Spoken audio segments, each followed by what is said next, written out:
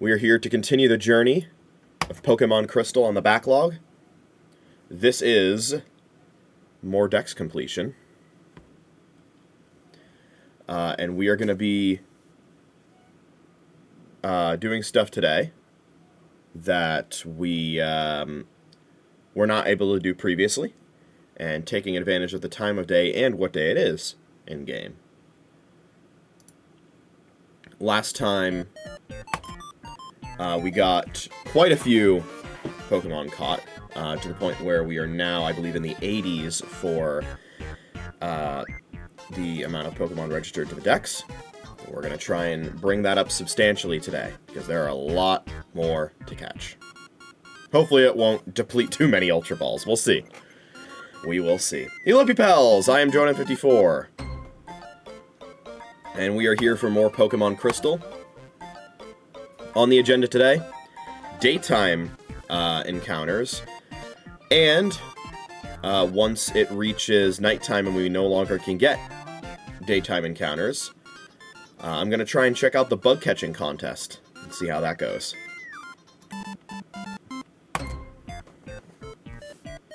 So let's hop right in. Do we get a call? No, we don't. Okay. Oh, shit. Jesus. Alright, let's set up the smack row.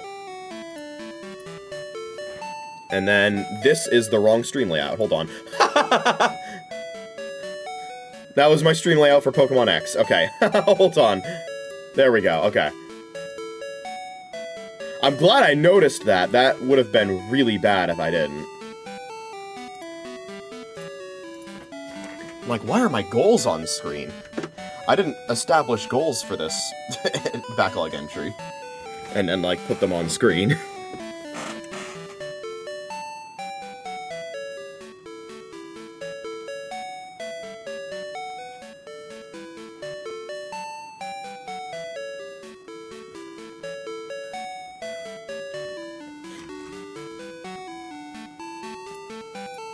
Shout out to the end of last stream, by the way, which ended with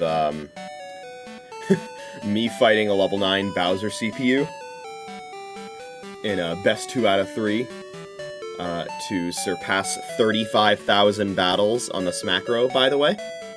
We are now over 70% of the way through the smack row. So, looking very nice. I would say I think we're going to not only meet the ETA of late 2027 for the completion of the smack row, but we'll probably complete it ahead of that. Because without going into specifics, there are going to be a lot of streams in the future where we'll be using the smack row pretty extensively. Okay. Let's get right into it. Right now, in-game, it is 3:31 p.m. Which means daytime encounters are available to us.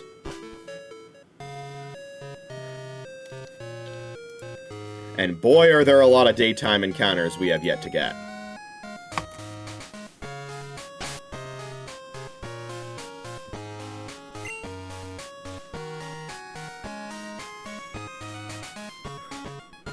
Let's start with the ones that we can get in Johto.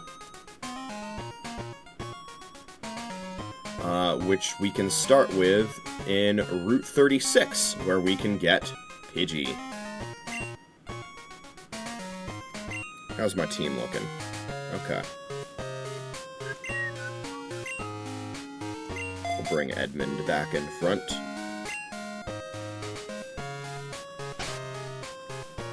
Route 36...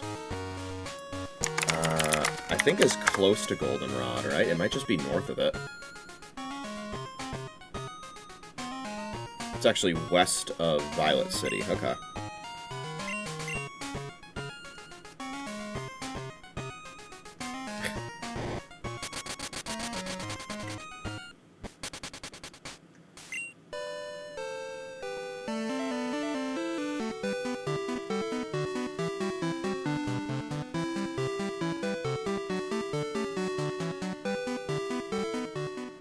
Alright. So, on Route 36, during the daytime, Pidgey is a 70% encounter. So we should find one pretty fast. There it is. Level 4, huh? At that point, I say... No, not Watchdog Tea. We're not getting money from this. This guy, we're just gonna poison it.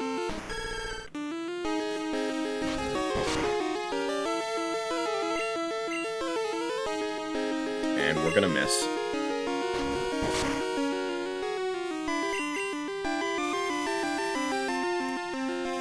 $255 on the catch rate here, maximum catch rate, so... Oh, and then Pidgey gets attack on this. We're missing today. Everybody. And then we throw an Ultra Ball, and we hope it catches, because every Ultra Ball matters here. Come on. Thank you. Just make sure we start on the right foot, you know? That is Pidgey. Is there anything else that I want to get in Route 36 while I'm here?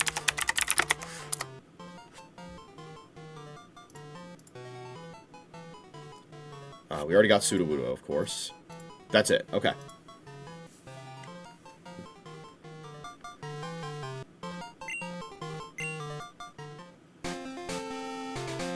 Okay. We're getting Pidgeotto elsewhere, and that's a Pokemon that we're going to need to manually evolve to Pidgeot, because we can't find that in the wild.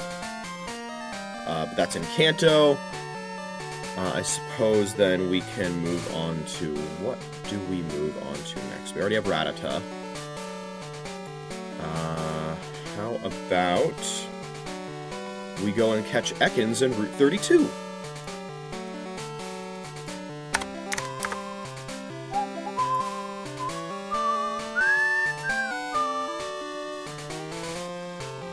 Which is just south of Violet City. So probably no need to even fly. Especially because that means we can get a few more steps out of the deal.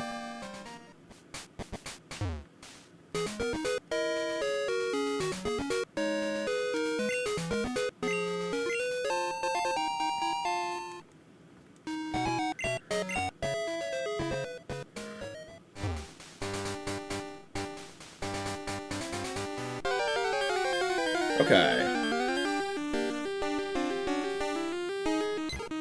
This Pidgey is also here. That's a 5% encounter during the day on this route, by the way. That's kind of funny. Ekans, which is what we're looking for here, is a 30%. There it is.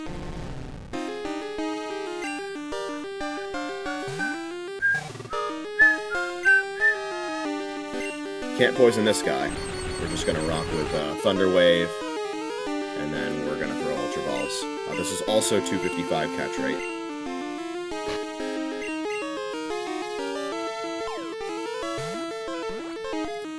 Remind me again which Mons can run? Okay. Fuck.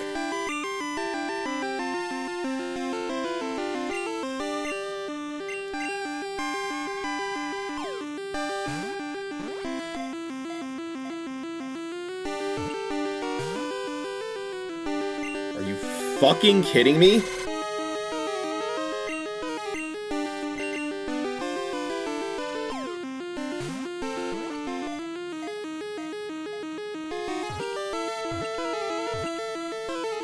If it broke out of that one, I was resetting and catching Pidgey again.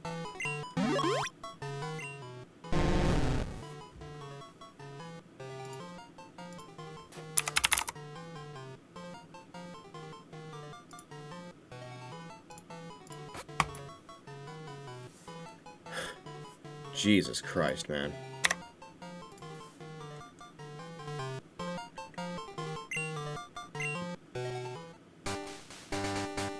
Is there anything else that we want to catch while we're here? Let's see.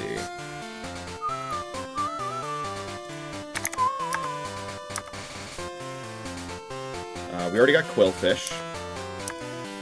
Okay, that's it.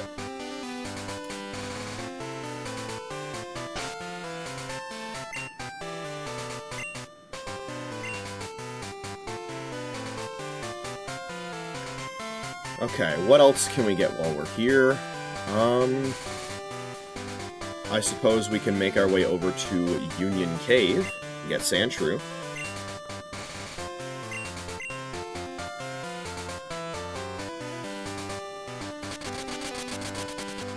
I'm flying because I want to get to a Pokemon Center anyway to make sure I can check on the PC box situation, make sure we're not about to fill one up.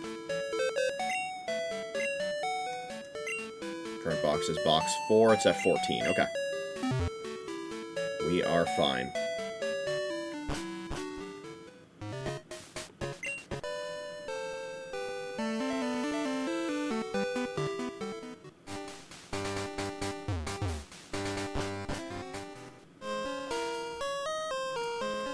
Okay, so...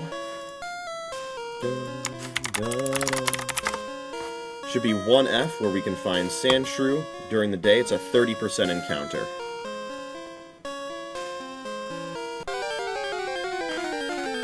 Last stream, by the way, it was Friday in-game, and we were able to catch the Lapras that was here, which was very nice.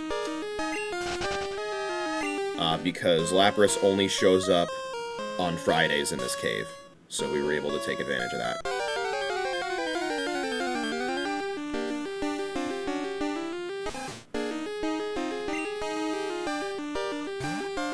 Remind me, just making sure I find the entire encounter table here before I actually run into Sandshrew.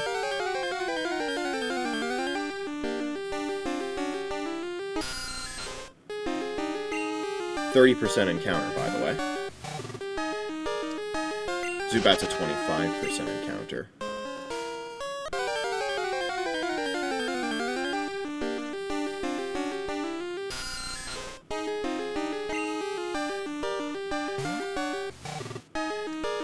Oops. Is this considered 1F? I certainly hope so. Because the encounter distribution that I'm getting right now feels a lot more like it's B1F. A ridiculous amount of Zubats, as you can see. Like, on B1F, Zubat is 50% during the day. Which would make a lot more sense for what I'm seeing right now.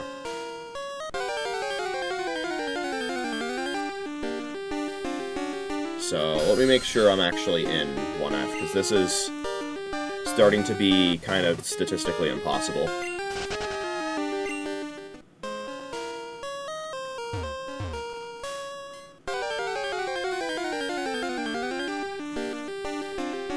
Oh, there we go, okay. The moment I point out that the game is doing things probability-wise that it shouldn't be doing, it immediately apologizes with the encounter that I should have gotten 3 minutes ago.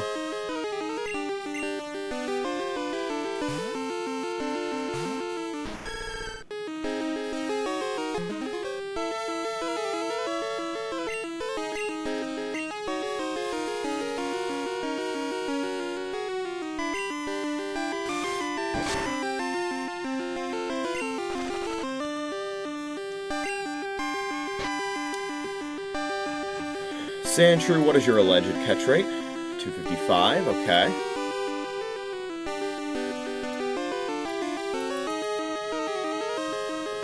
I'm actually gonna stall poison powders until you are in the yellow.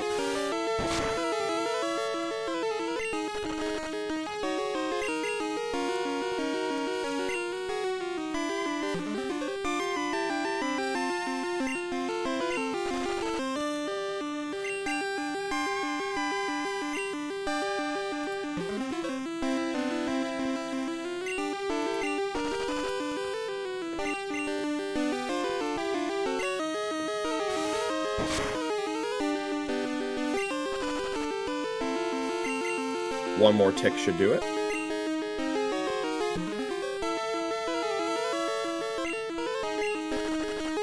Alright, let's hope this is worth it.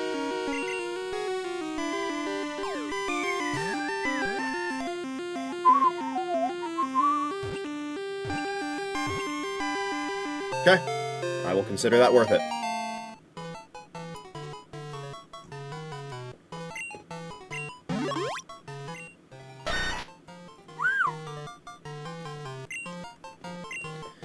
Okay. Let's see here. Anything else we want to get in Union Cave?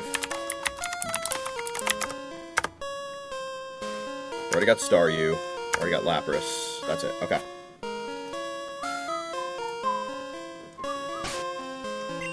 Let's get out of here. I think we're going to the National Park next, which is where we'll be headed for the bug catching contest. In the National Park, we can get both forms of Nidoran.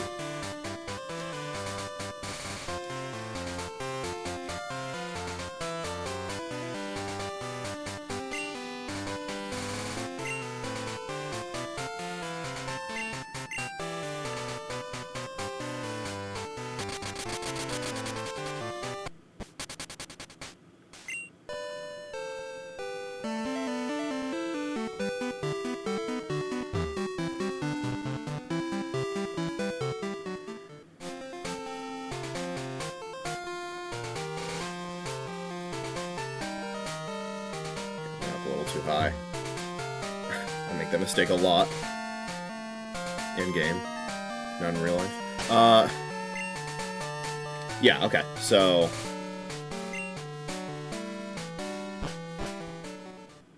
both of the Nidorans should be in here.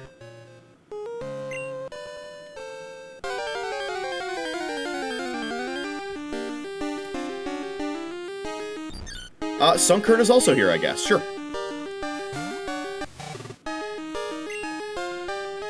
Because of how pitifully weak Sunkern is, I'm pretty sure this dies to a single flail. Let me get the National Park encounter table up here real quick.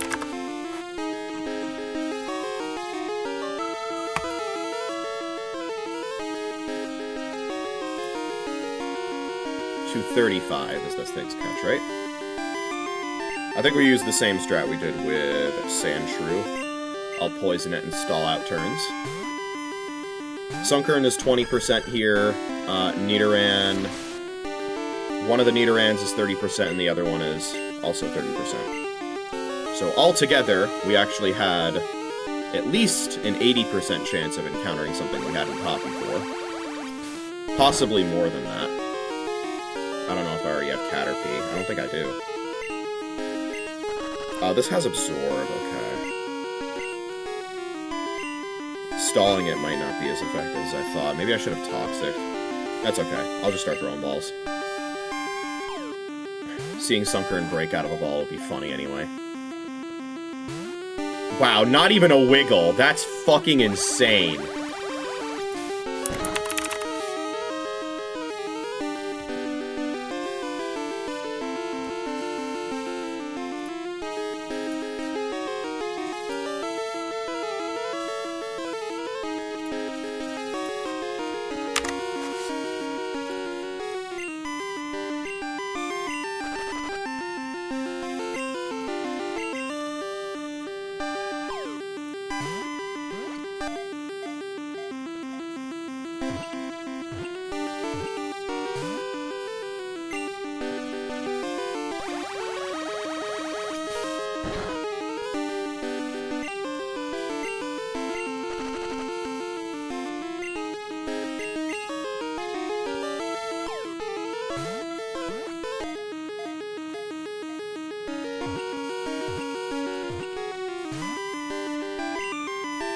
Sunkern has now broken out of 3 Ultra Balls.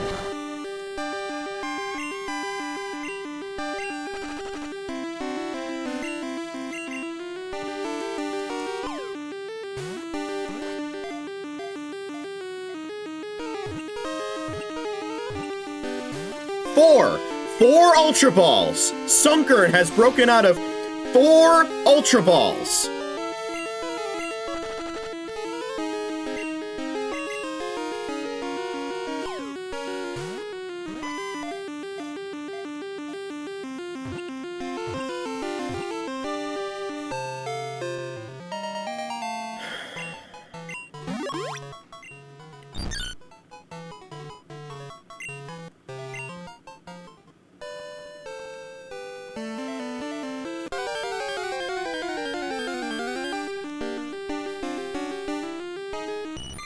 I don't think I already have a Caterpie, right? Yeah, okay. This has a pretty low chance of being encountered. This time I am absolutely going to do Poison Powder Stall here. Because as you saw there, if it is statistically possible, theoretically possible, for it to break out of the ball, it will.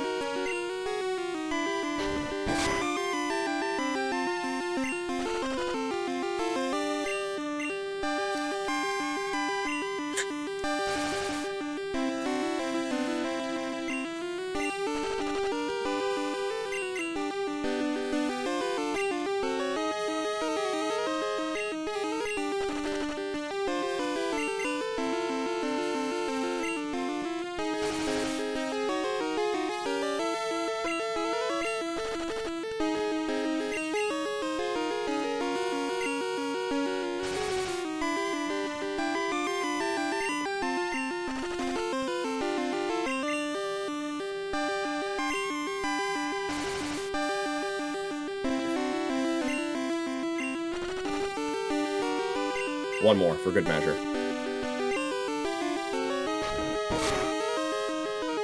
Okay.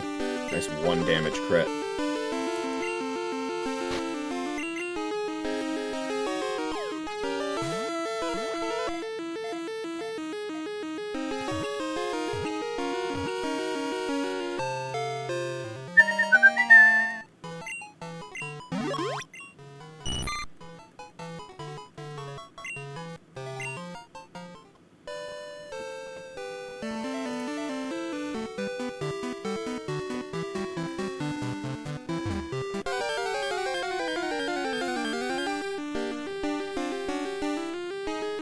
There's Nidoran female. Ooh, level 12, huh? I don't think this tank's a flail. Shit, okay. Damn. Catching these guys is gonna suck. 235 catch rate. But, like, damn, I don't know if I have anything that safely, damages this. I guess we can try Leech Lifing. These aren't poison ground yet. Not that that would really matter. Okay. This should not kill. Yeah, okay. This is safe chippage.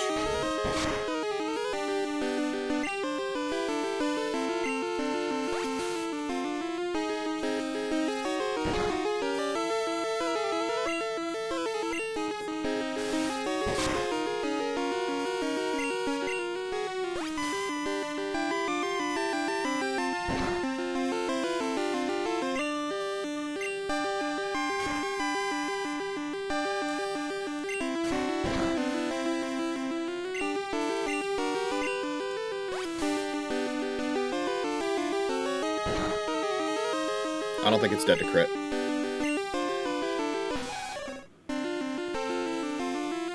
Well, that's annoying.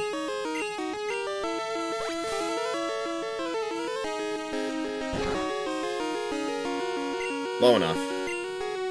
It's dead to crit now. So.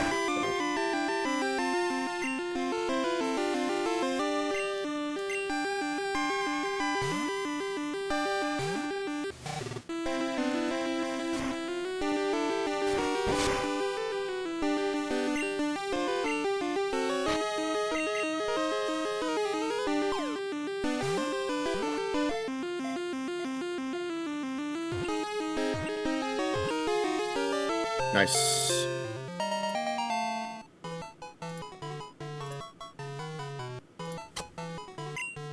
Okay.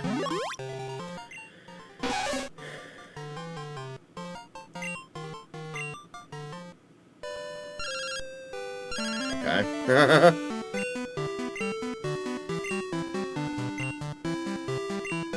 I think we're pretty close to Route 36, so I guess we can catch male Nidoran and then head over, huh? Come on in, Nidoran male. Not quite. Get your boyfriend in here.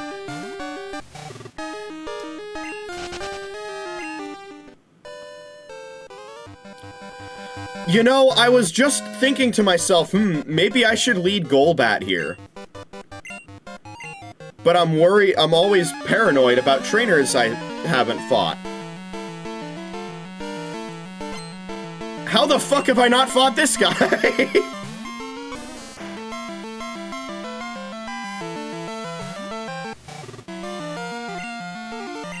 I'm curious if this flail kills. It does, okay.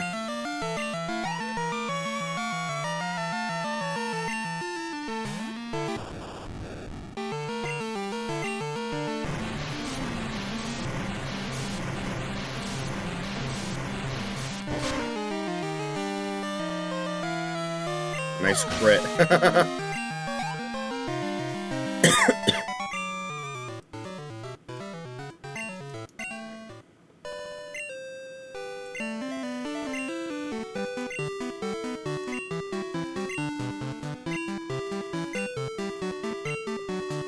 No, I already have plenty of tips. I give them to Last Dana all the time. There's Male Leader in.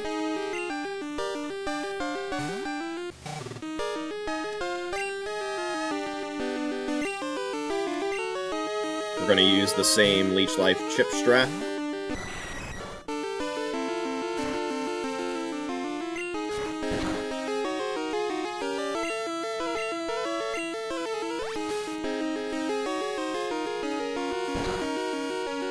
Oh my god, okay, that's a crit.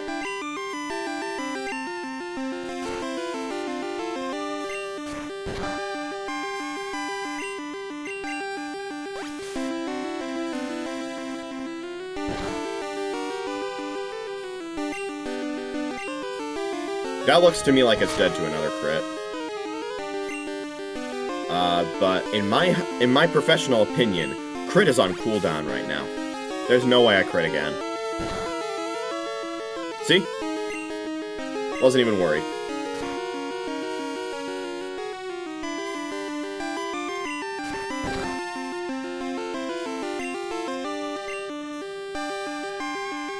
Back to you, Edmund.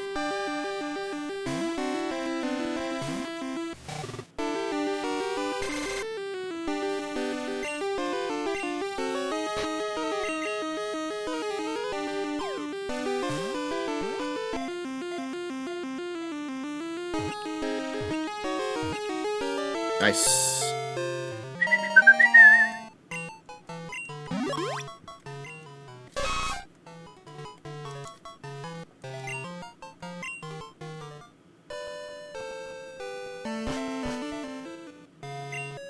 Okay, man.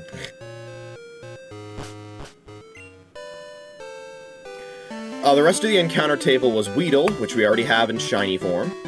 Pidgey, which we already have. Venonat, or wait, no. Venonat's nighttime only, Psyduck is nighttime only. Hoot Hoot is nighttime only, Ladybuzz morning only, and we got Sunkern. So yeah, 85% of the expected encounters there were ones we didn't already have. The other 15% consisted of Weedle and Pidgey. So, where are we right now? We're on Route 36. How about that? Binary Tree, let's get you some EXP. I think you're right on the edge of leveling up. Schoolboy Allen. It's a tongue twister. Where are you at, Schoolboy Allen?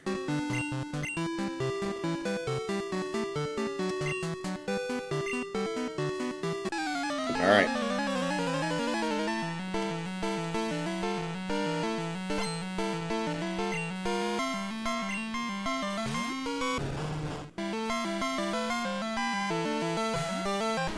You and your level 16 Tangela.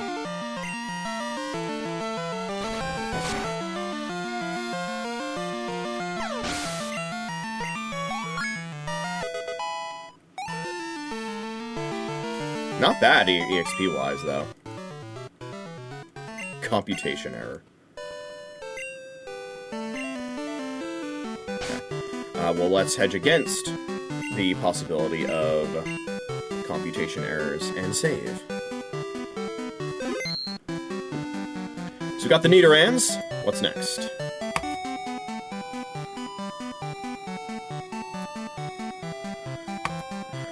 I think we already have Jigglypuff.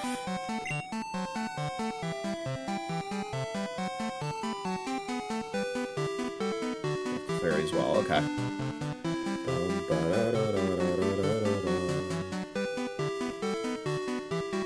Paris, we have Venonat and Venomoth.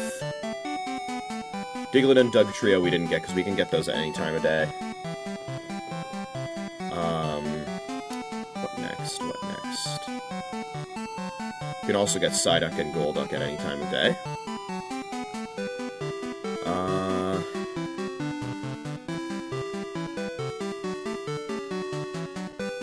Growlithe!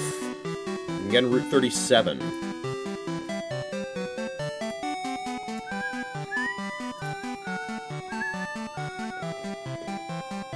Which looks like it is just south of Ecruteak.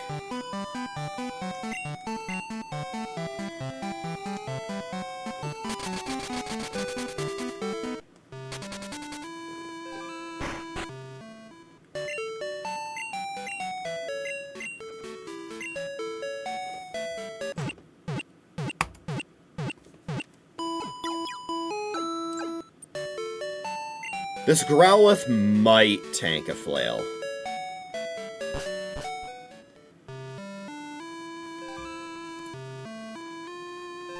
It's got a 190 catch rate, though, so I think the whole Poison Powder stall strat is probably still the most viable. So I think I'm gonna rock with that. This is Route 37. Yeah, okay. Growlithe's a 40% encounter here.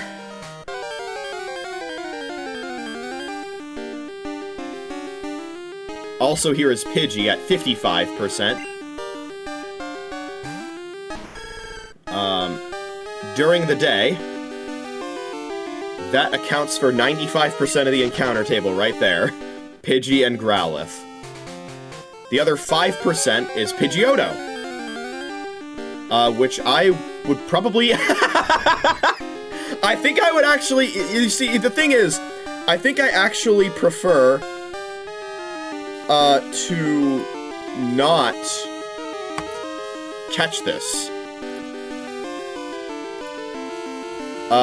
The reason is because I need to manually evolve this into Pidgeot, which it gets to at level 36. I want to catch this at as high of a level as I possibly can. And based on my spreadsheet, that would be level 14, or that will be Route 14. So this Pidgeotto is going to be level 15. There it is. On Route 14, Pidgeotto is level 28, which is a lot higher. So I think we still save quite a bit of time by not catching this. So I'm making the decision to just run from that.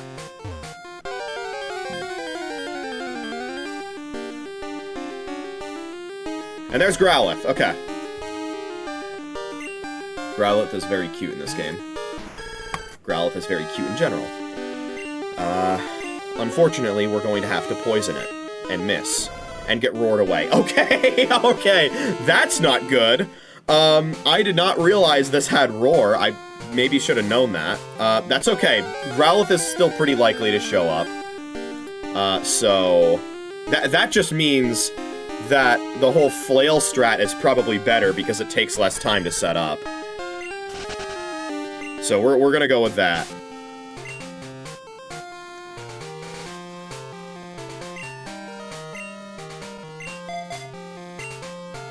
Growlithe can be level 14 or level 16. So I would assume it's 20% for level 14 and then 20% for level 16 overall. We would, of course, prefer a level 16 because that has better odds of surviving Flail.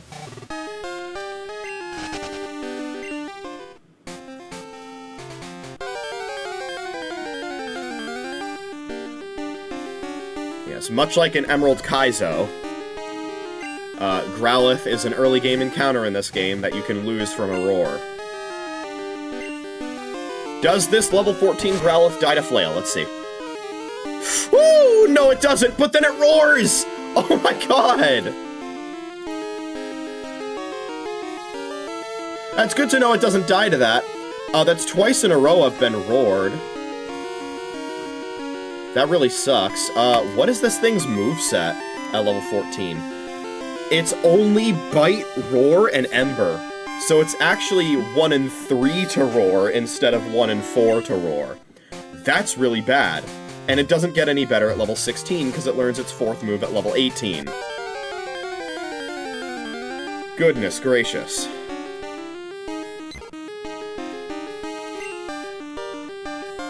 I still think it's absolutely worth it to Flail, because, as you saw there, it's not dead to it. And it's going to increase the odds anyway, so... We like those odds. We want those odds.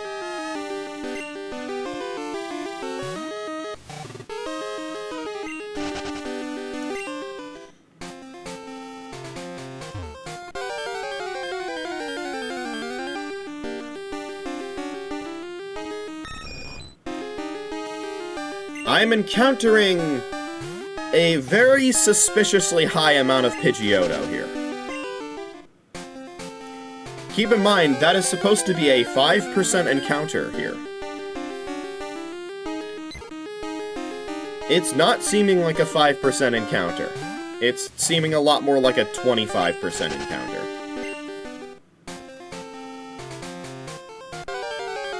Growlithe, on the other hand, the one Pokemon that we want here, despite having a 40% chance to show up, is seemingly showing up a lot less than 40% of the time.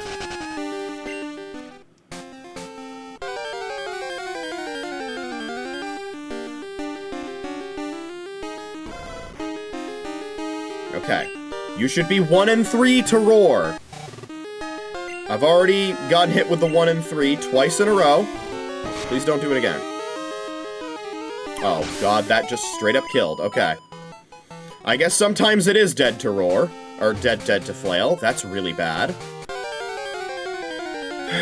Okay.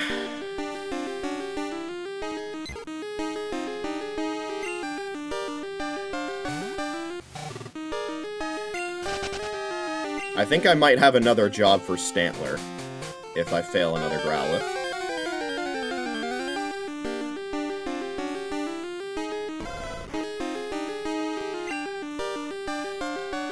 Because Growlithe is the only thing that would show up if I repel with a level 16.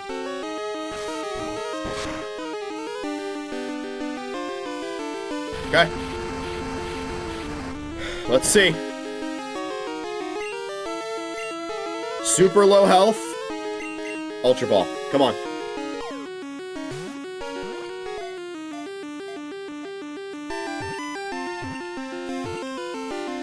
Thank God. Okay.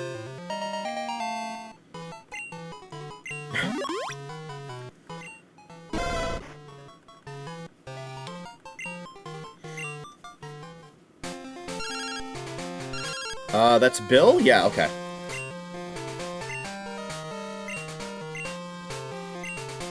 I gotta say, I'm very much glad at the very least that he lets you know, hey, please change your selected box. You know? Yes, there should be nothing else that we need to catch in Route 37. Let me check on that one. Stantler is the only other one. We already have that. What else are we looking at here? Do we already have Machoke? I don't think we do. We do not.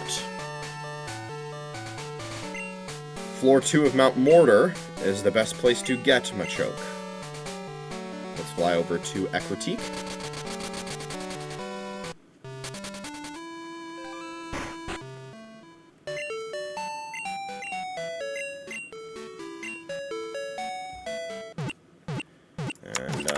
we'll make our way to Mount Mortar and get our hands on a Machoke.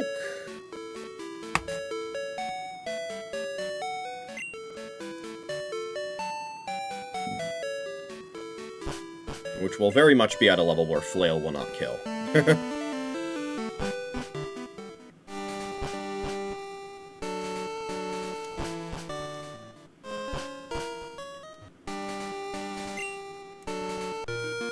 Actually, getting to 2F is a little awkward. Oops. I think I have to oh, do I need Waterfall? I think I need Waterfall for this. Shit. Okay.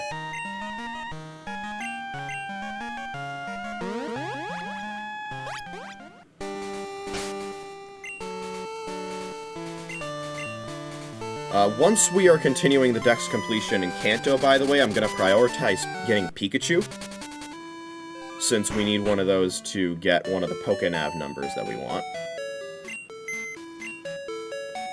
I also almost forgot to change PC boxes, so you know what? I'm glad we need Waterfall. Oh god, which box was Overflow in?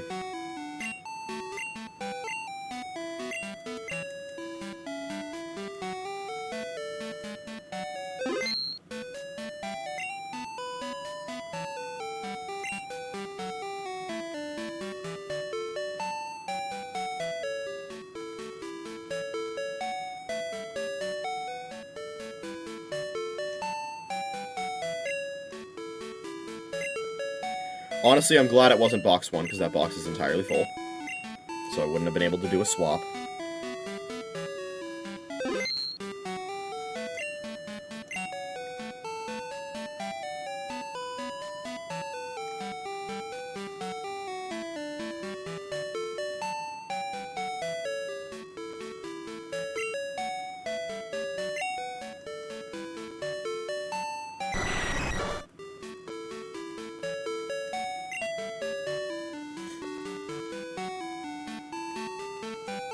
I think I already gave Waterfall to this Azumarill, right?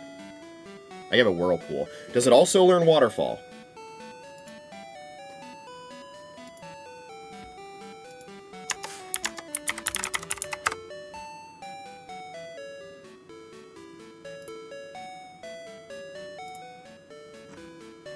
It does.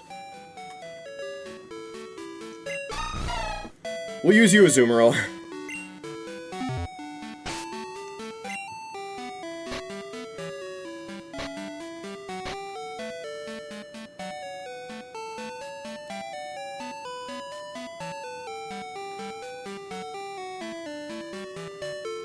So long to scroll through this.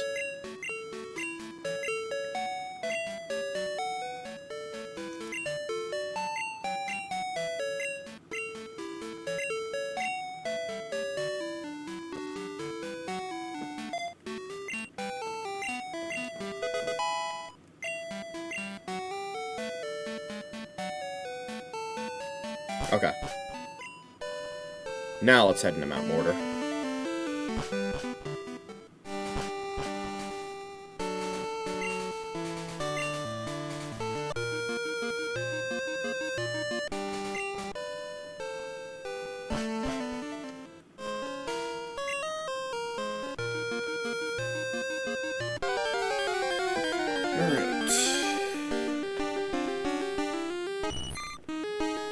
Already got one of you.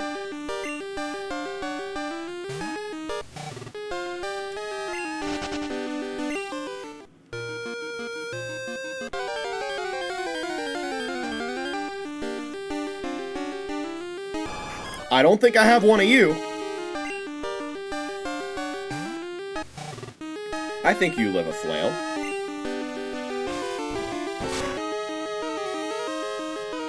In fact, you live 2 of them.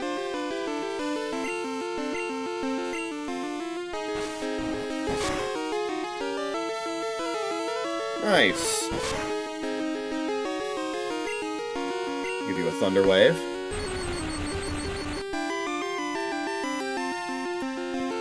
Uh, 60 catch rate, so...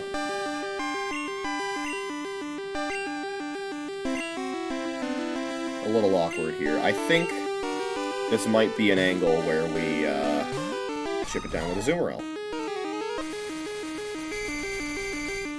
It's annoying, but we'll be fine. We Bubble Beam here. No crit, please.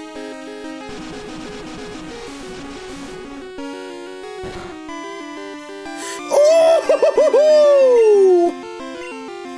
Couldn't have asked for better quote-unquote chip than that. Azumarill, you're the GOAT. You saw that roll of crit and said, this one's perfect. We're going with this one. And even with all that, I still have very little confidence that this is a one-ball deal, but you can't get much better than this, so... Okay, one-ball deal it is! We take those!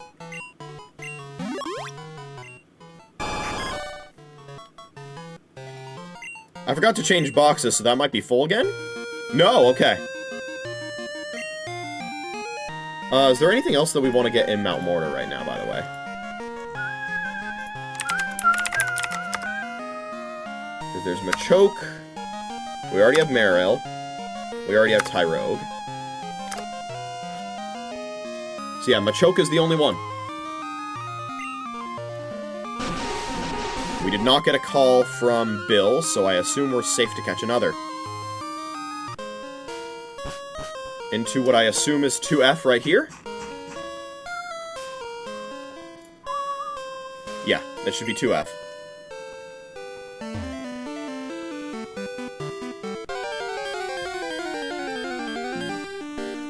I think it's 30% to encounter Machoke up here.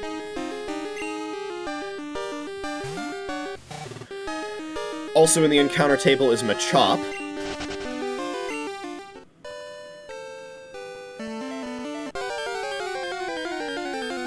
As well as Geodude and Graveler.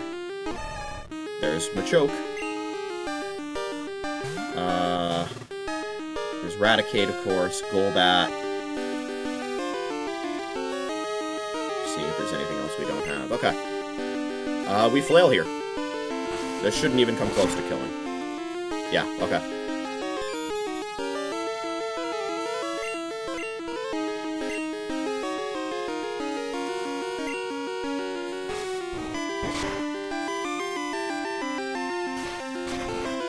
Okay. That's interesting. Flail's gonna do a lot more now. But with no crit risk, very content to just continue. Ooh, okay. Well, he has a crit risk now, assuming he doesn't Seismic Toss. So Foresight, Focus Energy, Seismic Toss. What's the last move?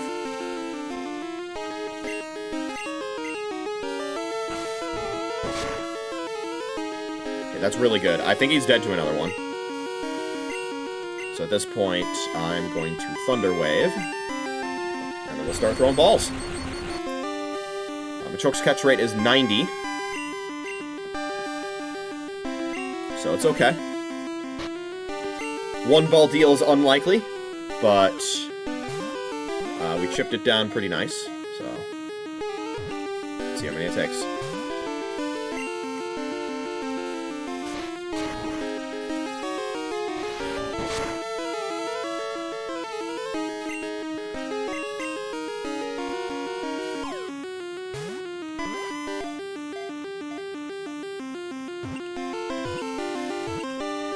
Nice! That was pretty fast. Was that only 2 balls? I love having 2 balls. That's awesome. I think this is a call from Bill. Yeah, okay.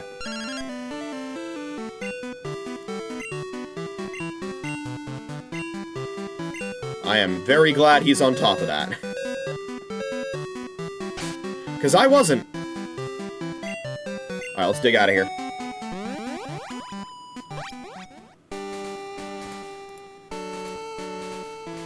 Getting Seeking there is really good. Let's see, what do we do next? Already up to 95 in the Pokédex, by the way. We're looking real good. Okay.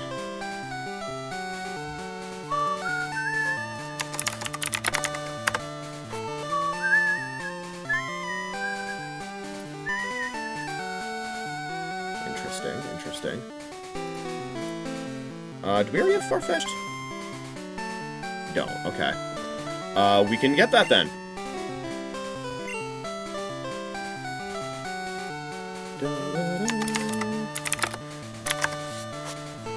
We'll want to get Farfetch'd in Route 43, which is just north of Mahogany Town.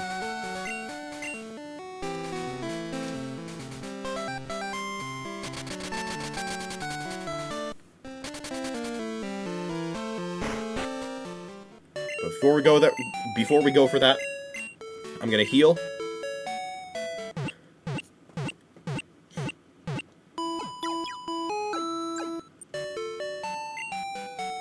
And we're gonna do some box arrangements so we can get gold back on the team. And fuck off!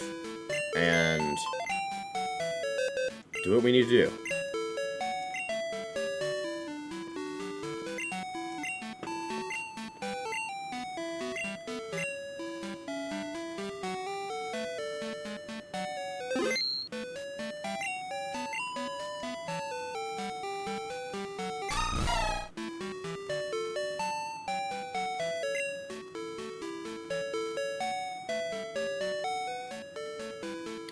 I think it was box 2 that I put Golbat in.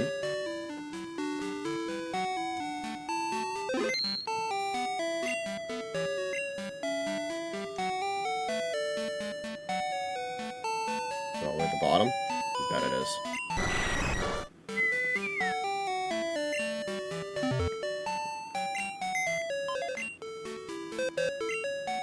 And then we will make sure that box 5 is selected.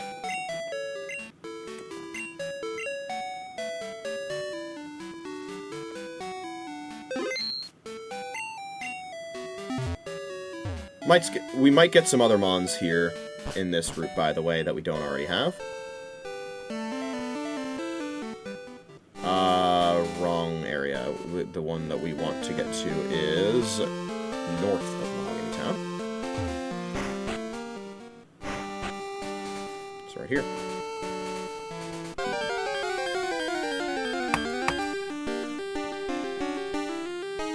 There's Farfetch'd!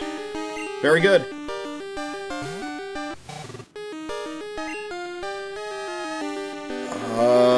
Does this live a flail? Let's see. Yes, it does.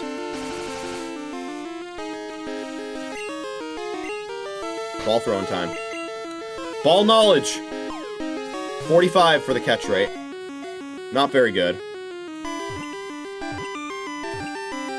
But perfectly workable. You love to see that. That was pretty lucky.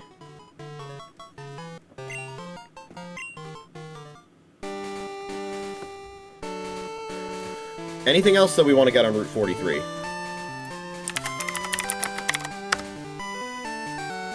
Venonat's a nighttime encounter here. We got Farfetch'd. We want to get Furret here. Okay. I did see Furret in the encounter table. Furret is a 15% encounter here.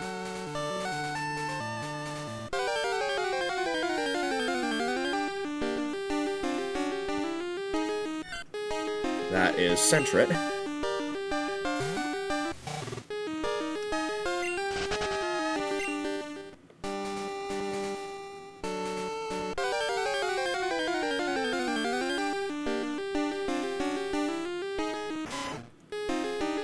Sentret's 30%. Raticate is 5%. At night, Raticate is 25%. Also here, let's see. During the day, in Crystal, Furret is 15%, Sentret's 30%, Farfetch'd is 20%, Pidgeotto is 30%, and Raticate is 5%. If I was playing Gold and Silver, I could get Mareep and Flaffy here. Unfortunately, the Mareep evolutionary line is not available within Crystal. It has to be transferred from Gold and Silver or obtained a different way. There's Furret.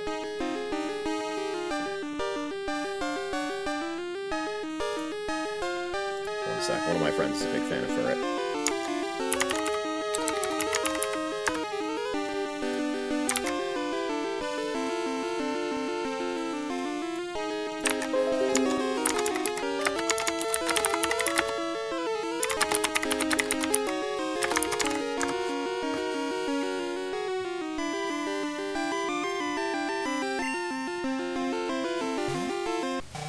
Okay, so the Farfetch'd lived a flail. I would hope that the Furret will also live a flail.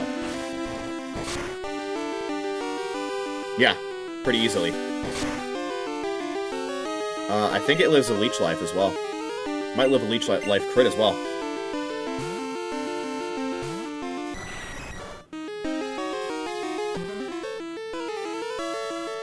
On second thought, what is Furret's catch rate here? It's 90, okay. Oh, this is risky. We lose a lot of progress if I die here, or if I kill the Furret here.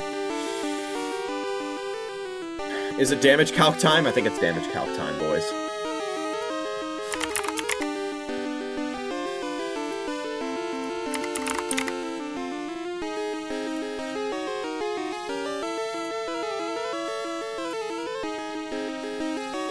Looks like 41%-ish.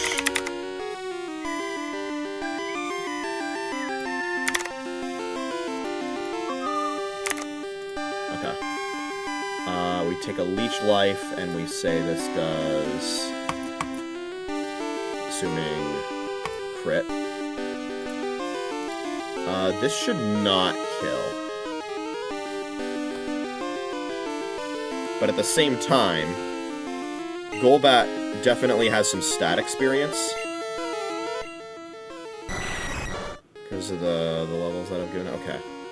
So let's see here. Its attack is 48. Huh, okay.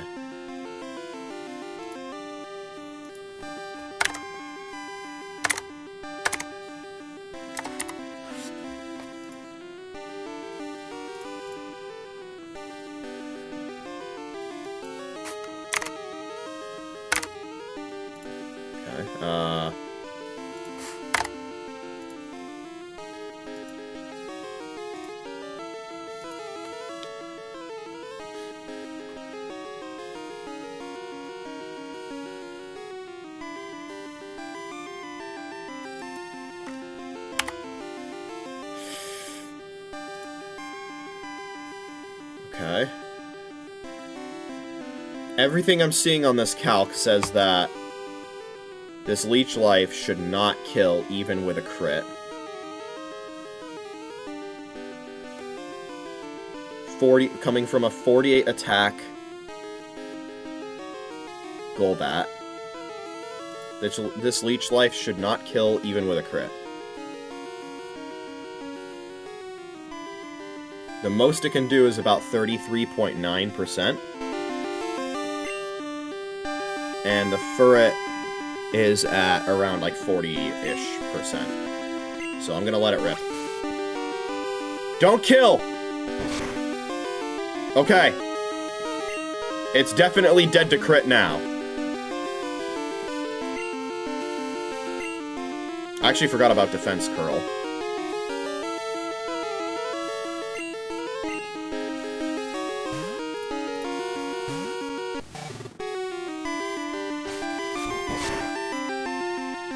If you're wondering why I was concerned there, I'm realizing this is a different stream from when this started becoming a problem.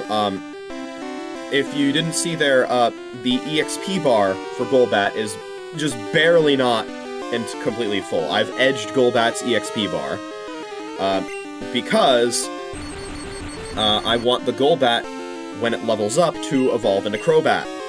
And so I have it in my party right now so I can step grind and give it a bunch of EXP. Or, sorry, not EXP, Friendship. I caught it in a Friend Ball, so ideally it shouldn't have a ton of, you know, additional Friendship left to actually obtain. But last stream, I thought I already had a lot of friendship points already on it, but does not appear to be the case. So, yeah, it's still in the party, and I do not want to level it up yet because I don't think it's ready for friendship, or the friendship evolution yet, and B, when I do level it up, I want it to be in its Met location, which is Tojo Falls, because that will double the amount of friendship gained when it levels up, because you gain friendship when you level up. The Furt catch is great there. It being one ball is really nice. Let's see what else we can do here.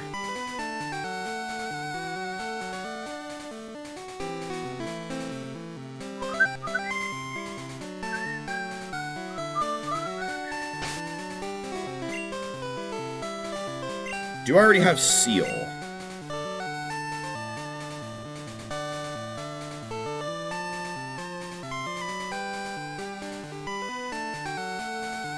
I don't. Okay.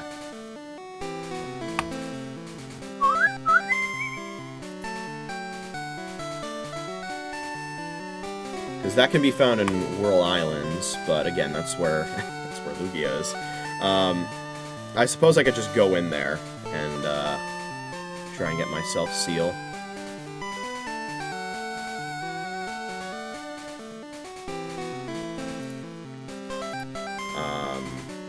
Yeah, why not? We have about an hour and a half left of time before it is no longer morning/daytime, so I would like to catch a few more. When we hit Pokédex 100, I'm gonna run a BRB.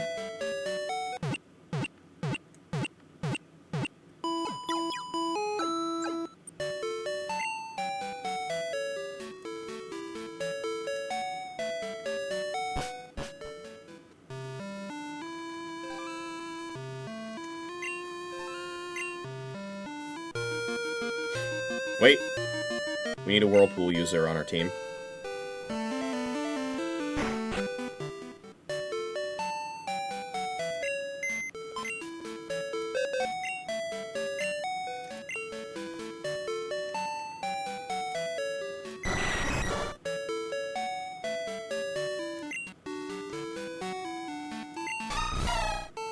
Azumarill will do just fine.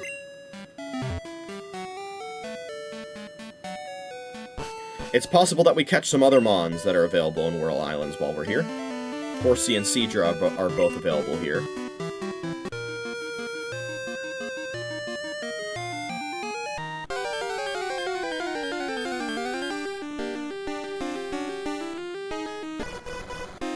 Hello, Mantine.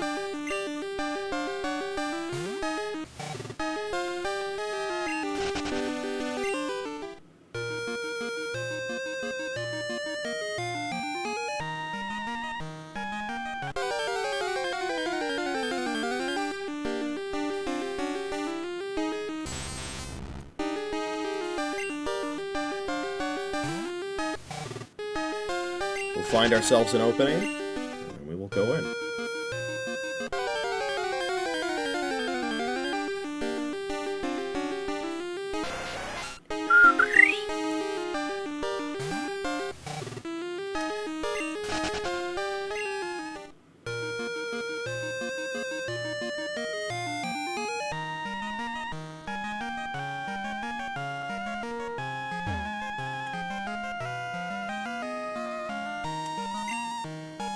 Alright. Bit of a roundabout way to actually get an entrance there. What can you do, right?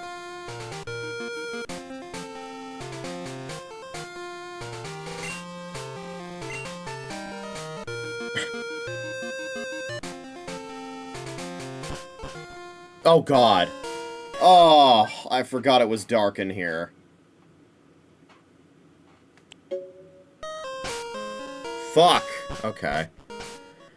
I guess I need a flash user as well. Because what we're trying to get here is sure as hell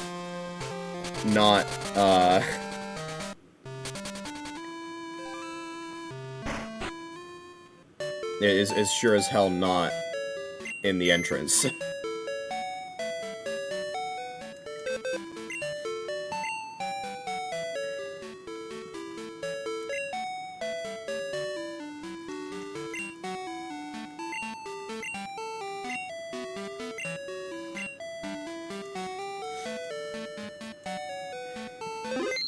flash drive in box 14? Let's find out. It is not. Well, time to do a good old linear search to try and find it.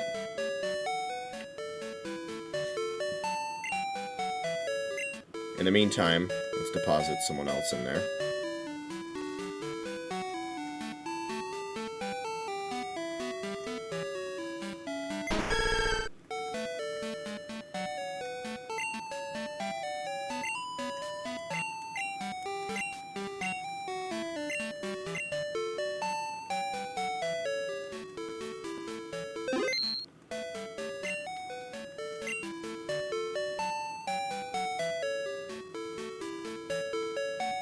Nope.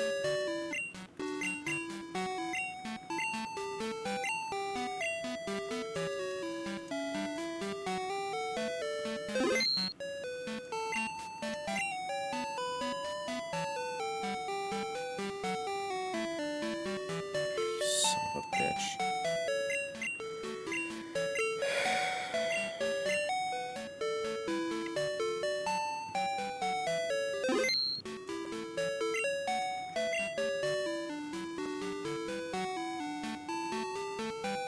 There it is.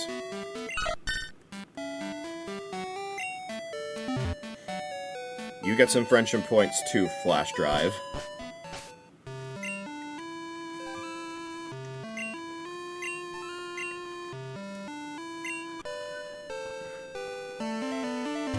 You need to evolve through it too, so.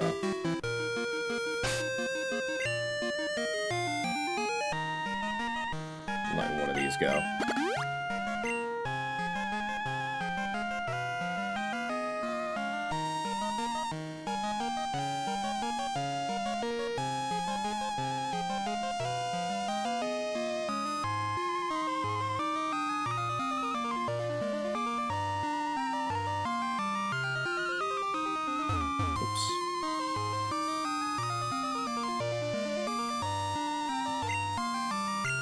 I did the same roundabout way of entering.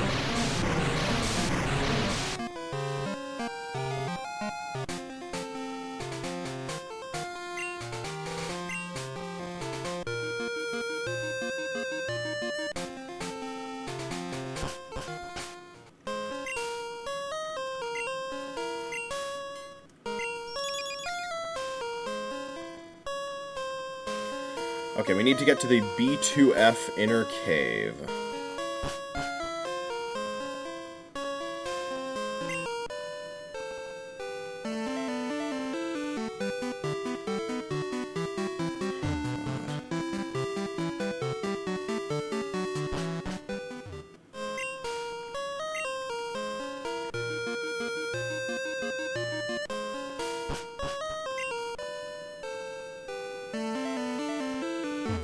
There's an item I never picked up. Oh, because my bag was full, isn't it? Is it calcium? Yeah, okay. I actually wrote down a note somewhere saying when you revisit Whirl Islands, pick up the calcium.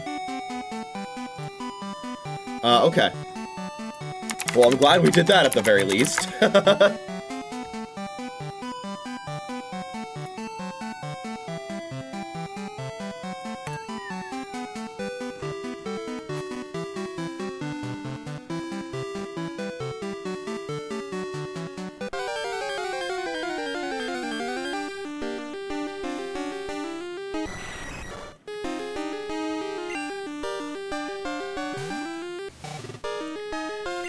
So I believe where we are now, what we're looking for, Seal, could show up. It's just not in the optimal location.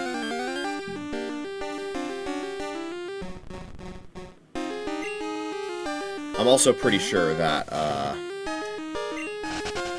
the place I'm at right now, I can't actually get to B2F. Because of the goddamn ledge, yeah, okay.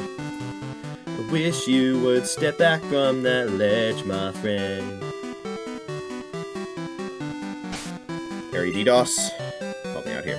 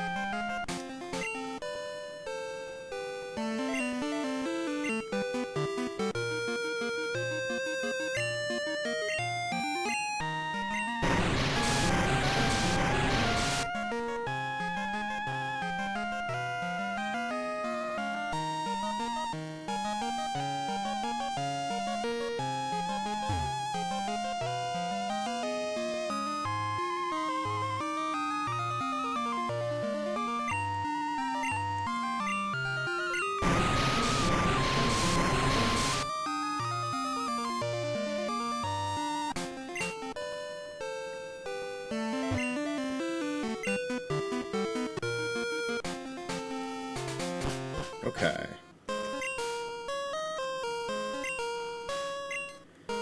Flash it up. Down we go. Okay. Should be able to make our way to where we want to go now.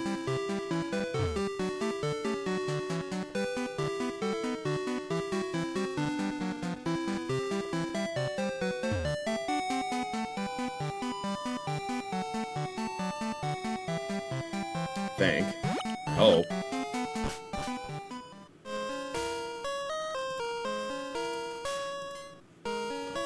Fuck.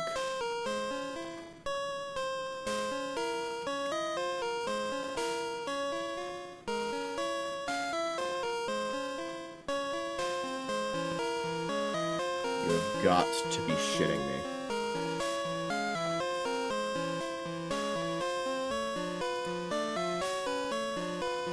Jesus, man, they couldn't have possibly made this place more confusing and convoluted to navigate.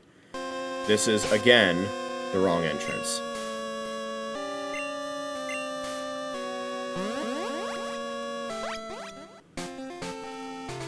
Out of the 4 entrances to Whirl Island, only one of them can bring you to the inner cave.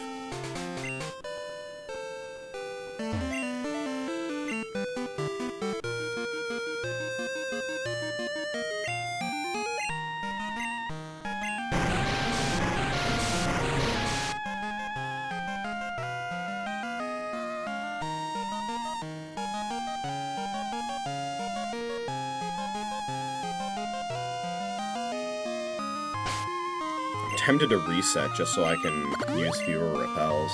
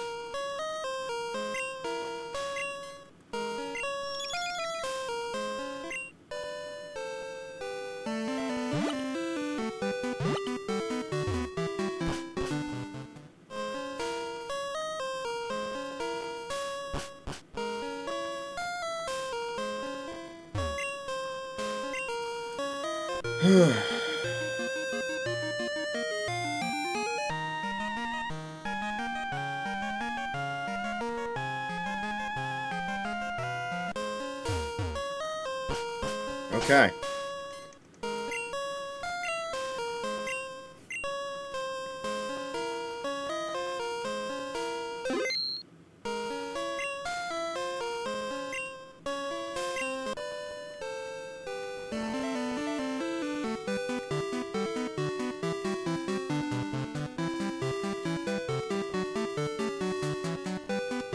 Fuck it. You know who's here. I saved. I'll save again. So I don't have to run out the repel like I did. I don't know if I'm gonna be successful here. But let's gas it up. Bro doesn't even have a theme! It's just the wild battle theme. That's so silly. Okay. Oh god, it's got recover. That fucking sucks. Okay.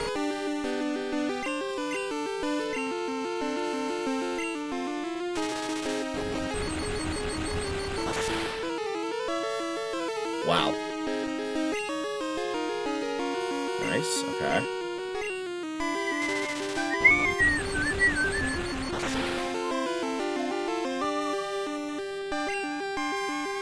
Fuck me.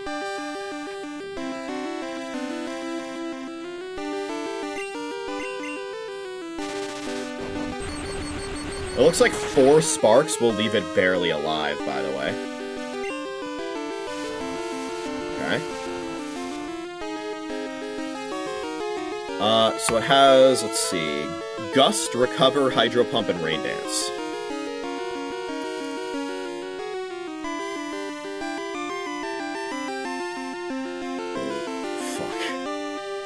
Gust has 20 PP in this gen. Or, sorry, Recover has 20 PP in this gen. I was gonna say, I'm gonna try and stall out the Recover PP. I don't think I can do that if it has 20. Ugh.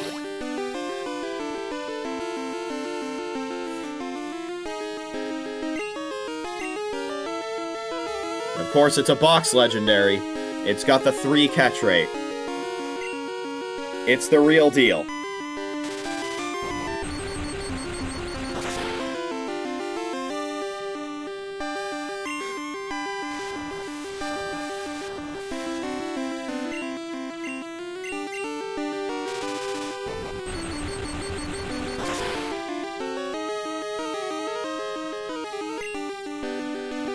There's a Hydro Pump.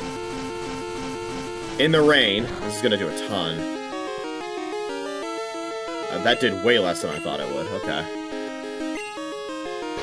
Alright. Do you think it's worth it to use a heavy ball here?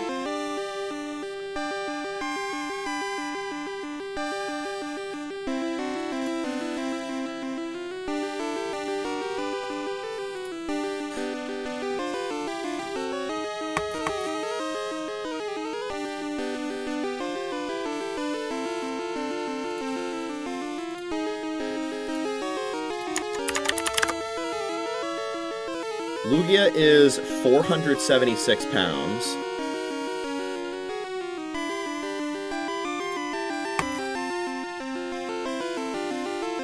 Which would mean that it gets a plus 20 in its catch rate.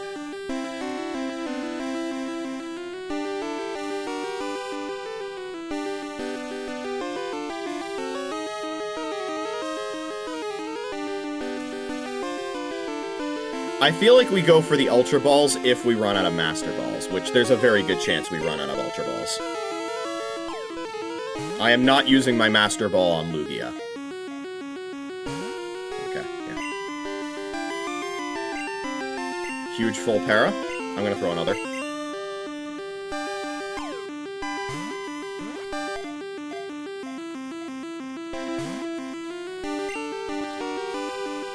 This is where getting no wiggles, you know, makes sense. It's the real deal with catch rates. It's gonna be fucked up. And that's just how it is.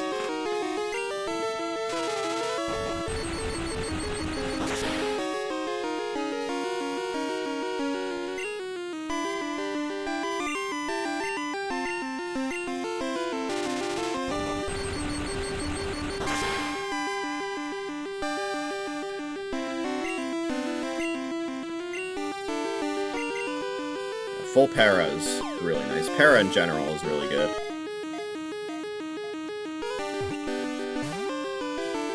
A wiggle.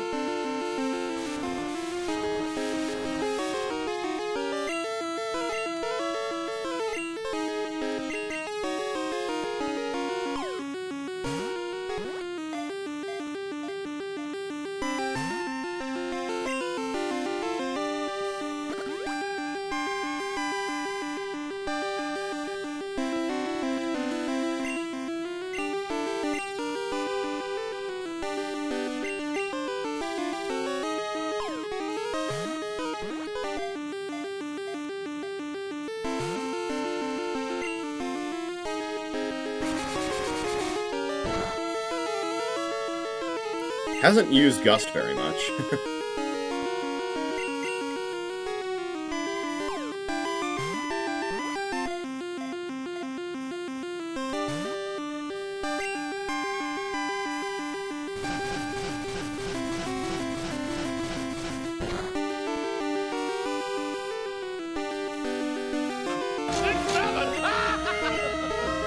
think I'm gonna max potion this turn.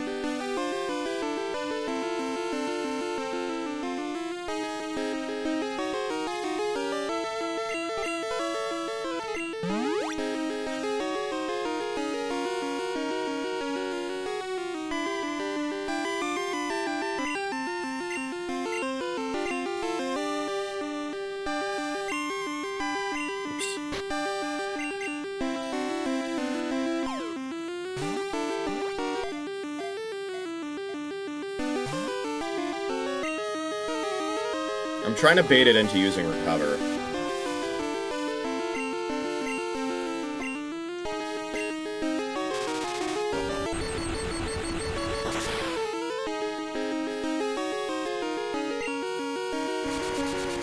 Maybe it'll be more likely to do it now. I don't know what legendary Pokemon AI is like in this game.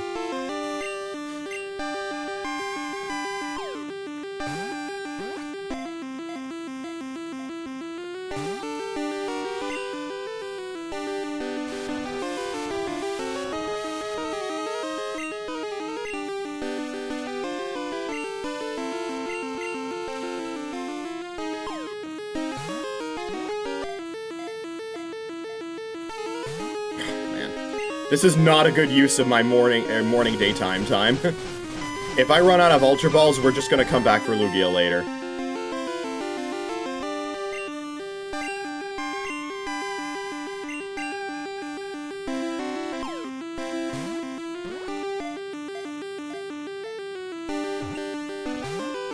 Okay, we got a Wiggle.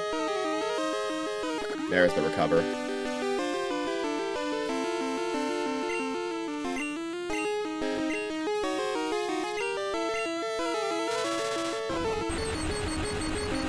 Spark 3 times now. Hope it doesn't recover. Okay.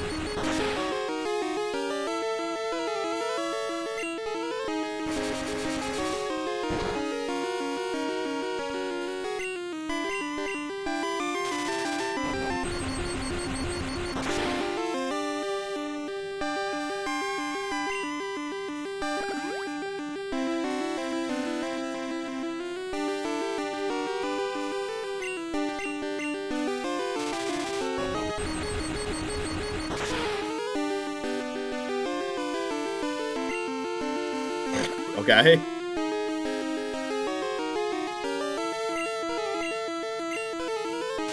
Running out of Spark PP.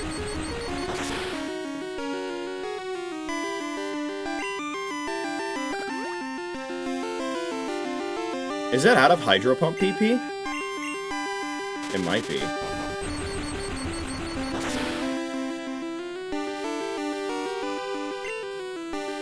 So it's just spamming its recovers now? Okay. Let's see if it really is. I'm Thunder Waving. Okay. Okay!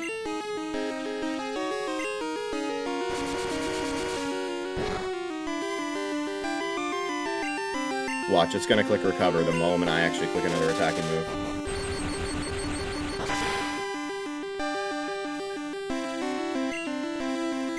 Okay, full para, bailing me out.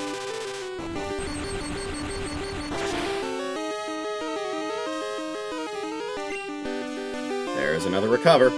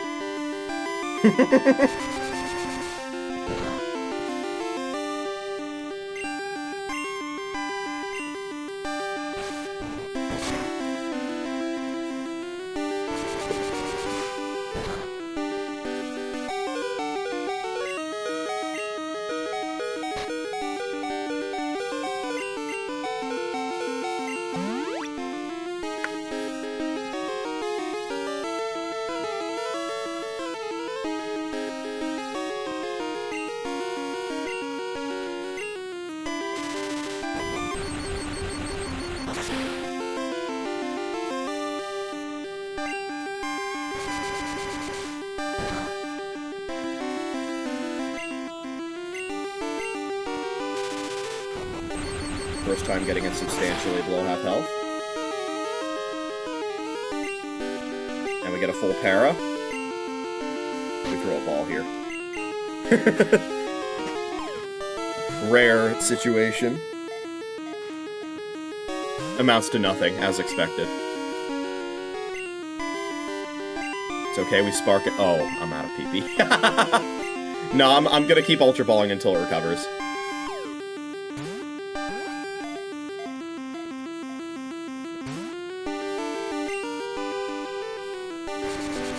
Unless it's out of recover PP, which I highly doubt.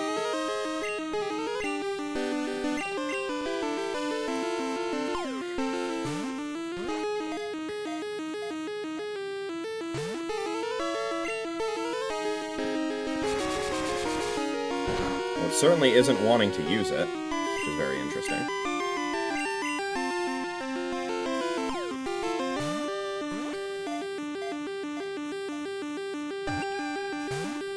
Damn.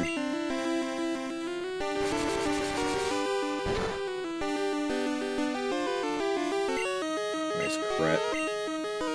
This is the last Ultra Ball in this slot. I'm gonna bring the other Ultra Balls to the top slot so that I don't misclick and hit the Master Ball.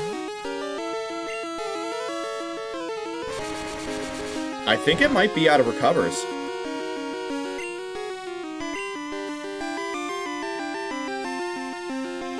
Excuse me? Oh, I hit start instead of select. Okay.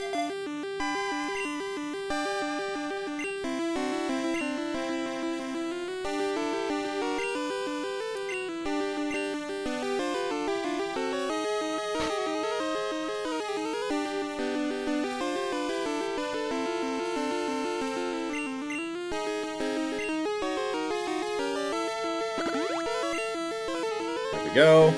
It had recover this whole time?! And the moment I recover the PP on my attacking move, it just so happens that that's the one turn after it spends so many turns at low health. Yeah, okay. Definitely very legit AI that does not read your moves and cheat. Definitely doesn't do that at all. Very legit AI.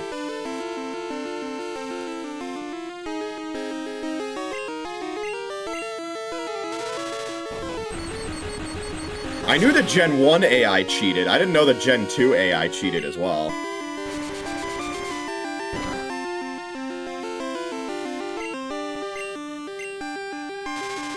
I was gonna say, that did not seem like 20 recover PP.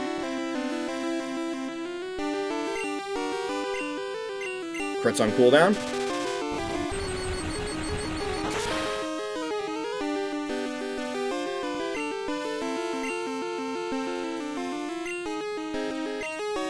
Chip him with flail. Come on, another full para. Okay, that works too. He's in the red, boys! This is so stupid.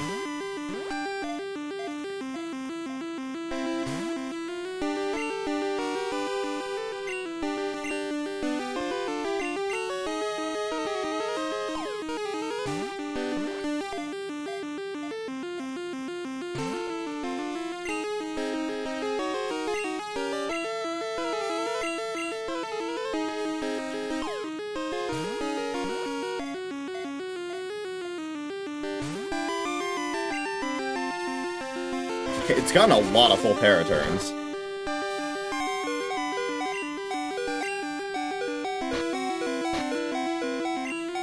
Fuck it, we Ultra Ball.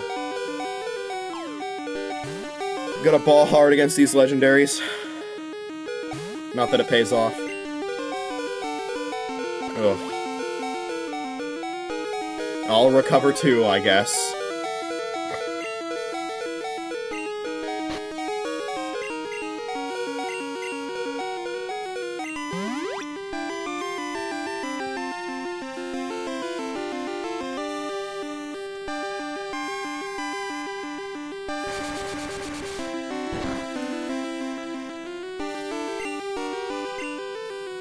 How much is Surf doing, by the way?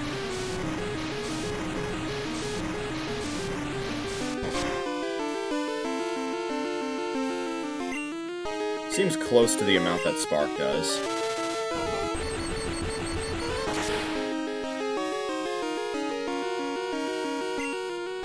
Fuck.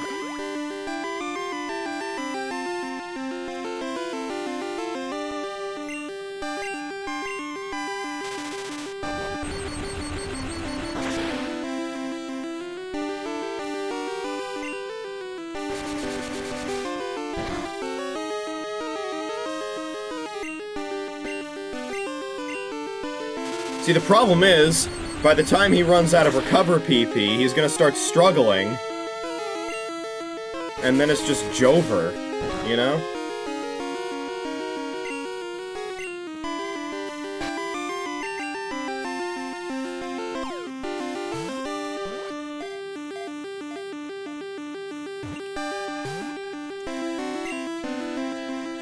I have not seen more than one Wiggle.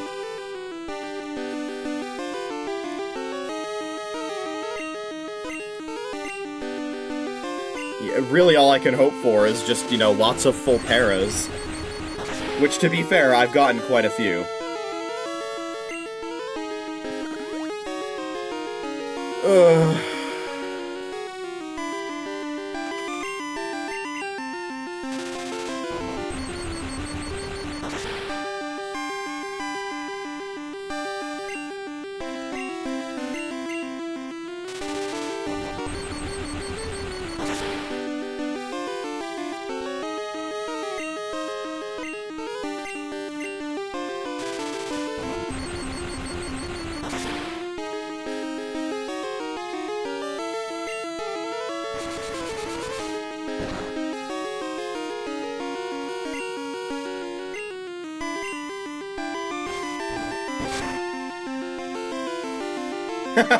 Okay.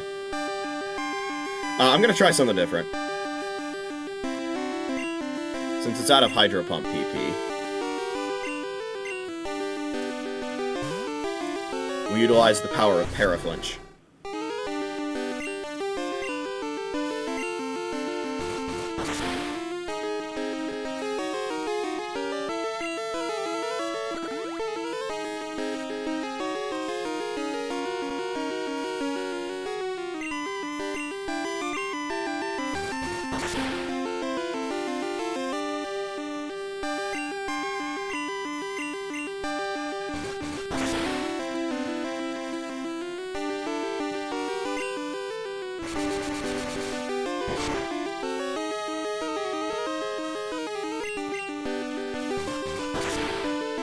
Not being able to tank Gus nearly as well.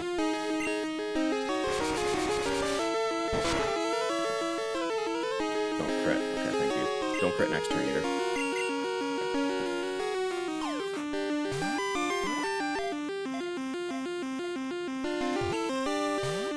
Man. Cannot muster more than one Wiggle. It is tragic.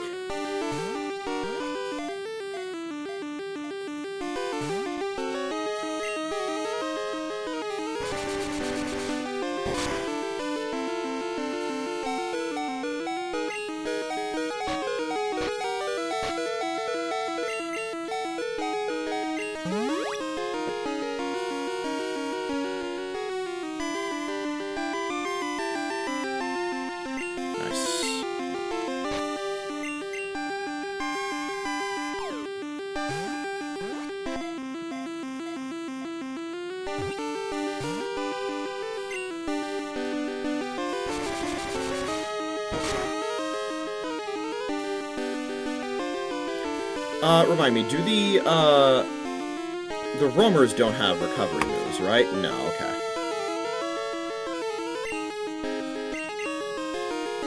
They have roar, which is much worse, but, you know, at least the damage you deal to them stays dealt.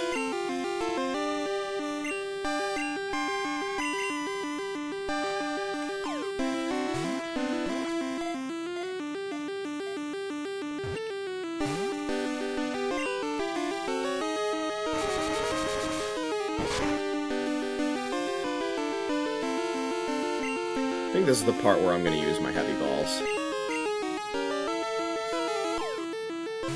Mix it up a little bit, you know? 2 Wiggles? Haven't gotten one of those yet. Come on.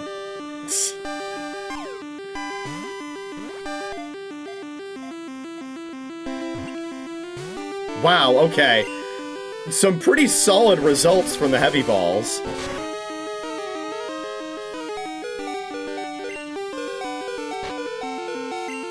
Guess when you have a catch rate so low, additive increases are actually much better than multiplicative ones, huh?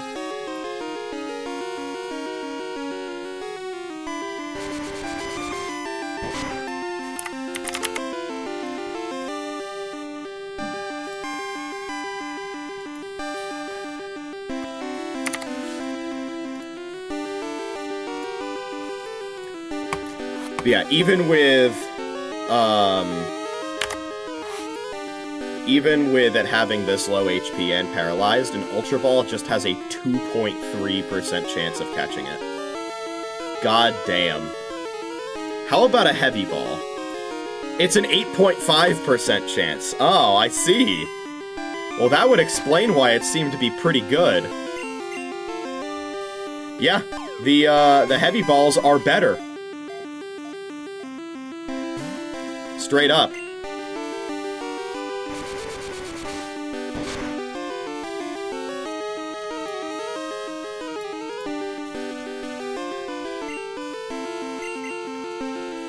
The 95% threshold for Lugia, by the way, is 127 Ultra Balls.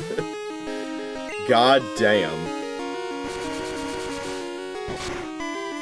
And that's if I were to throw each and every one of them at that HP level. It's bleak.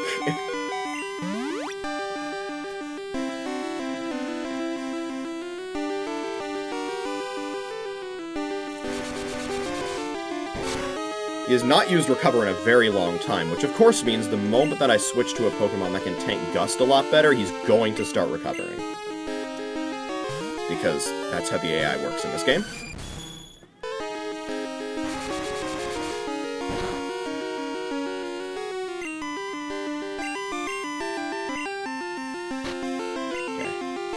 Last 14 Ultra Balls. Will the game make them count? Let's see. First double wiggle on an Ultra Ball.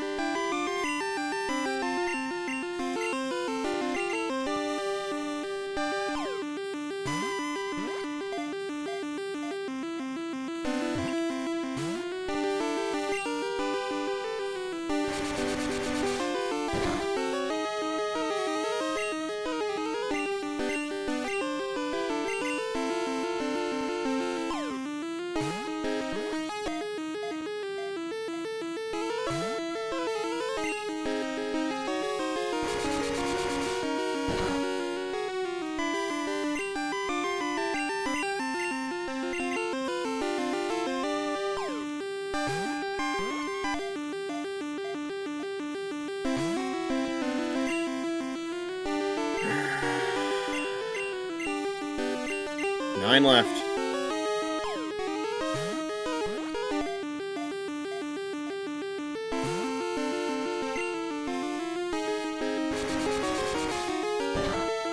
Just thinking about how the roamers have the same catch rate.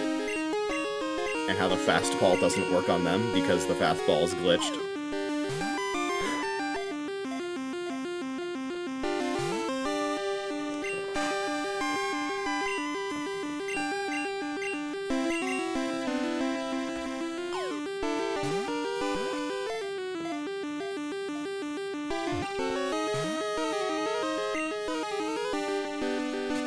Oh, it's struggling. Okay. Well, Struggle's recoil is HP-based in this gen, so it might still last for a little while. Wow, it actually ran out of PP. That's crazy. I wasn't expecting that.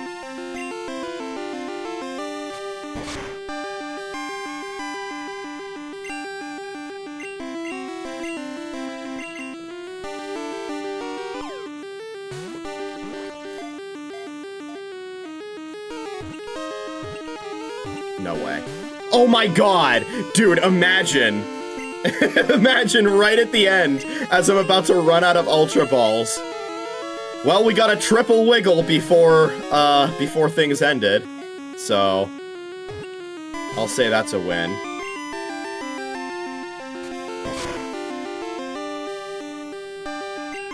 You know, each time that it struggles, it's making itself ever so slightly more likely to be caught.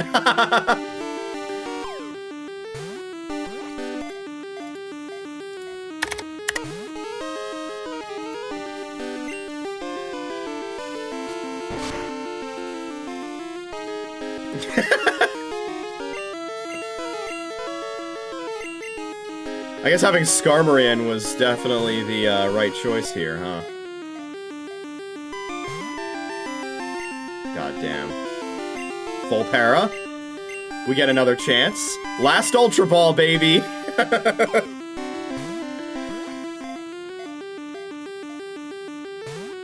Well, you can't win them all.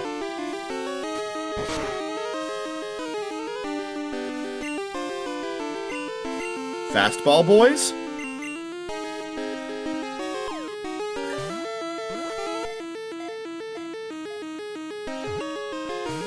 It actually wiggled. Alright, well, that was fun. You can't win them all. Unlucky. That's a taste of what it's gonna be like catching the roamers, by the way. Imagine that, but repeatedly having to reset, Hypnosis under threat of Roar. And, yeah, not gonna be fun. At all.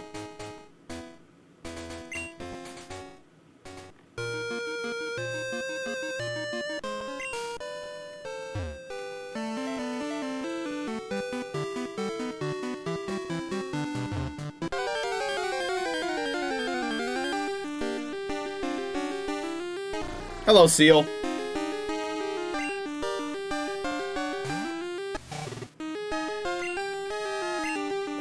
You should be a lot easier to catch.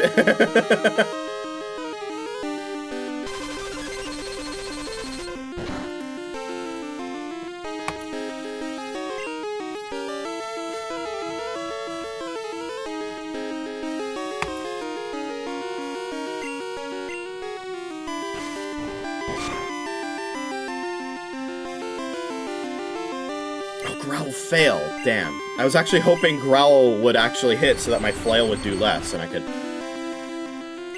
flail it again. No! Come on, hit me with Growl. Damn, okay. Let's see how it is.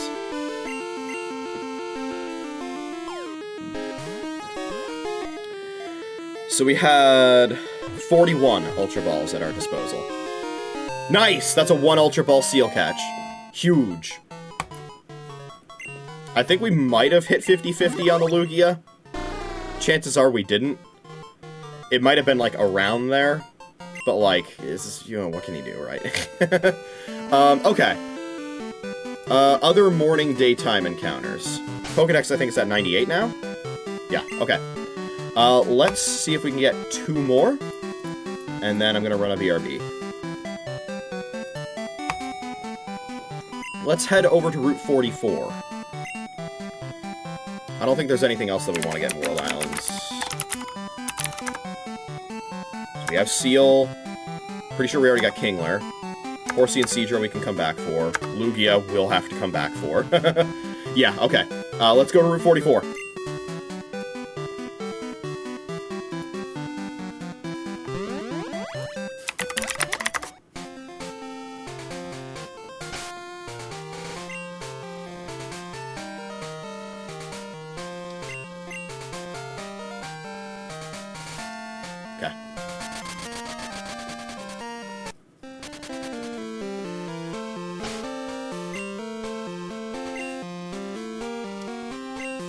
Alright, let us get moving. Come on. Okay.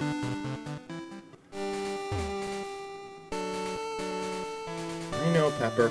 Oh, this is the grass I have to surf to, isn't it? Yeah.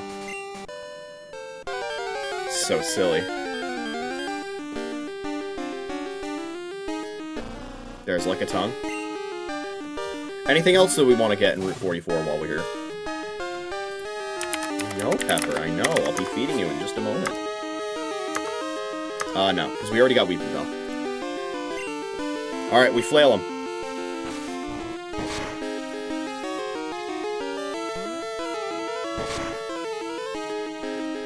We flail him again.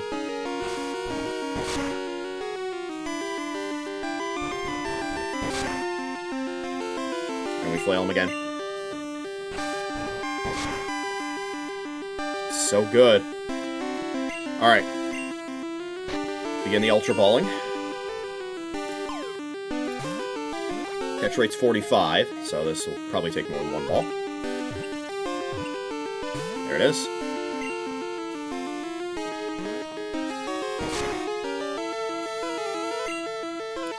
If it paralyzes me with Lick, I'm hitting with a Thunder Wave.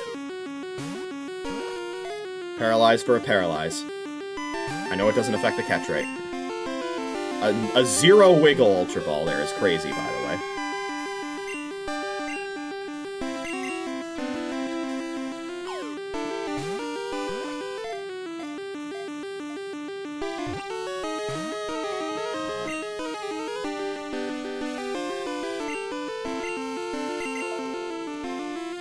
That was my laptop, that was not you.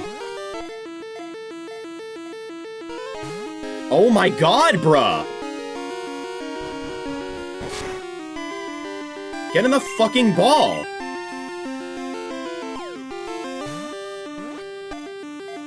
For Lugia, it was reasonable. For you, it's not! Why am I not getting Wiggles? What is happening?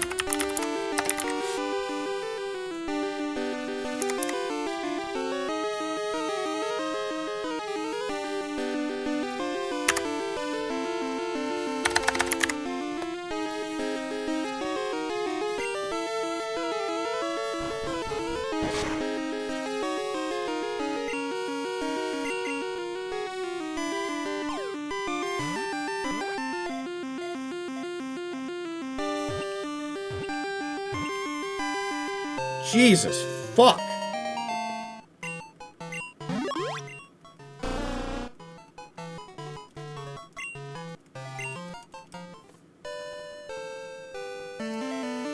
Alright, what's next? Alright.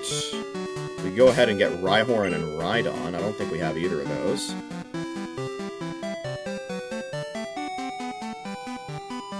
Is that right? That is right. Both of those are in Victory Road. Oh, we can't fly to that, I don't think. Okay, never mind. That can wait. A little bit. What else? What else? Do we already have Jinx?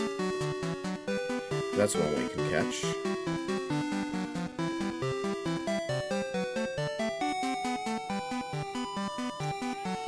We don't. Okay. Let's go ahead and get Jinx.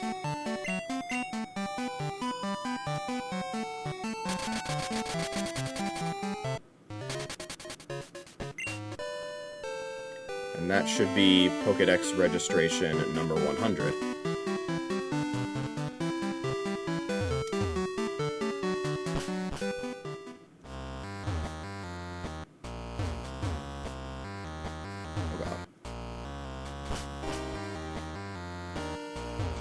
Shit.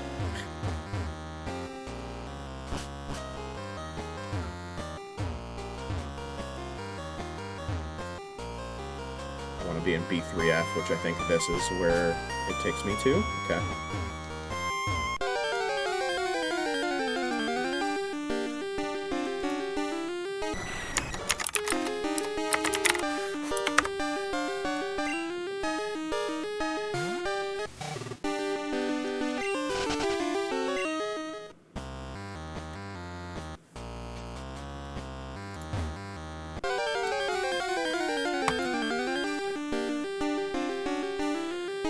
Alright, Jinx is a 10% encounter down here. Also down here is Swinub, which I don't think we've caught yet.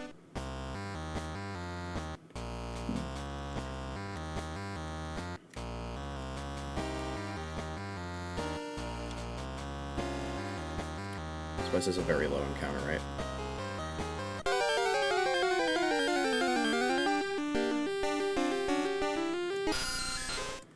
Seems like the game only wants to give me Zubat and Golbat.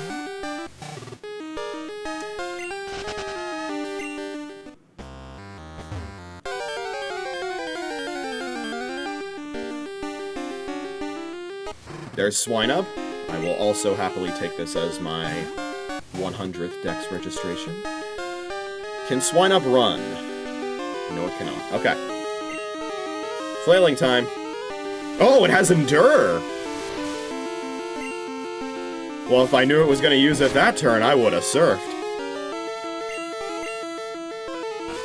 It's okay, 2 flails seems like it'll chip it down perfectly. Beautiful! Throw some balls.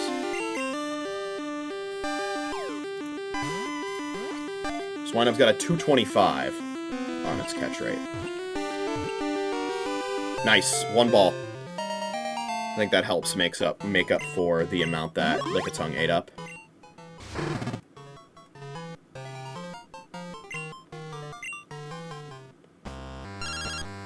Oh, hello, Bill. Filled up a box. Okay.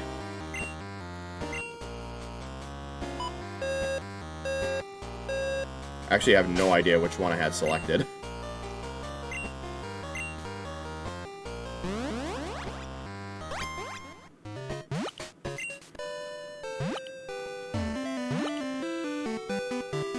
Let's find out before we run our BRB.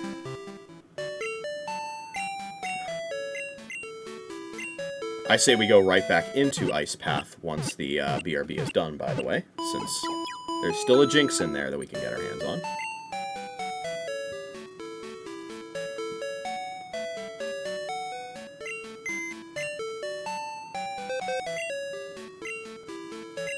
It's box 3. Oh, okay. That explains it. Switch to 5.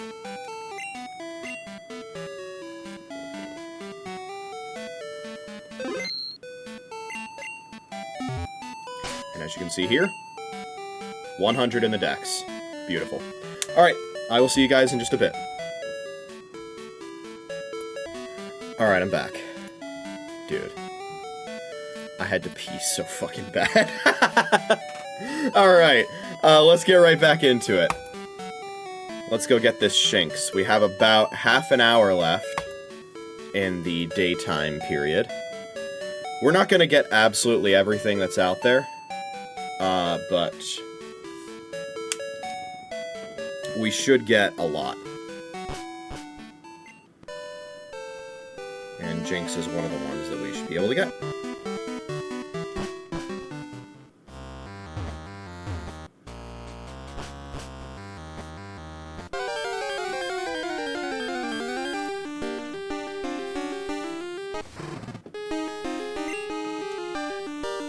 Delibird, I believe, is a nighttime-only encounter. And so shouldn't have to worry about that showing up.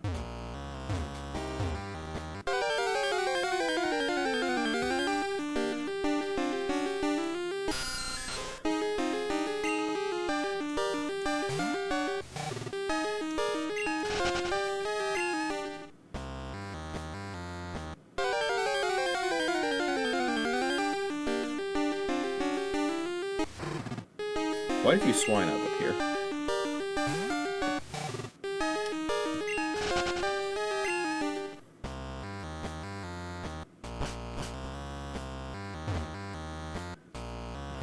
You know what's never happened while I've been running this macro, by the way? A game crash.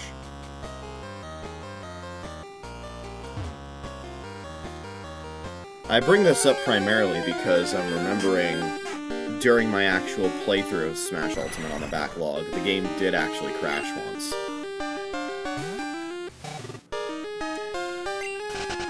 I have no fucking idea how it happened. But I was playing through World of Light New Game Plus, and it crashed when I was loading a spirit battle.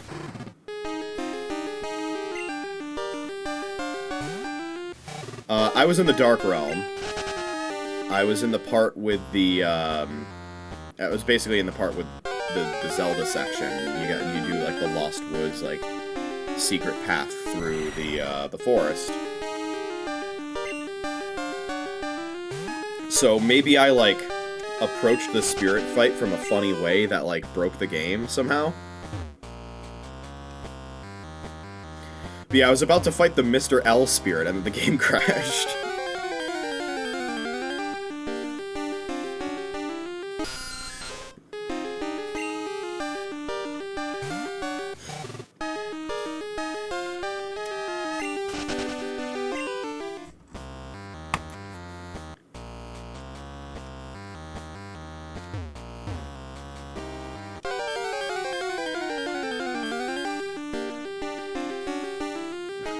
Yes, Jinx should be a 10% encounter here.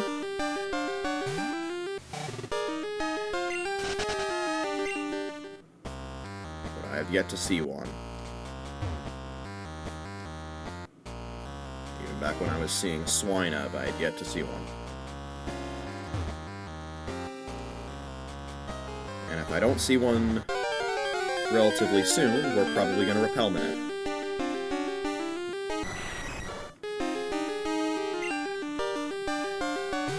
Because Repel Minute would get rid of everything in the encounter table except for Swinub.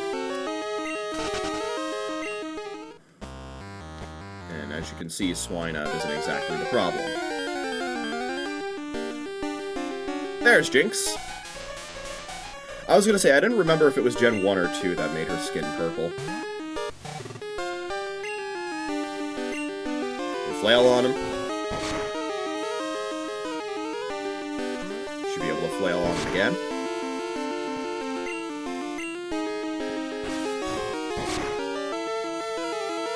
Nice.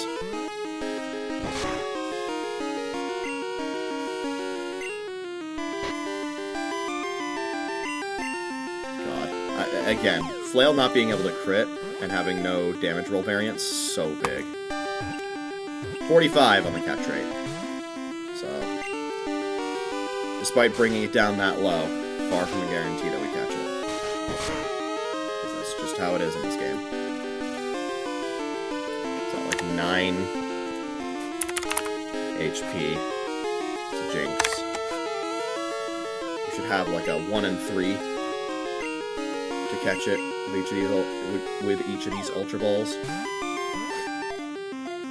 But you know how it is. Okay, cool.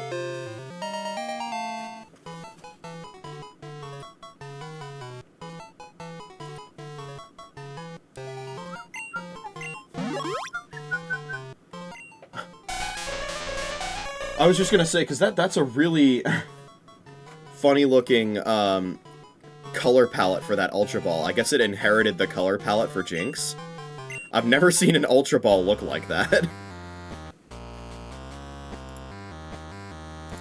And for a second there, I was a little worried that I, like, accidentally, you know, threw, like, my Master Ball or something, which, I guess now that I think about it, let me swap those slots so that that doesn't happen.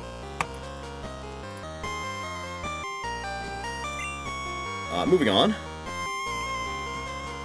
Is there anything else that we want to get in Ice Path? I don't think there is, but let's check. We have Jinx now. We already have Sneasel. We got Swinub. We're saving Delibird until our Mean Looker is ready for support. So now, I believe, up next we're probably going to be getting Tauros.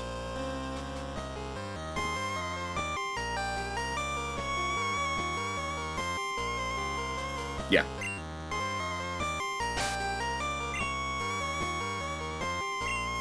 Which is notorious for being potentially the most agonizing Pokemon to catch in all of Gen 1.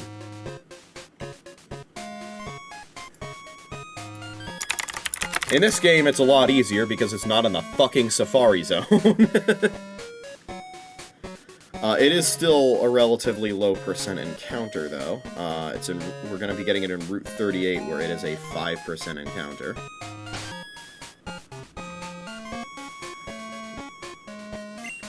Looks like that's west of Ekritique.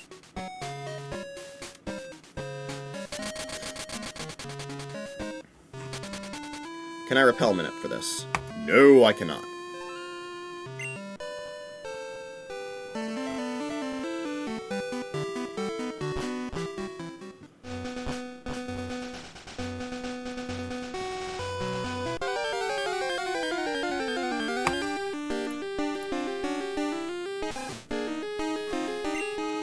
Now, interestingly enough, Tauros's dex entry, or Tauros's dex number, is 128. And in Pokemon Crystal, Heavy Balls are glitched to output garbage data for the weights of Pokemon whose dex entries are divisible by 64.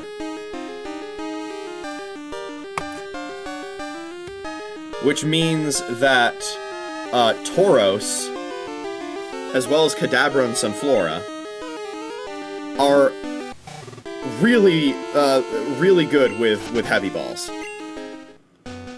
So I'm actually going to try and catch this Tauros in Heavy Ball.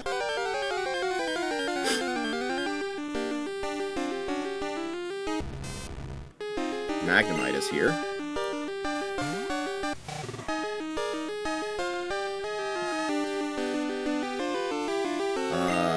You can run. And I'm pretty sure a fastball works on you.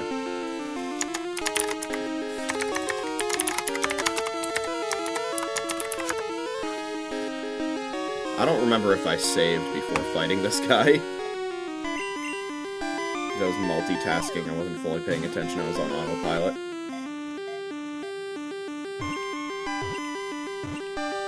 Yes! Let's go! Fastball value. Fastballs in this game are glitched only to work on 3 Pokemon. Magnemite is one of them.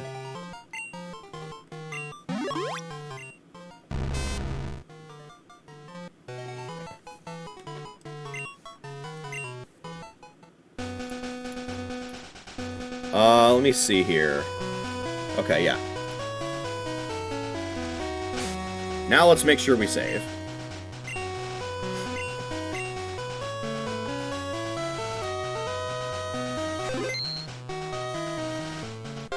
Now I know I've saved.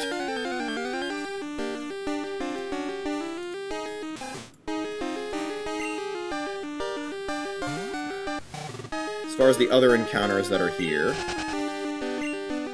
I don't think there's anything else that we'd want to catch that's here. It's all about that Tauros, baby. It's all about that Tauros, baby!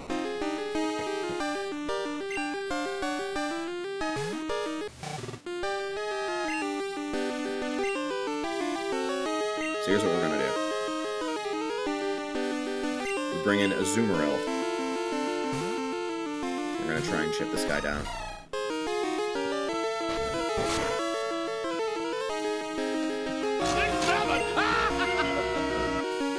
Without killing him. I don't think this Bubble Beam kills. Crit might. Please don't crit. Couldn't have asked for better chip if I tried. Alright.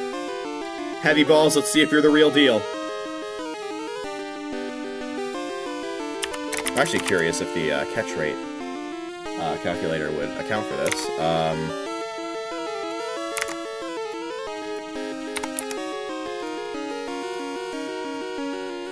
According to this calculator, Heavy Balls are actually worse than Ultra Balls. But I'm gonna try them anyway.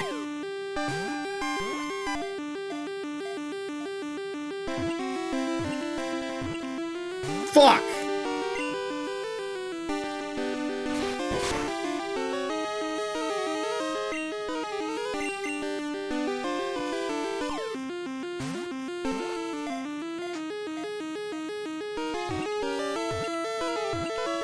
Yes! Let's go! I'll take it! Those are good on Lugia as well, but it doesn't really matter.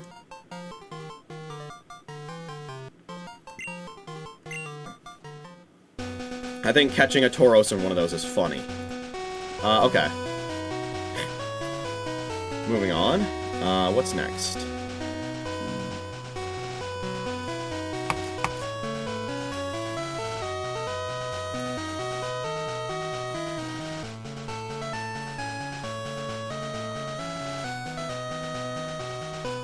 Let's see. We have Furret.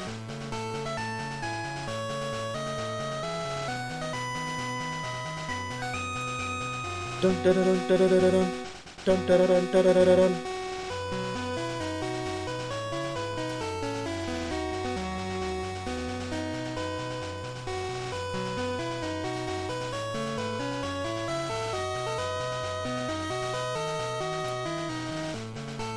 Do we have Snubble? I don't think we do.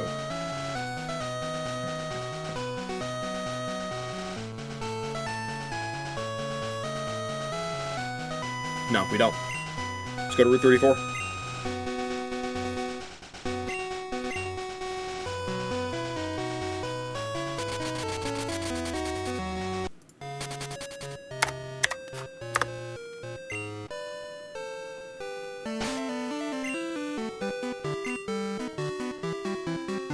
Before I do, let's get Golbat back in the party.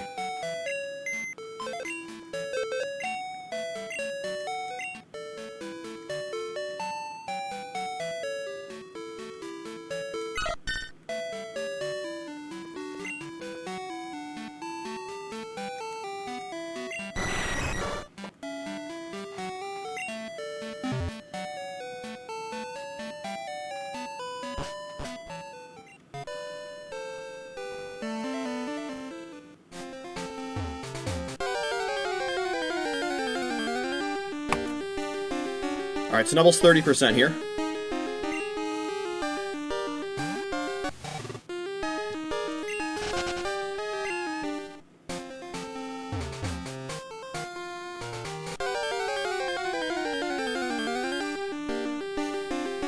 Nice.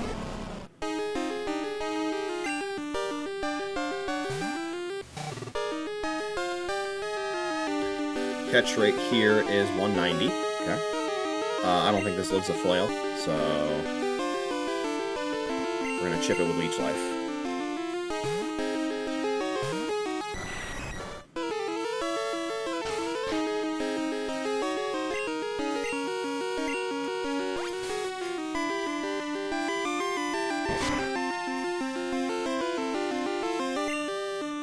Oh god, I forgot Snubble can run. Shit. 10% to run. Okay.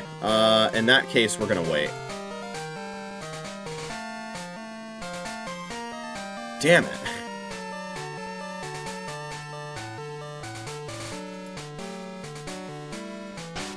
Let's go to Cherry Grove City, shall we?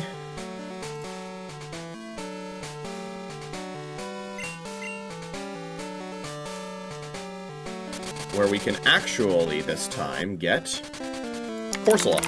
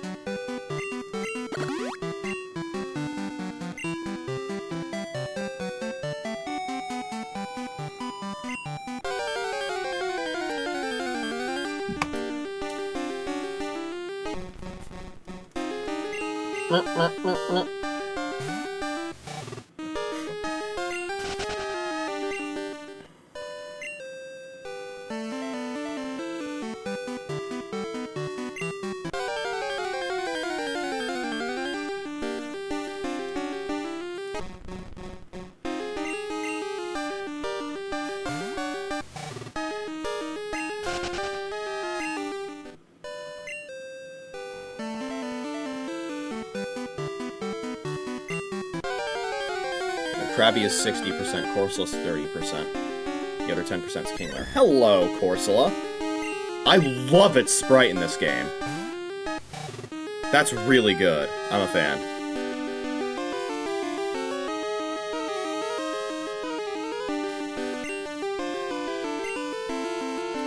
you think it dies to a single surf? It is Mystic Water boosted. I'm calcing this.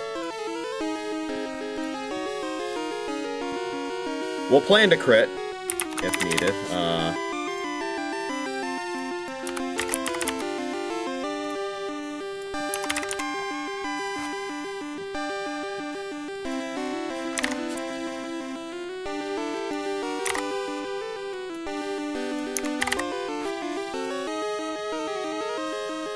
It looks like... Oh, hold on.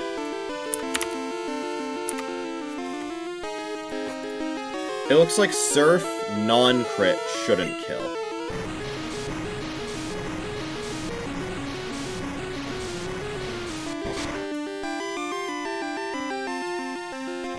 Yeah, okay. It came damn close, though. Oh god, Mirror Coat! Oh no, I just got owned!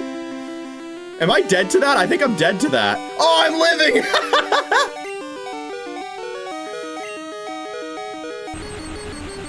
Bro, one of the first wild mons to actually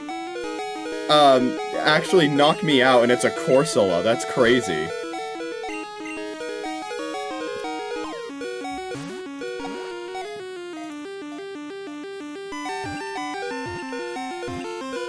Fuck. 60 is its catch rate, by the way. No, it has Recover! You gotta be kidding me. Oh, this is gonna suck.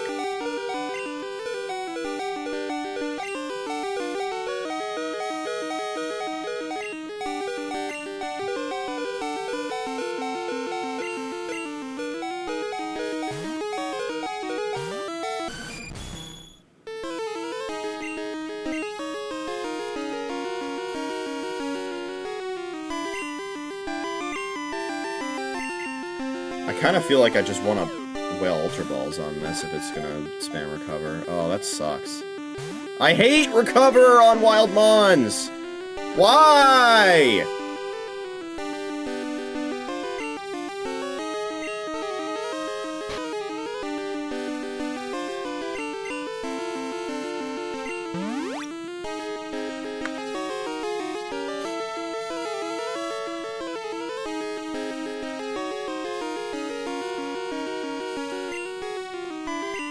That's funny that Mirror Coat can miss.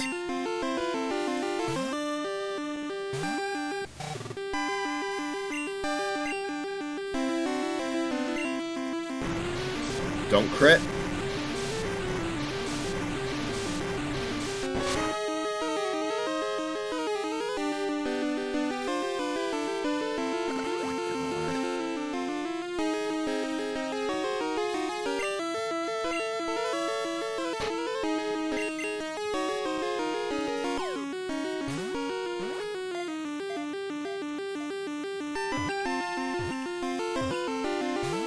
And if Taunt was in this game, this wouldn't be a problem.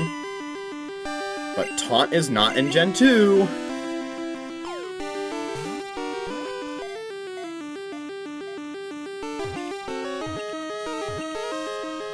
Okay. All things considered, that could have been a lot worse.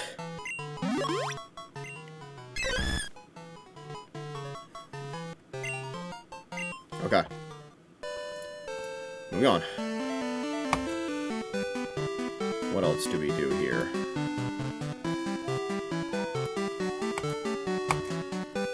We can get ourselves Dawnfan and Smeargle. And I think that's it for the morning daytime encounters in Johto. Thing is, it's getting to be... Hold on.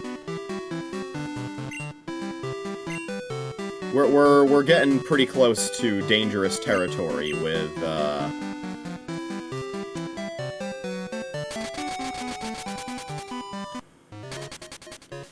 how close it is to... Okay, I need to change key item. With how close it is to nighttime, so...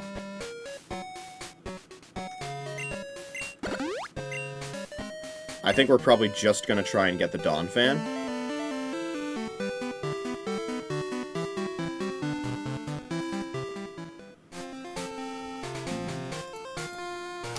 And then I need to get the Pikachu before nighttime.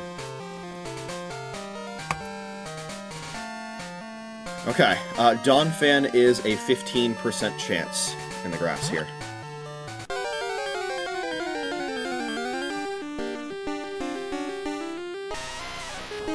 At 5:55, if I have not already encountered a Donphan, I'm getting out of here.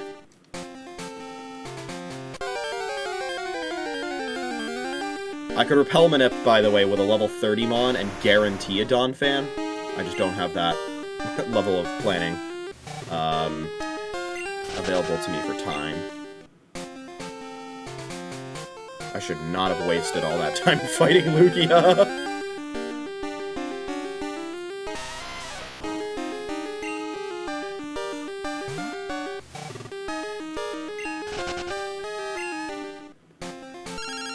Oh my god, Beverly, shut up! Stop! You're not even giving me a nugget. I don't care. Shut up. Get out of here. Oh my god, holy time loss.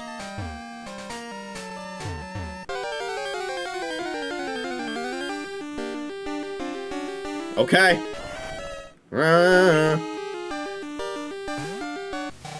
Can't Thunder Wave this, so we're gonna flail. Might take quite a few flails. Ooh, that's doing like no damage at all. Okay.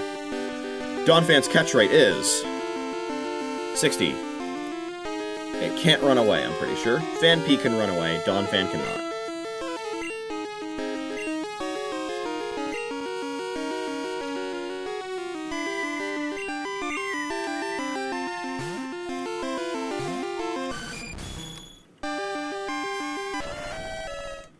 That's annoying.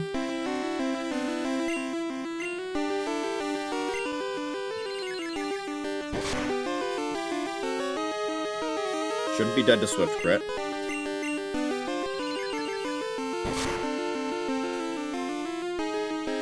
Oh, it has Flail. Okay. Do we keep playing into the crit? I think we keep playing into the crit. One more time. One more time, don't crit!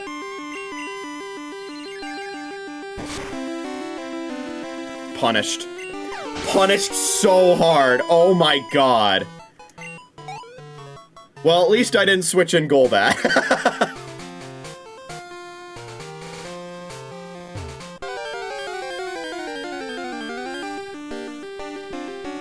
Alright, take two.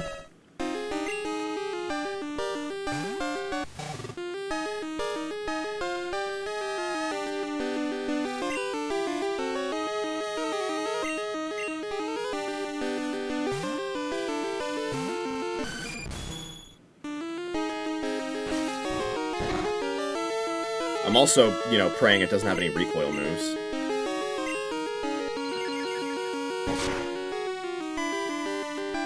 Jeez, that wasn't even a crit!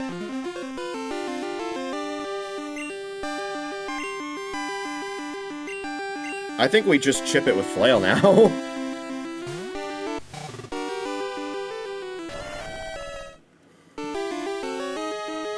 it's gonna be harder to do that now, but we're still gonna do it.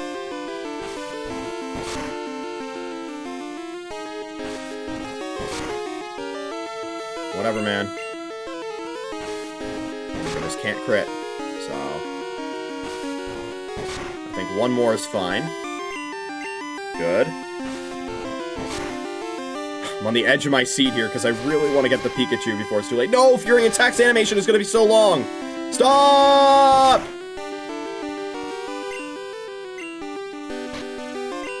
Catch it quickly, please.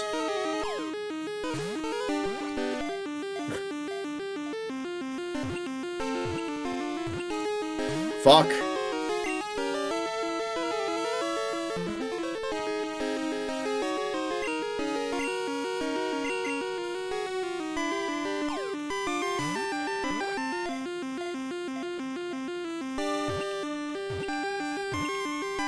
my god. No, stop!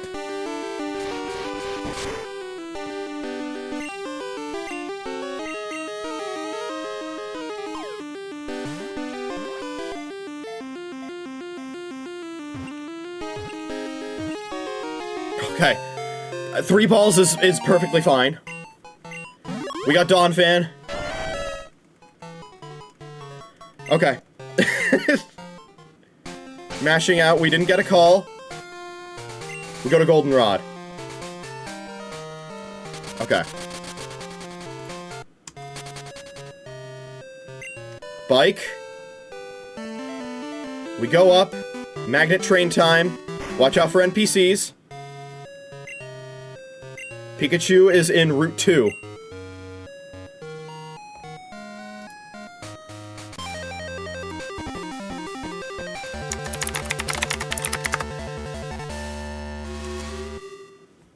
Alright, we want to fly to Pewter City.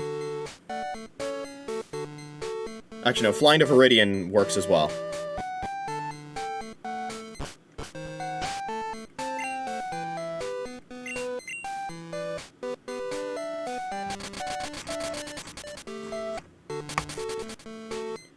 Oh god, it's a 5%. I didn't realize it was that low. Okay.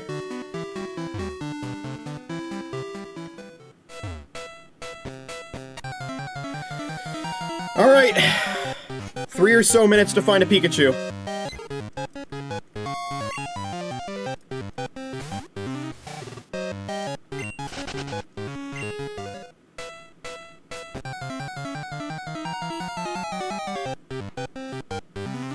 Oh my god, please. Pikachu's at, yeah, only 5%. I didn't realize it was 5%. If it was, I would not have gone for Donphan first. Oh my god, encounter, please. I mean, that's good too, but not what I want. Sorry, Butterfree. Under any other circumstances, I would catch you, but I need the Pikachu.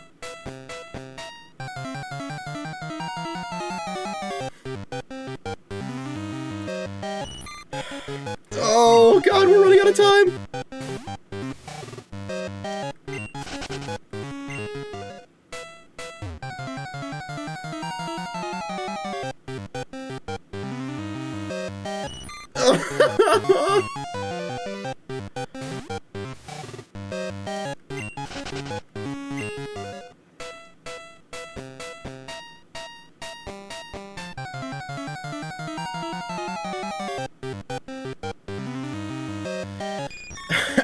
Please.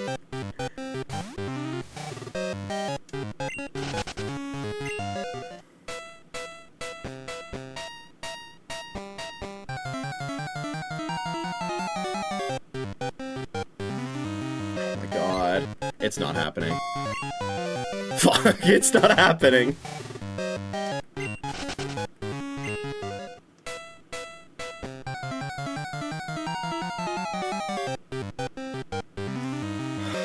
God.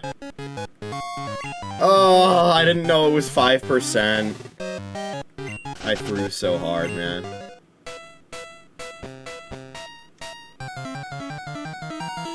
I should have known. Oh, God. It is so unbelievably Jover.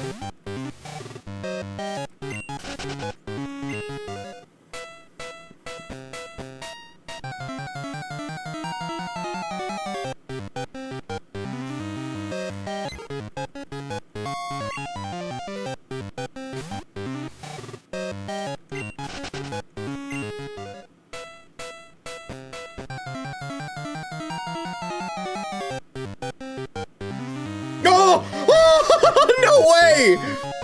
This is like it's about to be 6.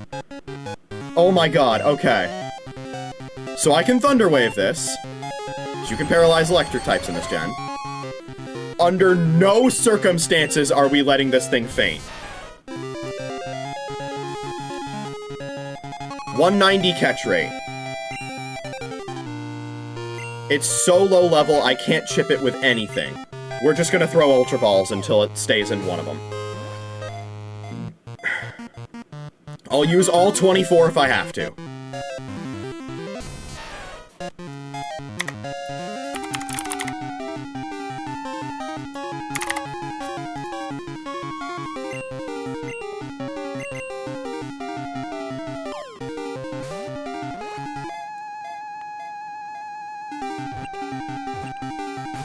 Oh my god. Should be a 50-50 to get it in 2, by the way.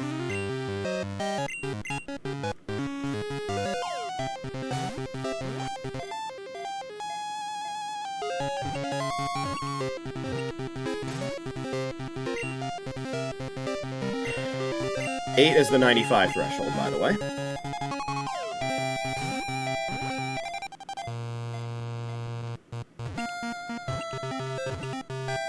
Okay, we got Pikachu! Oh my god, at the buzzer beater! Whew! And as you can see, it is now nighttime in-game. That was...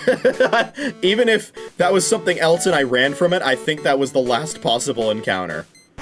Until it transitioned to nighttime. Holy! Okay. So, the reason I specifically want Pikachu is that there is an NPC whose number you can get only if you have a Pikachu in your party. And this is another NPC who can get you valuable items. More specifically, I'm pretty sure it's an NPC who can give you a nugget. Yes, Pokefan Derek.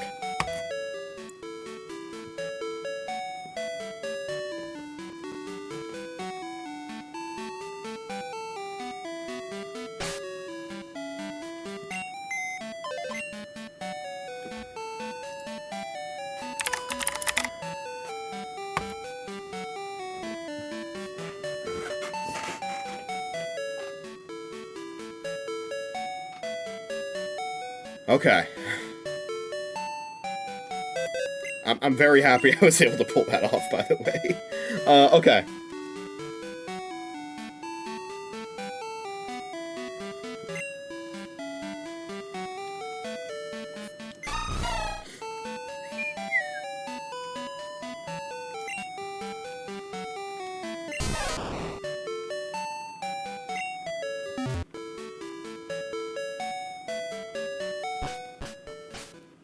Pokedex is now at 106, by the way.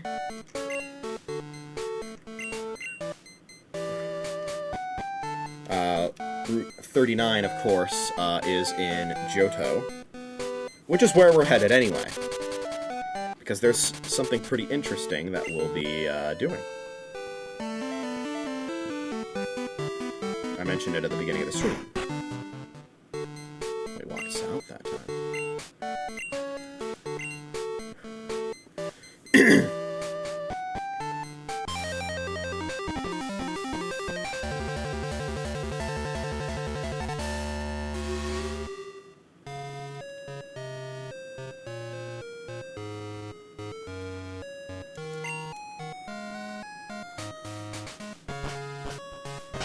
Now you might be thinking, well, you can just manipulate the clock. You can reset it using the button code. Why were you so stressed? And the answer is I wanted to make things interesting.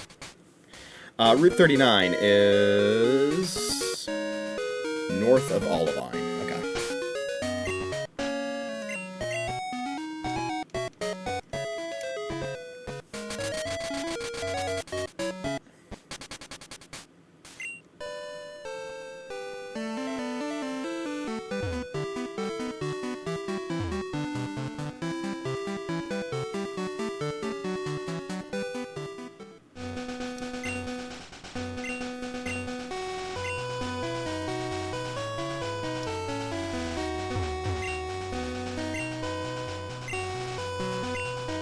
Oh wow, Pikachu! It's so soft and furry, how cute! Let's be friends! Oh shit, okay. I had a feeling that might be the case. That other number that we registered. Sorry, Liz. I've got too much Riz.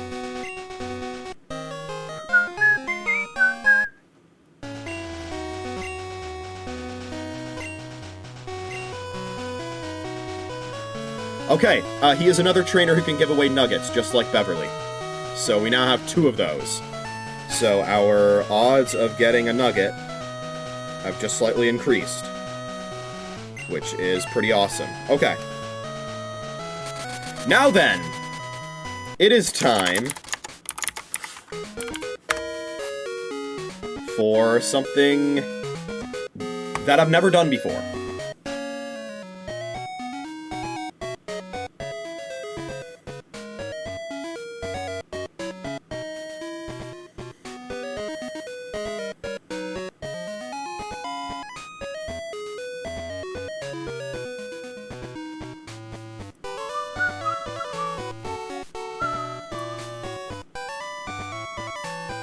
So let me check here real quick. Yes, okay.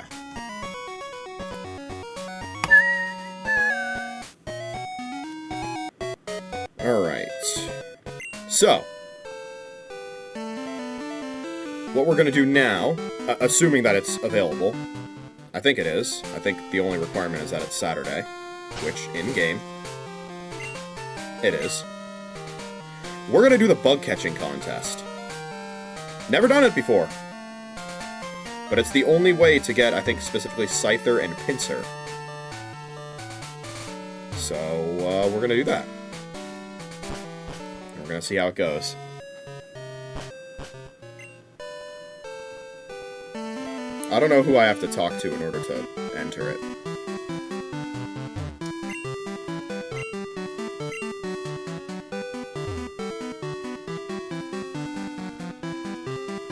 Ay!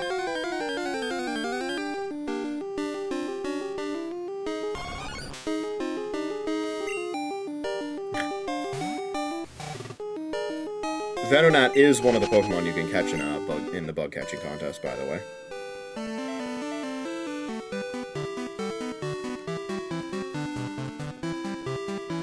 But how does one enter?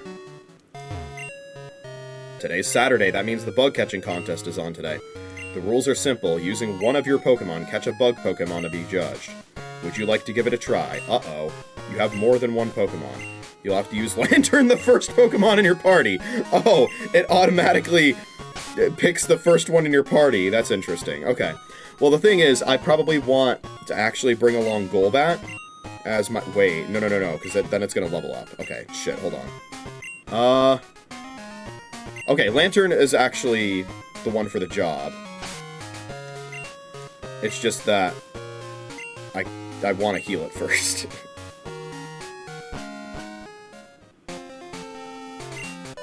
So don't mind me. I'm just gonna casually step grind a little bit on my way to the nearest Pokemon Center.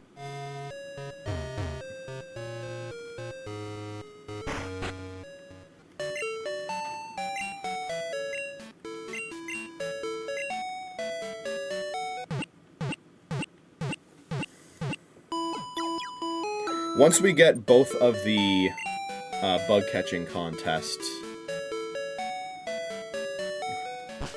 exclusive Pokemon, I'm gonna need to show you guys a really funny clip. I don't know if I've shown it before on stream. I think I might have at least referenced it. It's such a funny clip.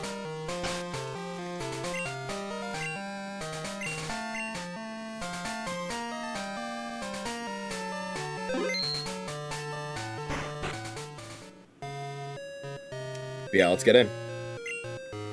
Bug catching contest time.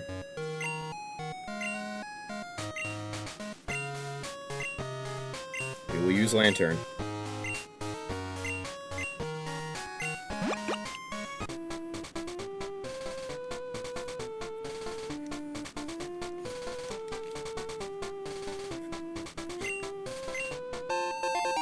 A little precursor to the contest theme in Gen 3 that's playing. Person who gets the strongest bug Pokemon is the winner. You have 20 minutes. If you run out of Park Balls, you're done. You can keep the last Pokemon you catch as your own. Go out and catch the strongest bug Pokemon you can find.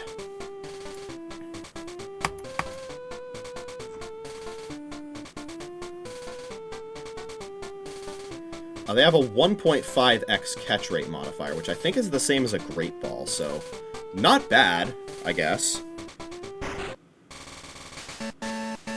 Alright, bug catching contest is on. Let's go. Only bug types available in the grass. And there's a whole bunch that we can catch here. It's not just Scyther and Pinsir. Caterpie is, of course, here.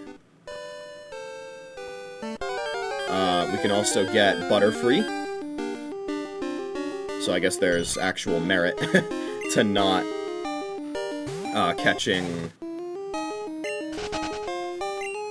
the Butterfree from when we were trying to get the Pikachu. Also, keep in mind, this is once per day. So we need to be very careful with the way that we handle this. So I probably do want to prioritize specifically Scyther and Pinsir. Sorry, Butterfree. I guess this'll still be a good judge of, like, okay, let's see how much Flail does. Okay, that's kind of important that that didn't connect. It's possible Scyther and Pinsir will live a Flail.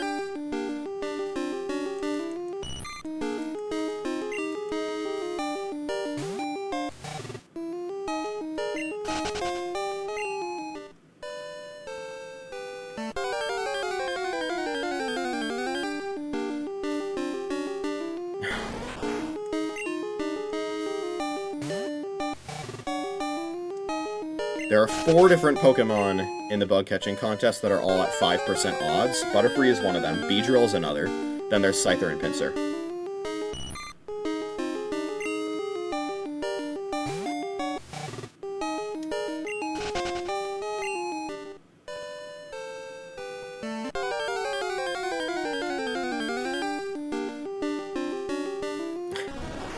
Paris is 10%. I believe in terms of the ones that I would be interested in catching, it's specifically Butterfree, maybe Metapod, and then obviously Scyther and Pinsir, who neither of which we've seen thus far. I don't want to catch Beedrill because I want to evolve my shiny Weedle into a Beedrill. Okay! Let's see, do you think this Pinsir survives a Flail? I hope so. Let's see. Okay, the answer is yes, it does.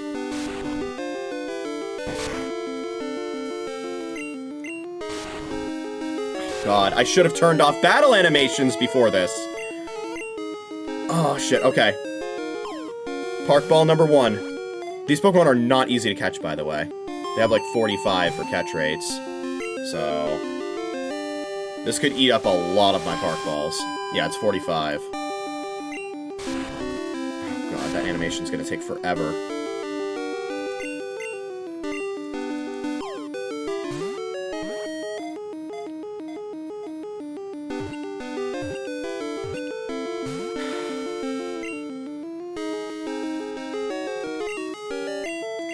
Okay.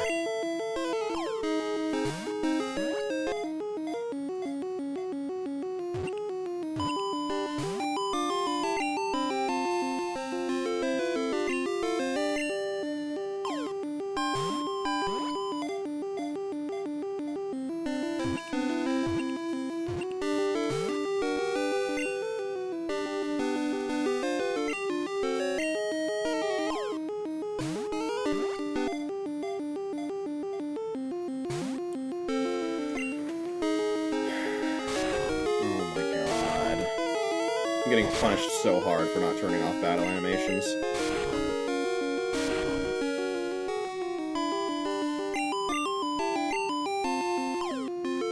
Please.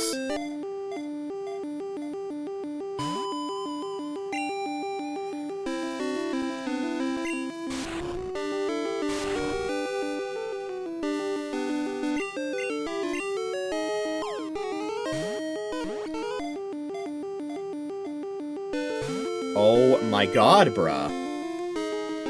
Something, by the way, that I noticed, I don't think the game made me save as I was entering the bug-catching contest, so I might be able to reset if this is a bust. Good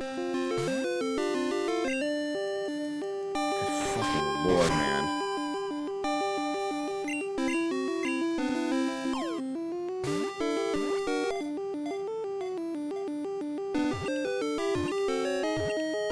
Yes! Yes! Okay! By the way, if you're wondering, no, repel Manipping would not be viable. This is actually the lowest maximum level, Pinsir and Scyther, so you can't repel Manip for them. Okay, caught Pinsir. I already consider this a success.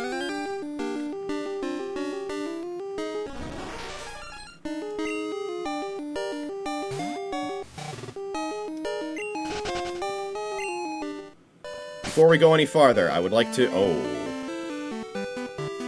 I don't have access to my bag. Okay. We're turning battle animations off. Did that save? Yes, it did. Okay.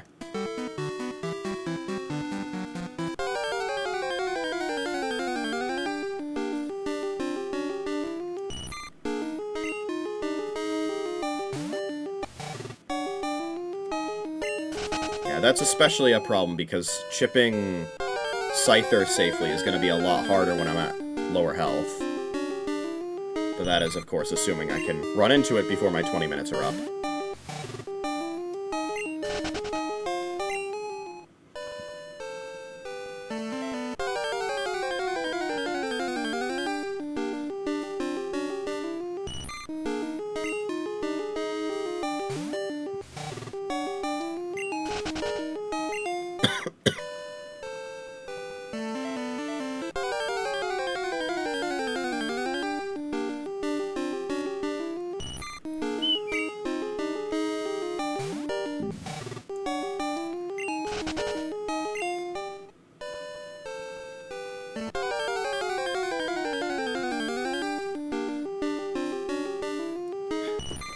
Caterpie Simulator.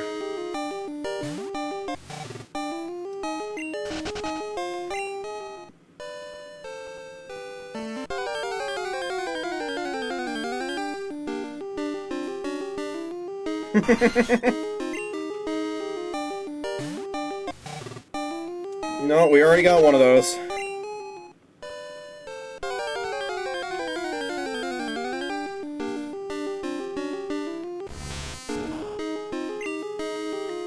Tempting, but I wanna greed for Scyther, so no thanks.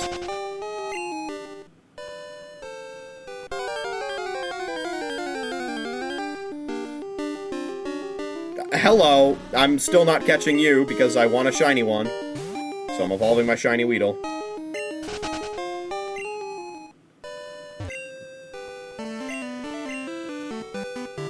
Okay.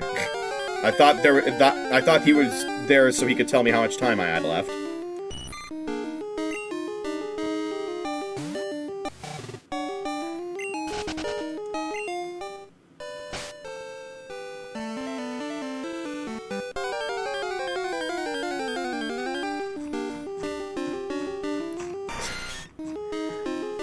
Okay, we're getting quite a few Pinsir.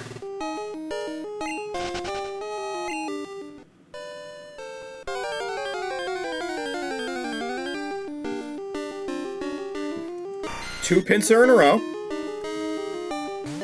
Of course, I would get two Pinsir in a row instead of getting a single Scyther.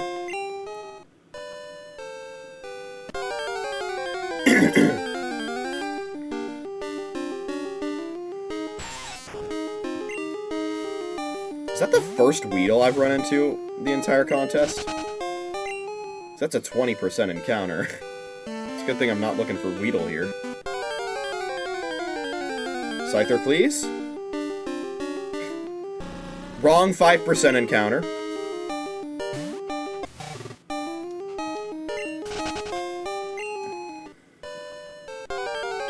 I'm super running out of time. I think I've seen the entire encounter table now except for Scyther. which is okay. It is the tie for lowest chance. It's just, you know, I hope I would have seen one by now.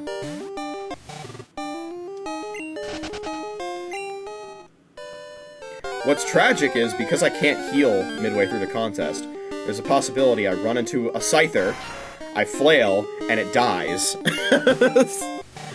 Please have that not be what happens. Oh god. Oh god. Oh no. My deepest fears have become a reality.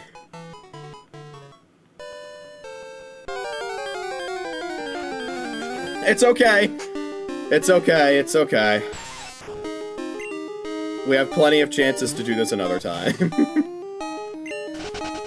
The bug catching contest runs every Tuesday, Thursday, and Saturday, by the way. Of course, of those 3 days, the day that I stream on is Saturday.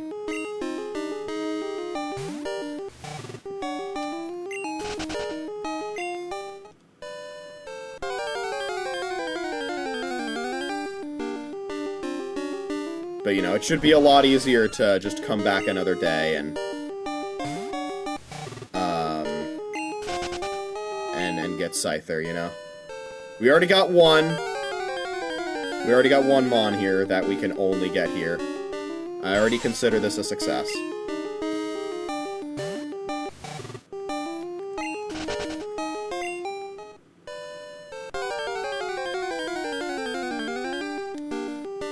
I wish there was an easier way to check how much time you've been, in this contest, man.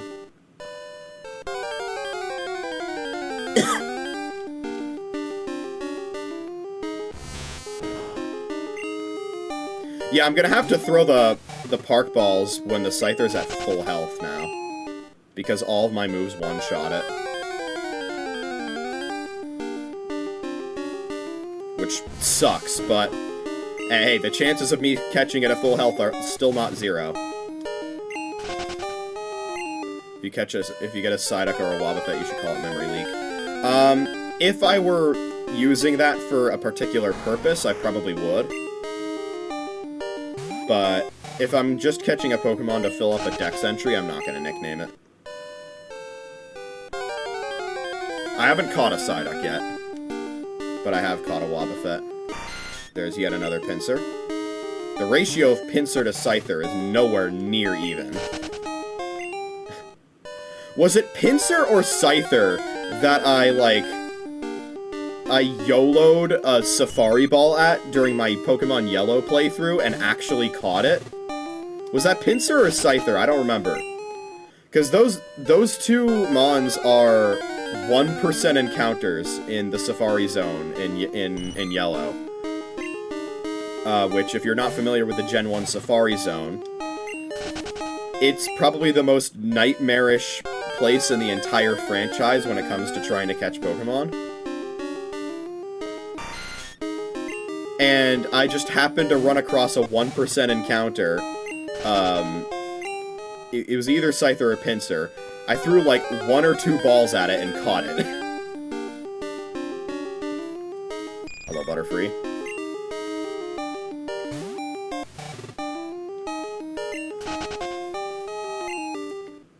I wager I probably have like 5 minutes left, I don't know.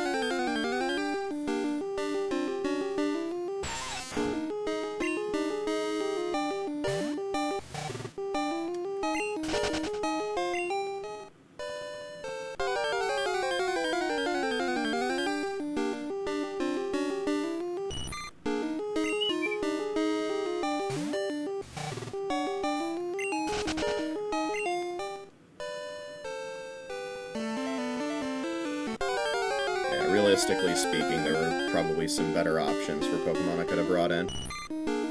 Flail just does a little too much. Again, that's alright. Not the end of the world.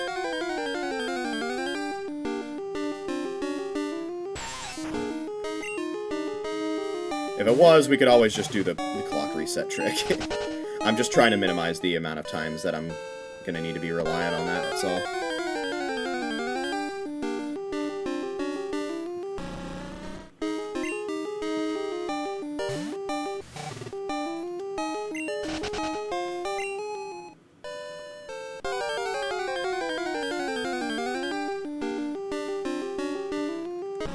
2 Beedrill in a row.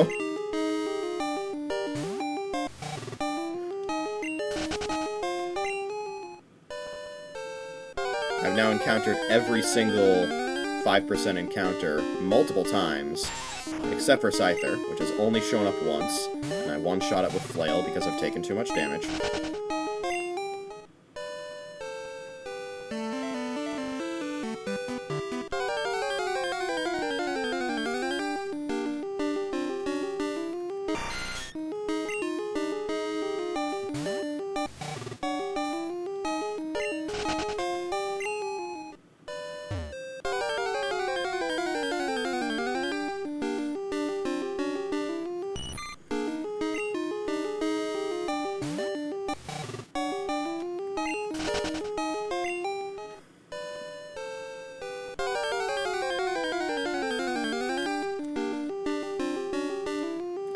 God.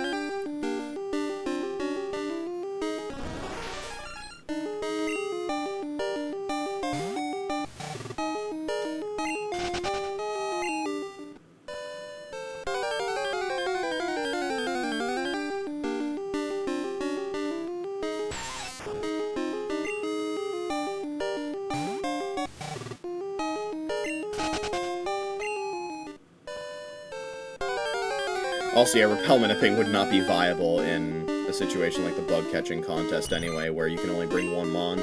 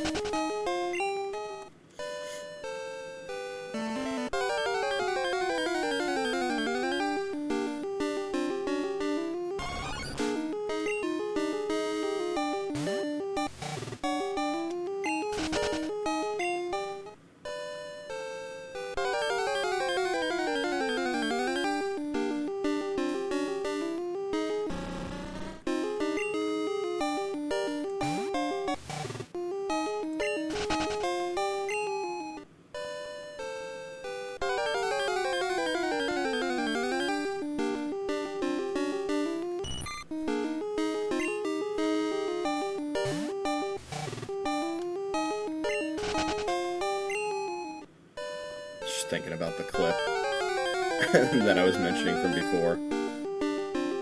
It's such a funny clip. I will show it once the contest is over.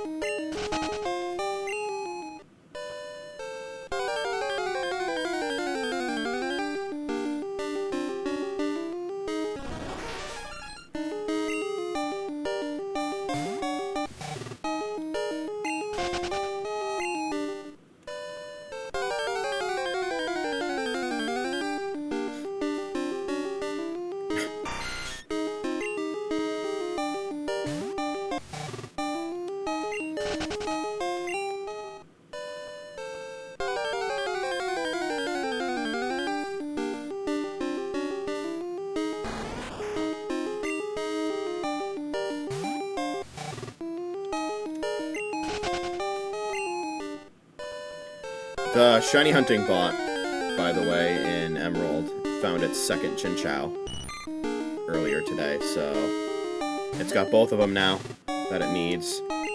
So now it's just a matter of hunting for the Clam Pearl and the Relicanth.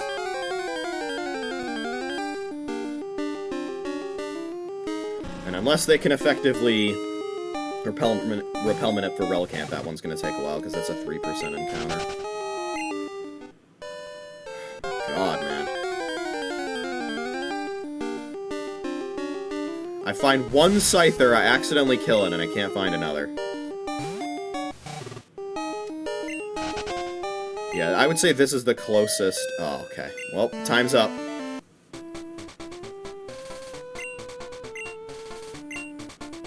chosen the winners. Are you ready for this? Placing third was Camper Barry, who caught a Venonat. Score is 336. Placing second was me, who caught a Pinsir. Okay. 337. And the winner is Cool Trainer Nick, who caught a Butterfree. His score is 350. Damn. And I get an Everstone for getting second place. Okay. I'll take second. Sure.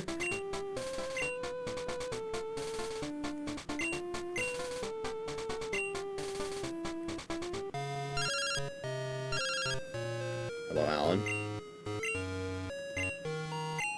That's awesome, dude. Nobody cares. Okay. So, a couple things. I have no idea how the scoring is actually calculated. So let me see here. The score earned for a given Pokemon in Gen 2 is the sum of the following. 4 times the max HP of the Pokemon, the sum of the Pokemon's other stats, up to 29 points based on the Pokemon's IVs.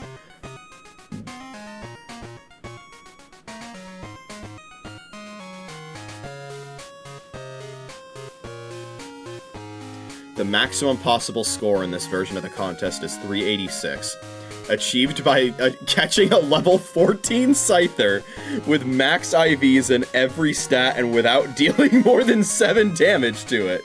Good lord.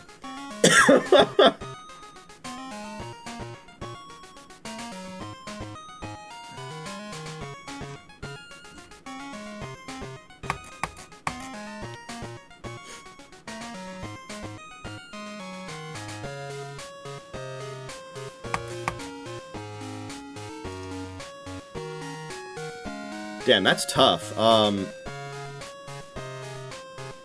would have beaten most NPCs, it looks like. It looks like there are 5 that competed. My 337 would have beaten everybody except Cool Trainer Nick.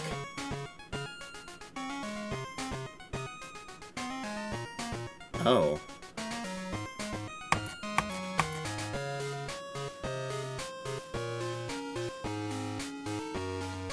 Oh, each one of them randomly receives one of their 3 base scores, plus a random bonus of up to 7. That's so weird. Okay. It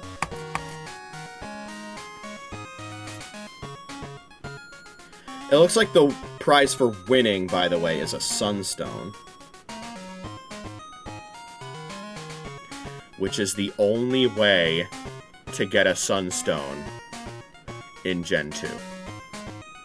That's the only way to get a Sunstone in Gen 2, is winning first prize in the bug catching contest. What the fuck? I would have thought at the very least, like, oh, they're probably held by Wild Sunkern at like a 2% chance. No, the only way to get a Sunstone is by winning first prize in the bug catching contest. So if you're completing the Pokédex, you need to win first prize in the bug catching contest twice.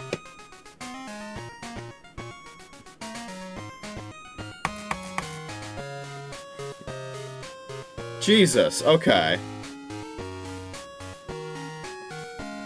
Because you need to evolve Sunkern into Sunflora and Gloom into Bellossom. Oh my god. But yeah, if we consider the +7, so I would have always beaten Bugcatcher Dawn. I would have always beaten Bugcatcher Ed. I would have always lost to Cool Trainer Nick. I would have usually won against Pokefan William. I would have always won against Benny. I would have always lost to Barry. Would have always lost to Cindy. I would have always won against Josh and Samuel and Kip.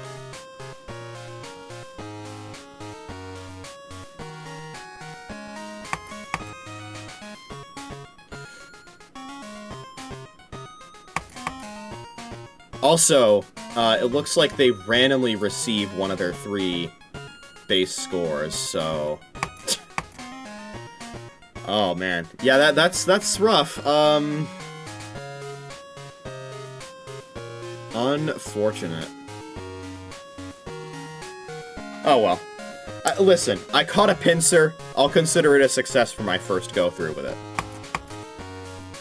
If we really need to get sweaty with the bug catching contest, we will. That won't be something I'll do in the current moment, though.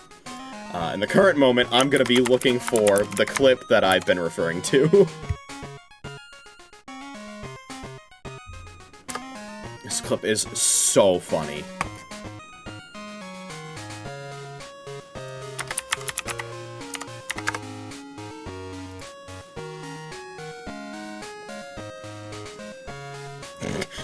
Here it is.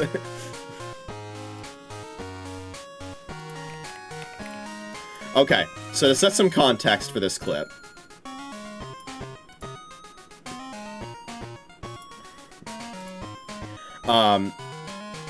The streamer's name is Sickle69. He is playing a ROM hack of Heart Gold called Sacred Gold. And he's nuzlocking it. And to be more specific, he's also doing a challenge called the Drayano Gauntlet, where you try and beat 4 different Pokemon ROM hacks in a row with Nuzlocks, and dupes carry over. And if you fail any of them, you have to start from the beginning of the gauntlet. This is the Drayano Gauntlet. So he's playing Sacred Gold, which I believe is the second of the 4 games in the gauntlet. So he's already beaten the first one, which I think is Fire Red Omega. So now he's on to Sacred Gold, which is a difficulty ROM hack of Heart Gold. It's not like an extreme difficulty ROM hack, it just makes it noticeably harder. He goes into the bug catching contest in Sacred Gold. The other thing about the Drayano Gauntlet is that it's customary that players do not use a damage calculator during their Nuzlocks of the Drayano Gauntlet. So the name of this clip is Volbeast. Keep in mind, just like in Crystal, you go into the bug catching contest with 1 Pokemon. So it's a little risky to do in a Nuzlocke where if you white out, it's a wipe and you start from the beginning, and it's especially risky to do in a 4 ROM hack gauntlet challenge. Sickle69 does it anyway. Hold on. Volbeat, bro! Hold on, I should turn off my 3DS audio, okay. Volbeat, bro! Level 36 v level 22. Doesn't even try to damage it. Wait, this guy's level 36! The cutoff scream is so good. Wait, this guy's level 36! Oh! Volbeat, bro! Wait, this guy's level 36! You can see him panic and try to run, and it doesn't work because he's too slow. This is clipped by one of the GOAT clippers of Nuzlocke's, Dank Tank, by the way. I think he won Clipper of the Year at the most recent Nuzzies. Oh my god. One of my favorite parts about this clip is right at the start of the clip, somebody in chat says, you might be even worse than Burrito. Who is also another Nuzlocke streamer, and one of the most popular ones. One more time. Volbeat, bro! Wait, this guy's level 36!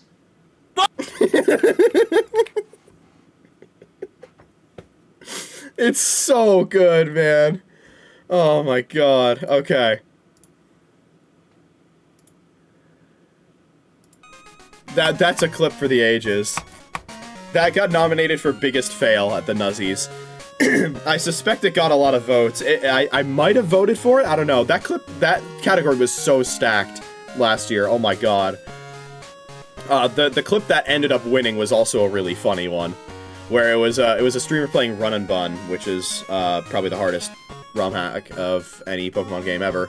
And he was in a New Game Plus run, which means he had beaten a Nuzlocke of the game, beaten another Nuzlocke of the game where his dupes carried over, and is now trying to do it a third time with 2 victorious runs of dupes.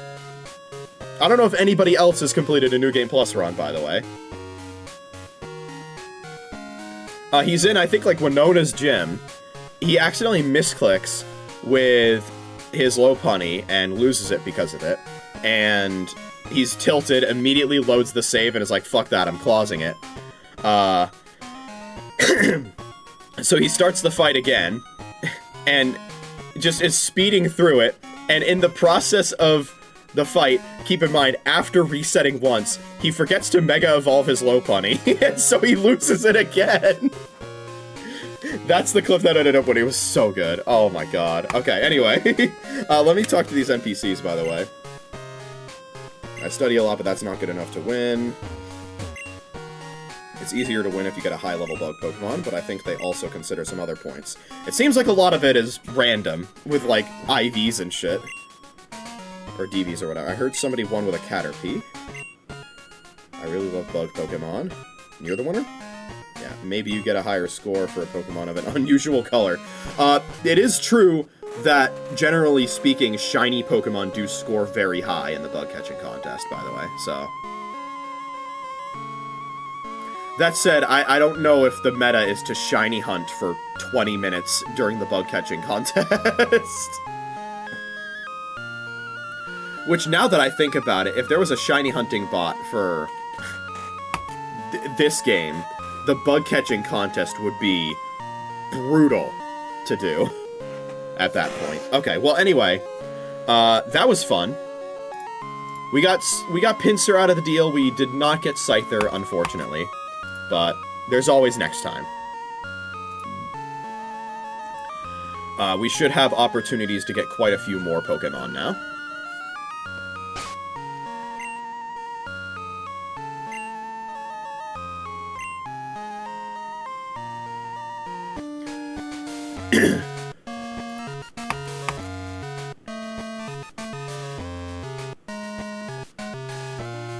It is, of course, nighttime now, so that's going to limit what else we can get.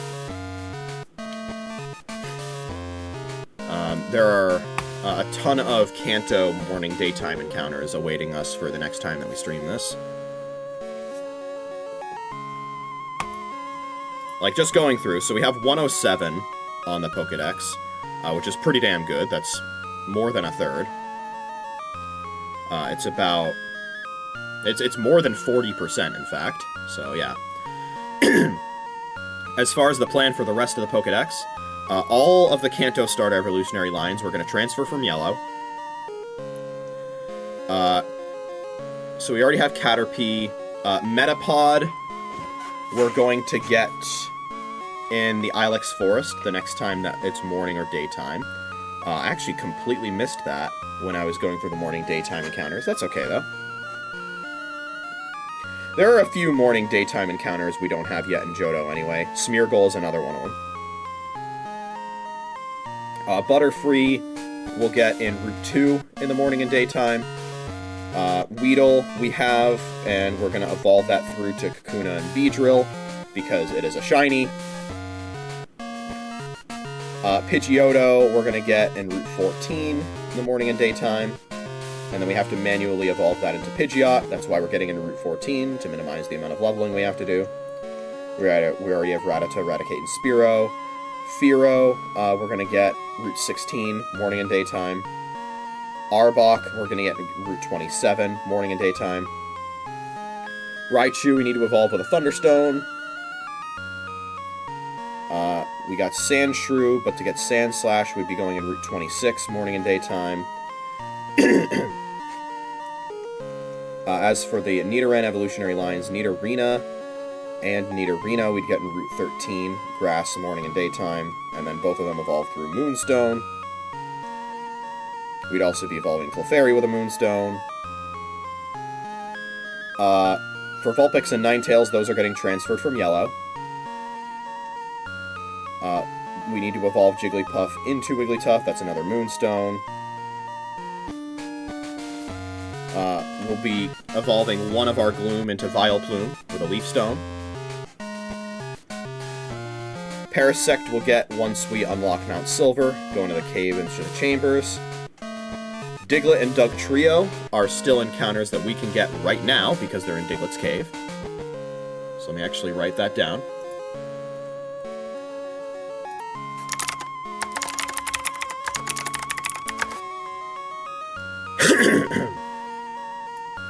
For mons that we can still get.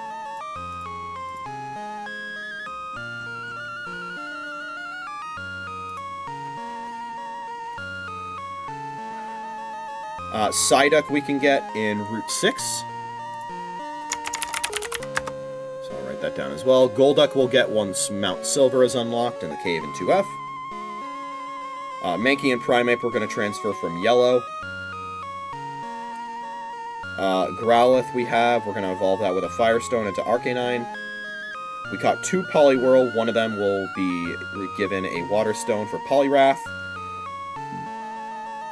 We have Abra, we can also catch Kadabra in Route 8. Kadabra at Pokedex number 64 is another one where the Heavy Ball is glitched to work heavily in our favor. Pun intended. Let me make sure I didn't make a mistake here. In its availability. Yeah, okay. So we can get Kadabra. It would be at level 18, at which point, would it still have Teleport in its Learn set? I think it probably would. It just wouldn't be guaranteed to use it like Abra would. At level 18, it would have Disable, Confusion, Kinesis, and Teleport. Okay.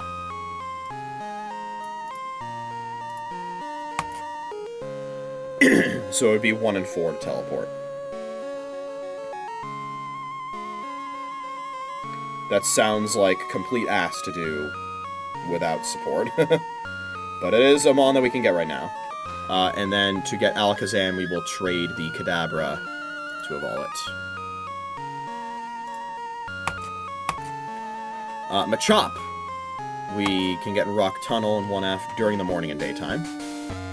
To get Machamp, we need to evolve the Machoke through trade. We have Bellsprout and Weepinbell. We need to get Victory Bell through evolving with a Leaf Stone. We need to get Golem by evolving Graveler through trade. Ponyta and Rapidash are exclusive to Route 28, which I don't think is accessible until Mount Silver is accessible. So, RIP to whoever would want to use Ponyta / Rapidash on their Gen 2 team.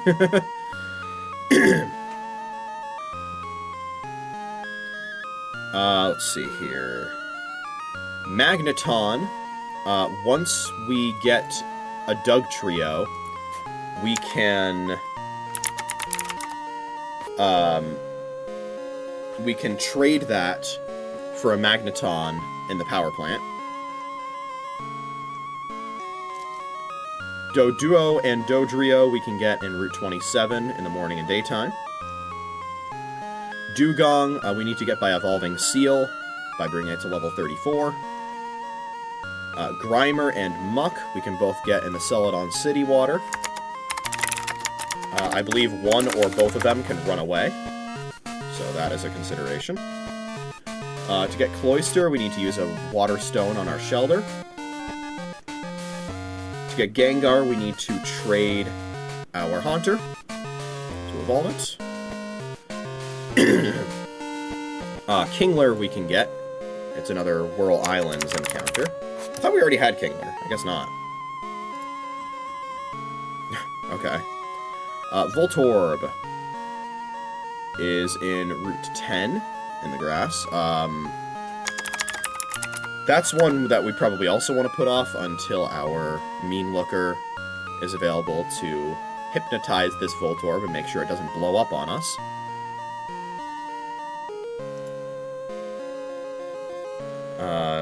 Exeggutor we get by using a Leaf Stone on Execute. Cubone and Marowak are both Rock Tunnel 1F morning daytime encounters. We get Hitmonlee and Hitmonchan by evolving Tyrogues with specific stat configurations.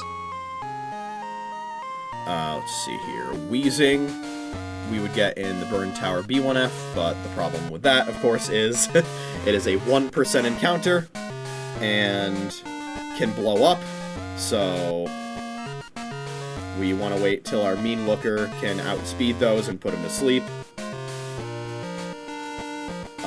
Rhyhorn and Rhydon, both Victory Road, morning, daytime. Chansey. Would we be able to get Chansey, theoretically, if we encountered one? Is that daytime-based encounter?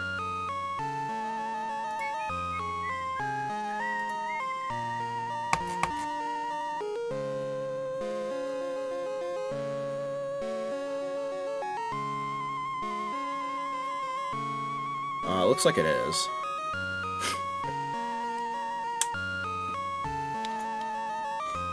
It also looks like you could potentially repel Manip at nighttime specifically and remove a sizable portion of the encounter table, it looks like.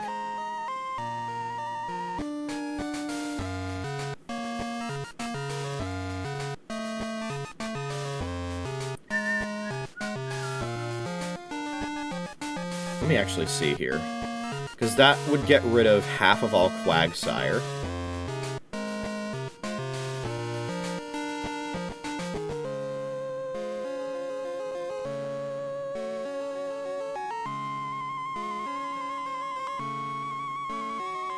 And it would get rid of all Venonat.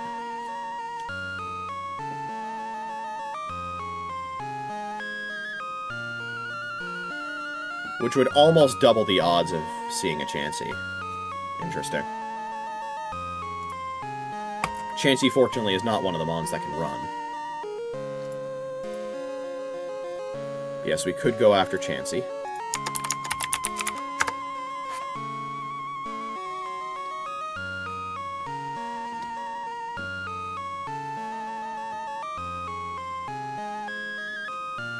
We could also go after Tangela. I believe Tangela is another runner.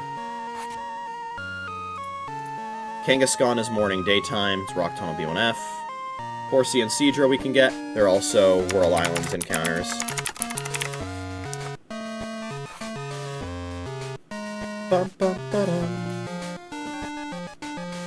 Starmie we get from evolving Staryu, Waterstone. Mr. Mime is morning, daytime, and Route 21. Scyther, we need to try the bug catching contest again. Electabuzz, looks like it is specifically Route 10. So we can get that. Magmar, we can get in once we unlock Mount Silver. Let's see here. Then we have the Evolutions. The ones from Gen 1 are all stone-based. My plan is actually to use Ace to get one of the fossil evolutionary lines and then transfer the other one from Yellow, just for the hell of it. And my plan is actually... so because of how rare Chansey is,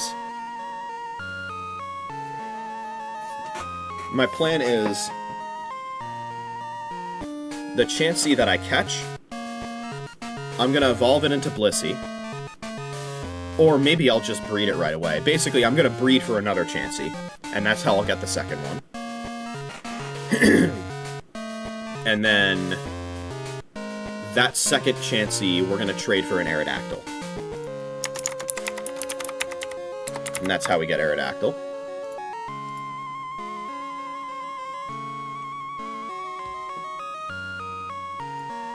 The 3 legendary birds we transfer from Yellow.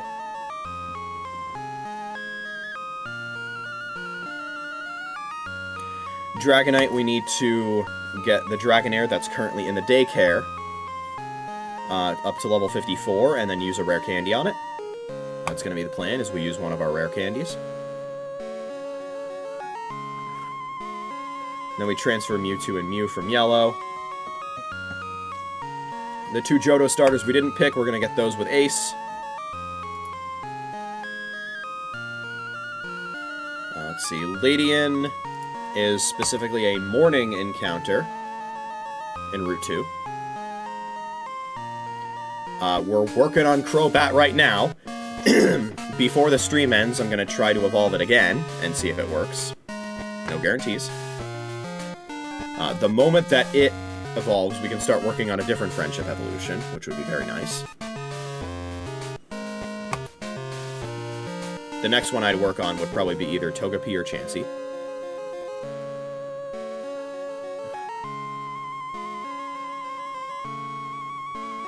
Let's see here. Then there's Pichu, Cleffa, and Igglybuff, which we all get through breeding. Togetic, which, like I said, we get from Friendship Evolution from Togepi. Xatu, we could get, I think, like, basically right now, because we caught that second Haunter. And we can trade that for Xatu. We need to get the Mareep Evolutionary line through Ace. Bellossom requires a Sunstone. We're going to need to win the bug-catching contest to get one of those. Politoed, we need to trade with a King's Rock. We have at least one of those. Probably only one. We have none of Hoppip, Skiploom, and Jumpluff. Interesting. Hoppip is Route 11, morning, daytime. Skiploom is Route 14, morning, daytime. Jumpluff, we have to evolve Skiploom manually by bringing it to level 27. Let's see. Sunflora is another Sunstone requirement for Sunkern. Let's see here. Quagsire, we could get in the water in the Ruins of Alph, but it is a runner, and it is a 50-50 runner, so we definitely want Meanlook for that.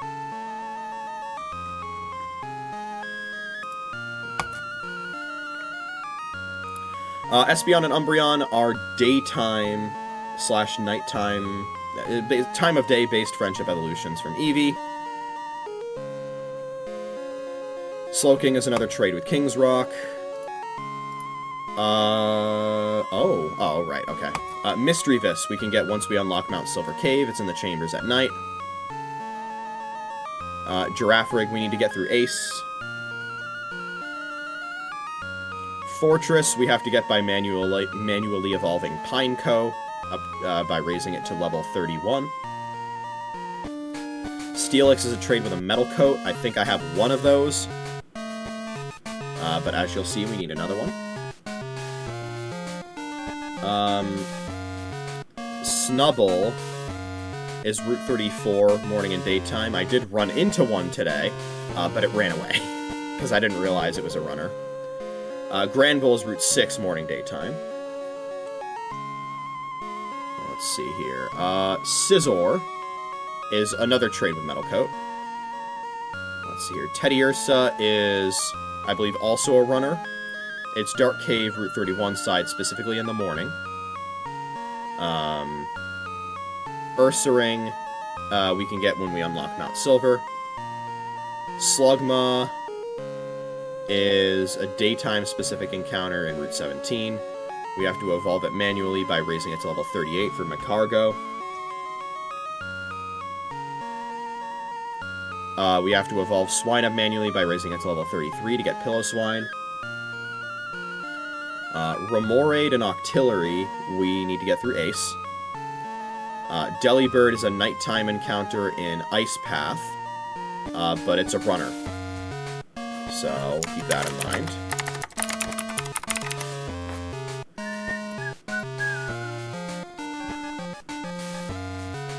Kingdra is a trade with Dragon Scale. I believe we do have the Dragon Scale now. I saw a funny tweet recently where it was a picture of, it was somebody holding up what looked like, like a big scale, and it was like glowing and stuff, and somebody quoted it saying, "Hey, give me that, I need to evolve my Seadra." Fanpea is Route 46 in the morning. That's a runner, though. I'm glad we got the Dawn Fan, if nothing else. Porygon 2 is a trade evolution with the upgrade, which we do have. Smeargle is Ruins of Alph, morning and daytime. We didn't have time to get that before it transitioned to nighttime. Hitmontop, we need attack and defense to be equal when it reaches level 20. in order to get that. That's probably the one I'm going to try and get first, because that's the hardest one. Smoochum we have to get through breeding. Magby we're going to have to get through breeding. Which is not the case for Elekid, because that's what the odd egg hatched into. Blissey is a friendship evolution from Chansey. Then Raikou and Entei are the roamers. God help me. Then Larvitar and Pupitar we're going to get once we unlock Mount Silver. And yes, we did try and get... we did try and get Lugia. It didn't go well. But, you know, that's what happens when you go in with a subpar plan. Sometimes that's just what happens. So there's a handful of Pokemon that we can get right now. It looks like there's up to 17, although it's not realistic to get them all because, you know, massive time sink, and I don't have all the time in the world, but we can certainly get some of them. But before we do...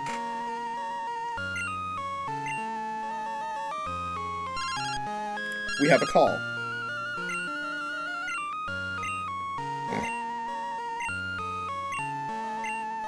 We just failed to beat Hoot Hoot by a tiny margin. Oh man.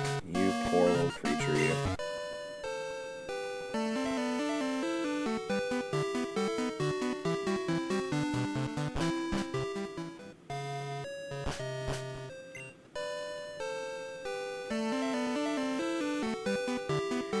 Before we go after any Pokemon catching, I would like to check on the level of my Mean Looker. I believe I said once it reaches level 31, I would be comfortable taking it out and using it to catch some stuff. By level, it's grown by 2. I don't think that's enough.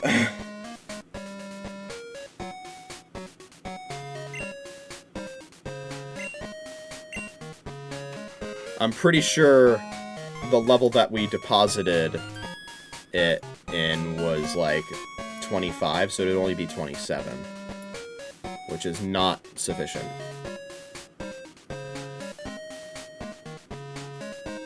Yeah, okay. That's exactly right. So it is level 27, it needs to gain another 4 levels before I would be interested in withdrawing it from the daycare.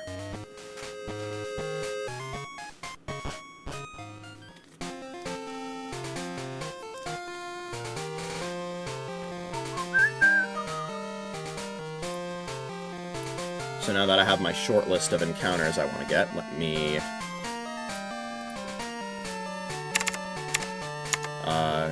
continue writing down a few notes on them. We'll divide them into Kanto and Johto encounters, so we optimize things a little further. I think most of them are probably going to be Kanto.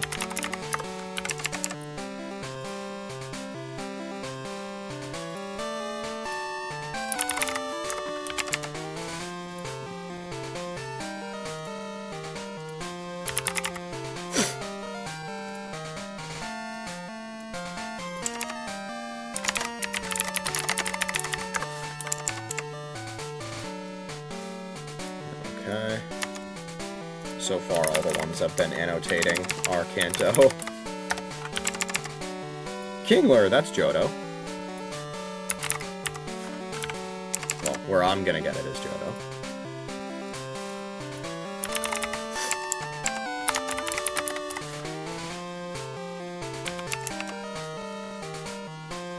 Chansey.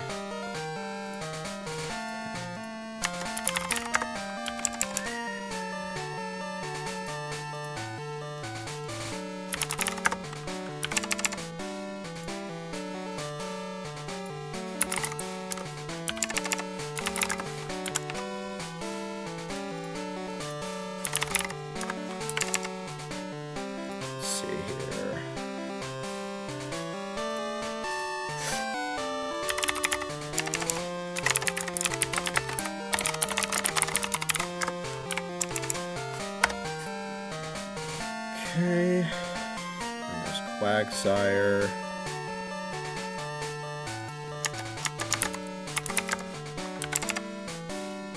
And Delibird.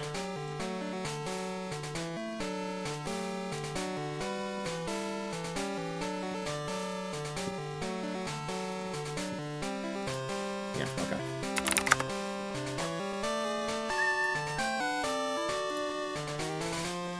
Look at the runner list again.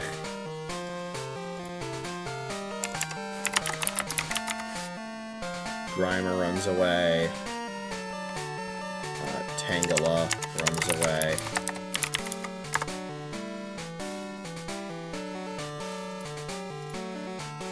Quagsire runs away. And Delibird runs away.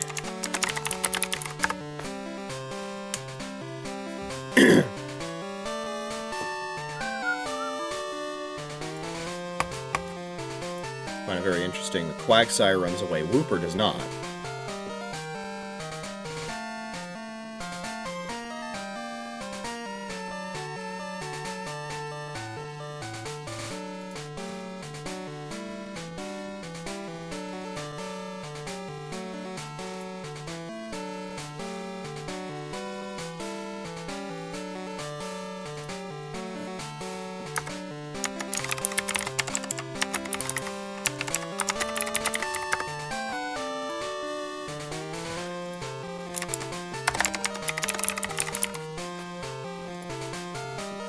Yeah, that there's a problem with most of the Pokemon that I haven't caught yet. Kadabra teleports. Magneton requires Dugtrio, which is fine. Grimer runs away. Voltorb blows up. Weezing blows up. Tangela runs away. Aerodactyl requires a second Chansey. Quagsire runs away. Delibird runs away.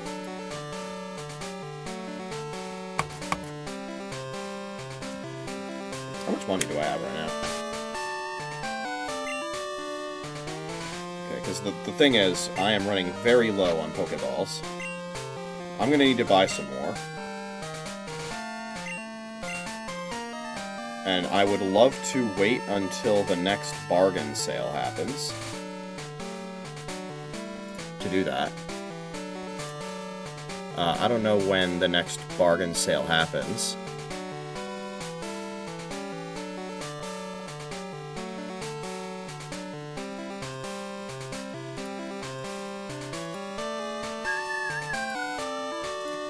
See here.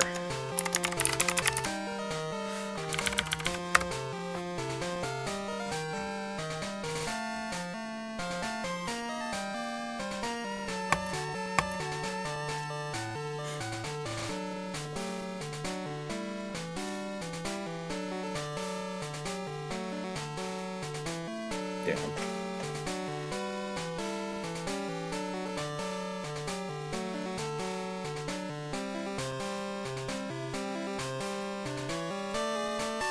Yeah, it's Camper Todd specifically that would tell me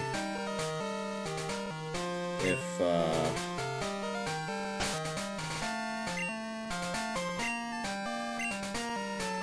the bargain is happening. Just go talk to that person.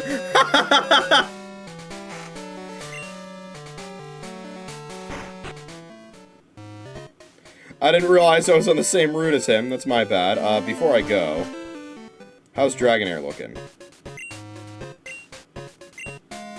2, okay.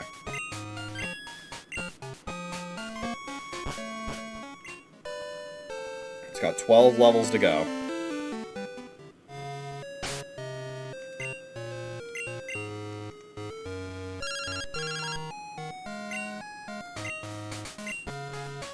When's the next one? That's what I called you for, is to find out when the next one is. Is there anything in my bag that I can sell?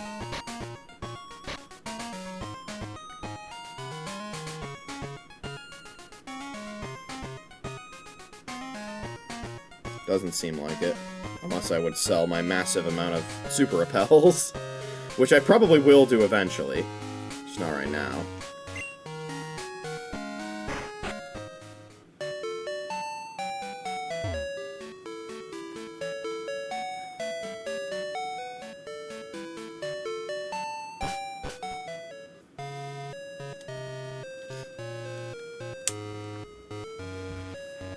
just want to check the learn sets of Grimer and Muck, since I think those Pokemon are also capable of blowing up, potentially.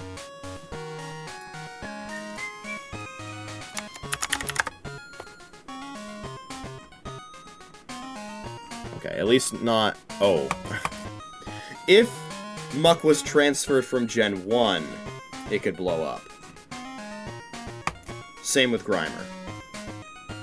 But naturally in Gen 2 it does not learn it. So we're fine.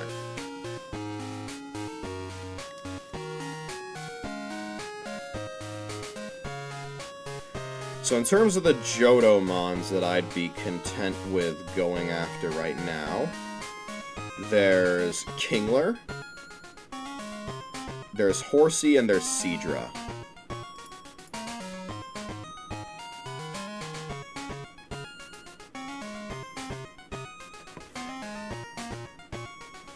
All of which are encounters in the Whirl Islands. Which we were just at earlier, so we might as well go back, right?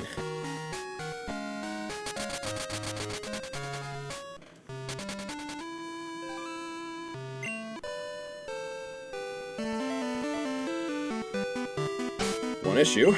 We need a Whirlwind user and a Flash user on our team to do that. Time to handle that.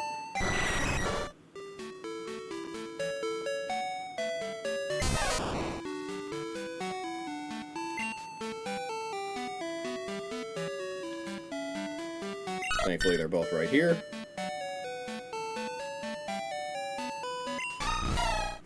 Alright.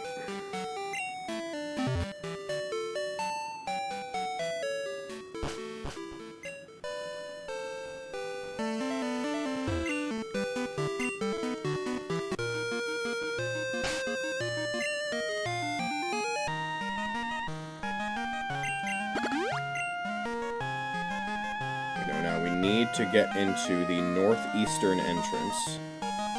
No other entrance will do.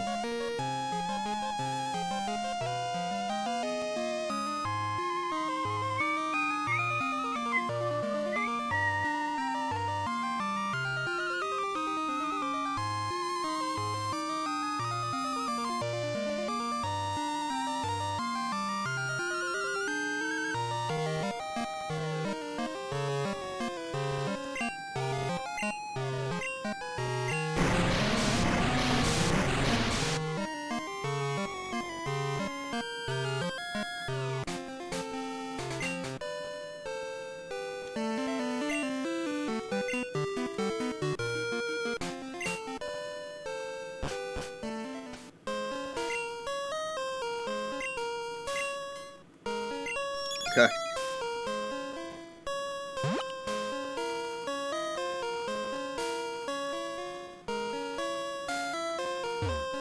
I'm pretty sure it's this way that we want to go. Yeah, okay. This is the only way to get to B2F, which is how we can get Horsey and Seadra.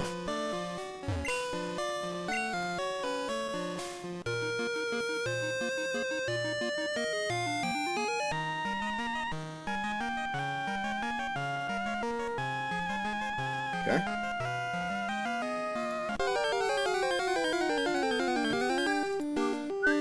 There's Horsey.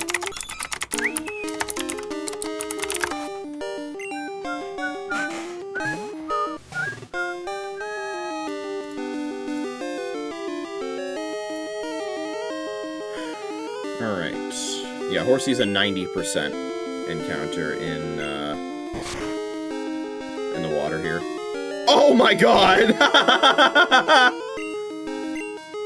I'm actually the GOAT. I forgot to turn battle animations back on. That's okay.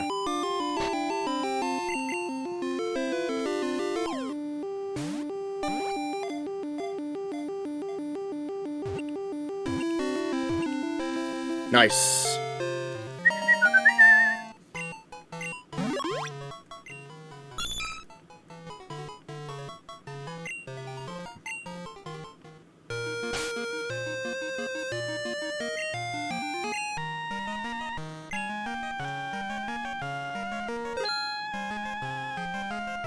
Okay, and now we go into the inner cave, where Seadra is a potential wild encounter.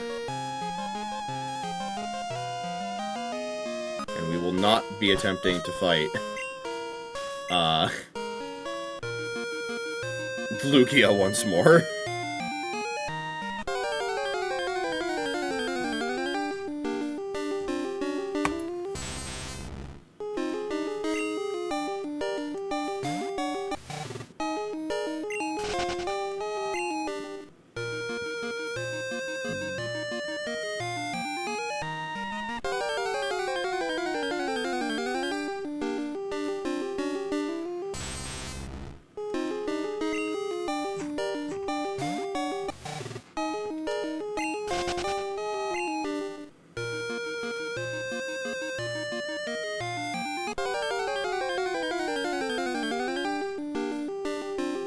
We've now hit the 30% Tentacruel 3 times in a row.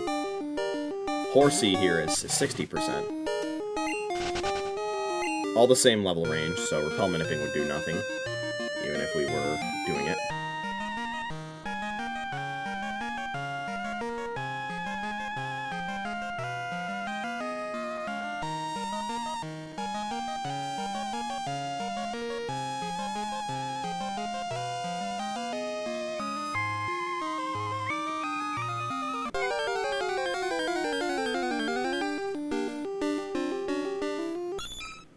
Horsey.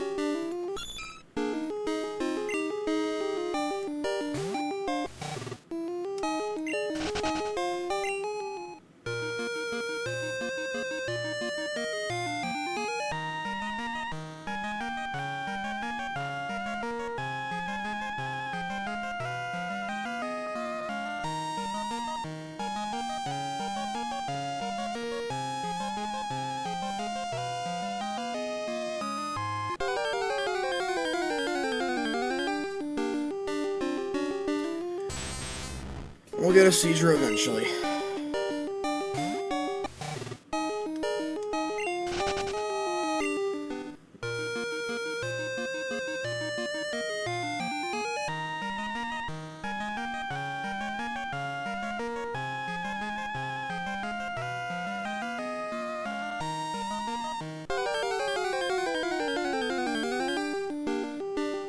There it is.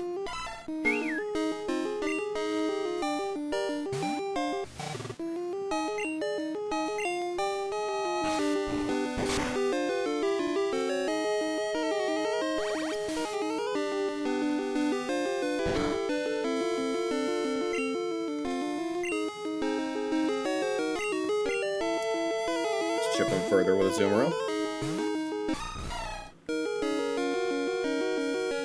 That's nice. Bubble Beam, don't crit.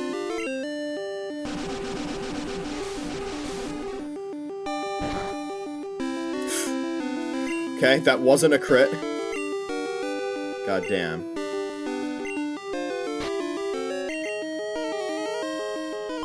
Really cutting it close with these.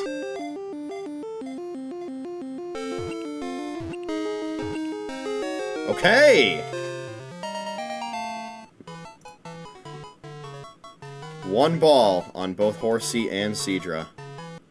Seadra is 75 for its catch rate, by the way, so that's quite good. That it was a one-baller.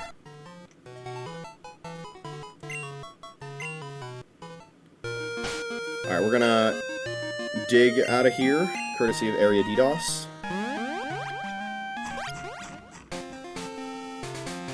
The place where we want to fish for Kingler is on the other side of Whirl Islands. The point where I think it would actually be faster to simply fly to Cianwood City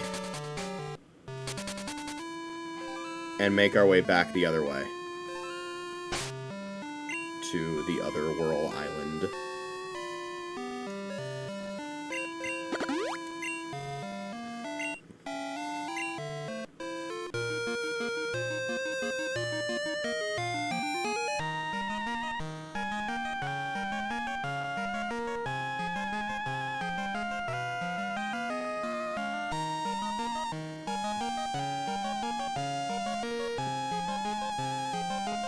We went the roundabout way again.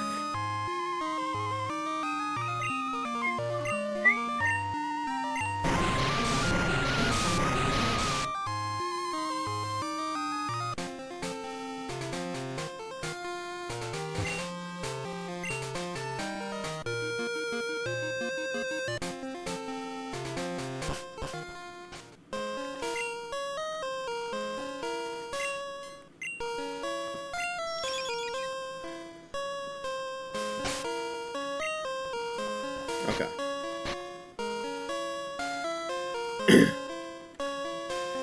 We now super rod it up to get this Kingler.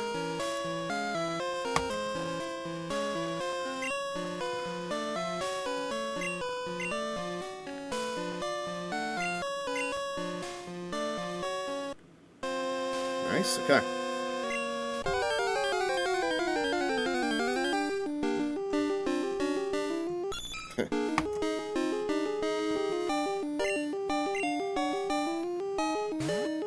Horsey's at 30% from this super rod.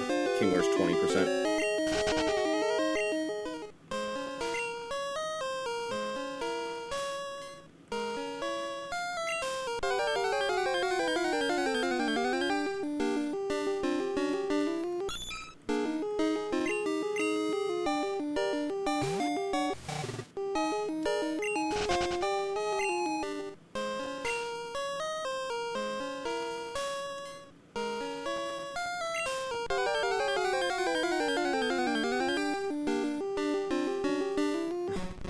Hello, Krabby.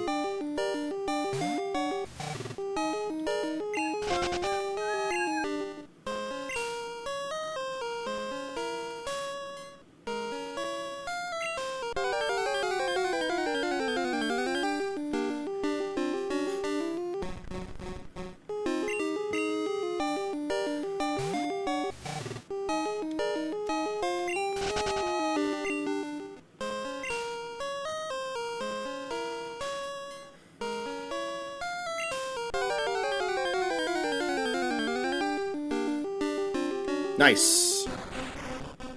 There's Kingler.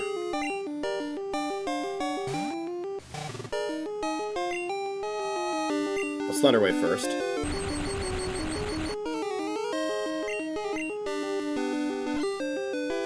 Alright.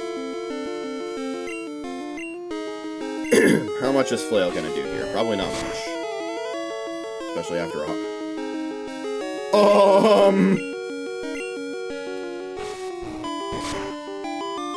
Okay, we're not bringing in, any Pokemon level 40 or under.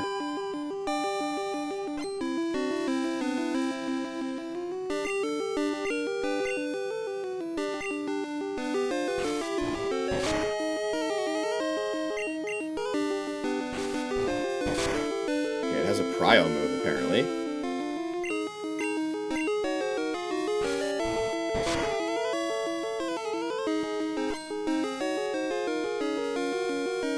Remember, Flail cannot crit in this gen.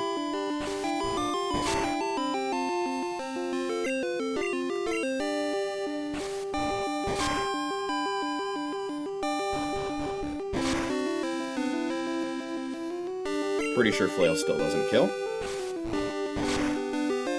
Nice. I think that is enough. I don't think the next one is safe to use.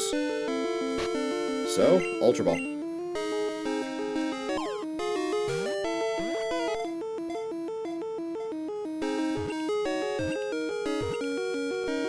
Let's go!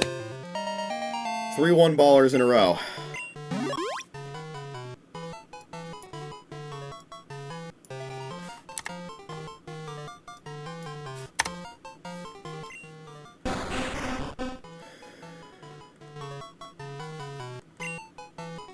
Alright. There's nothing else really in Johto that I would want to get.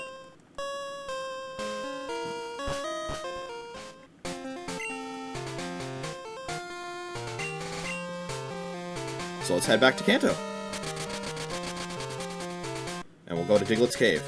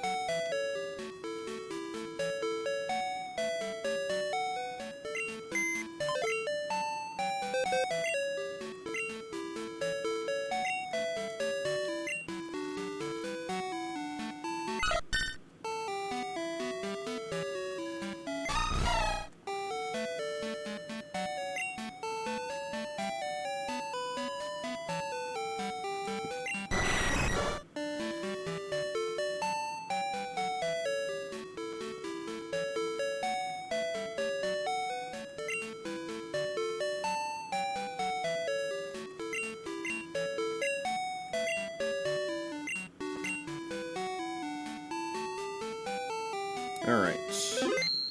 Trying to remember what's in here.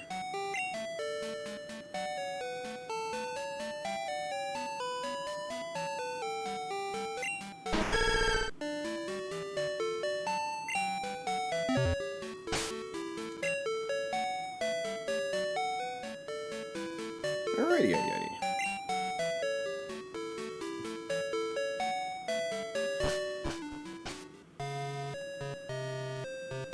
Huh. I'm glad that select button didn't register, because I need to select this. There we go.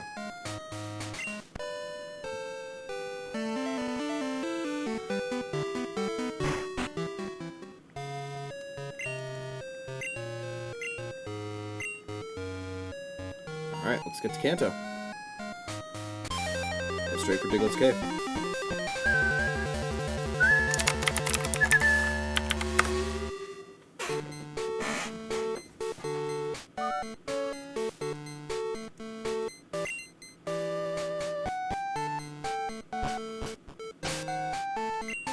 We will fly to Vermilion City.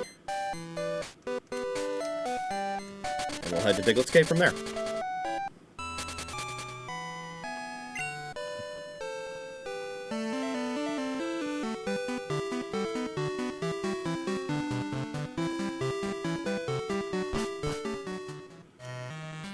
Oh, okay. Works for me. Okay, so Diglett's Cave. It is nighttime.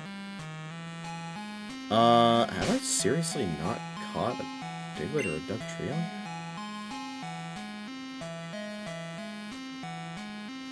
That's crazy. Okay. I could have sworn I looked through the levels here pretty extensively for some reason. The important part here is they cannot run. Nor do they have the capabilities that they do in later gens to prevent you from running. Diglett is 90%, Dugtrio's 10%.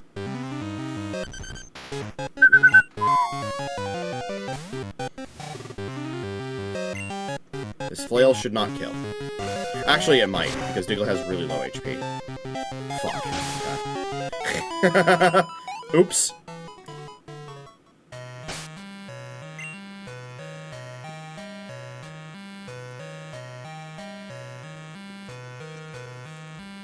What catch rates are we looking at here, by the way? 255 for Diglett. 50 for Dugtrio. Okay. Dugtrio will be at a substantially higher level, by the way.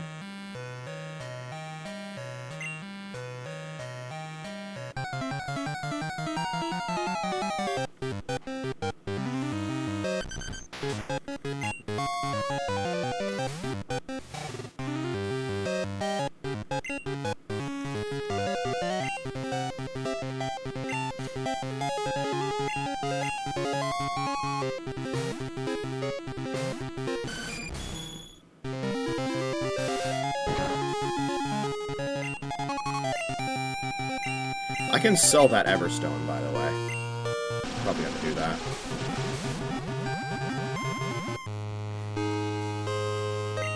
For me, it serves zero purpose.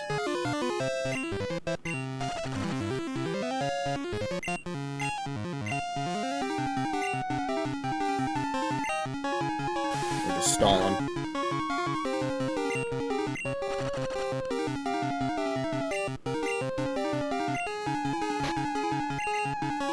Start throwing.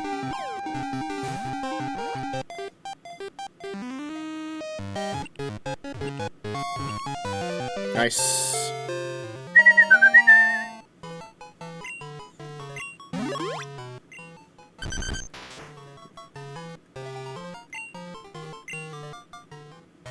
I think I forgot to change boxes again. It's okay.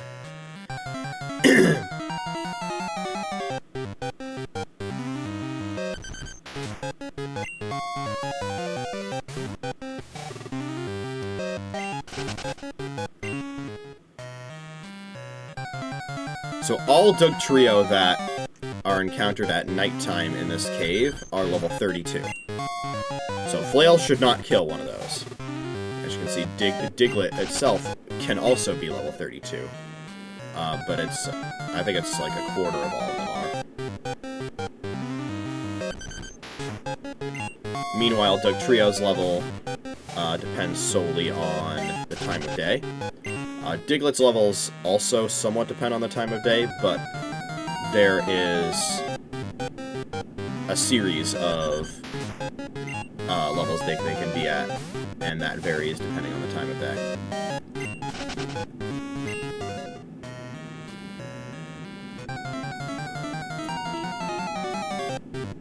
Rather than it just being one.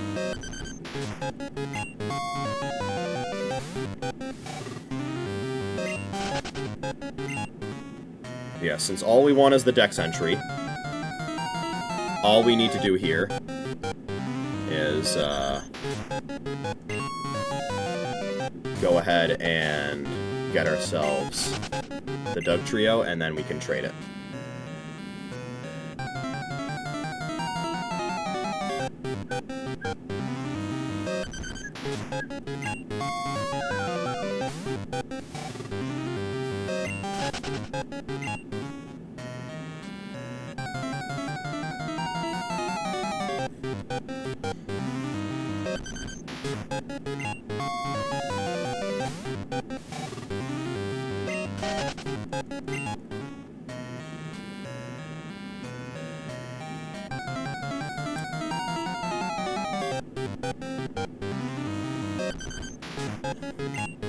This Doug Trio is taking an awfully long amount of time to show up.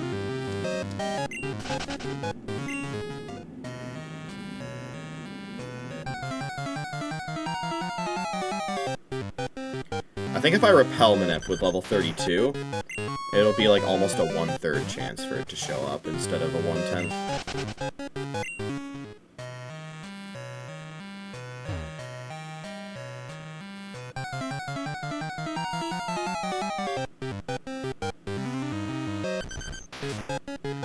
In fact, looking at the range of Mons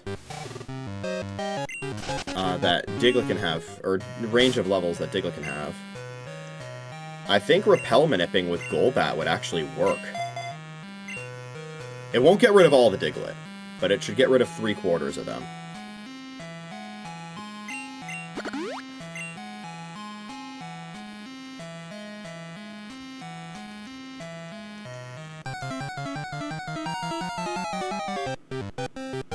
It's too free.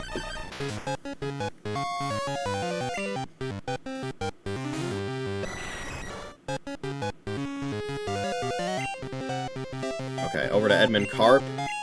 Please do not kill this thing.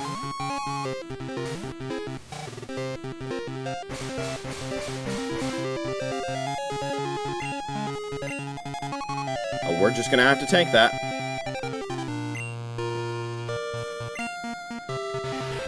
I don't think it'll do much. Yeah. Now we flail.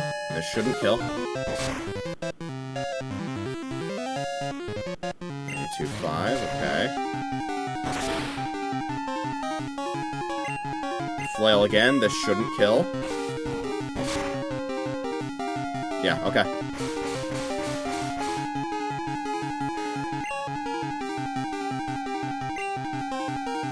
I don't think we can safely chip it any further.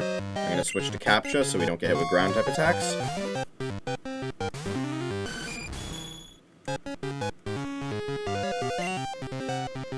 And I guess we'll start throwing balls. This is probably not gonna be a one-ball deal. Couldn't get it in the red. And it's got a low catch rate compared to the others. Yeah, okay.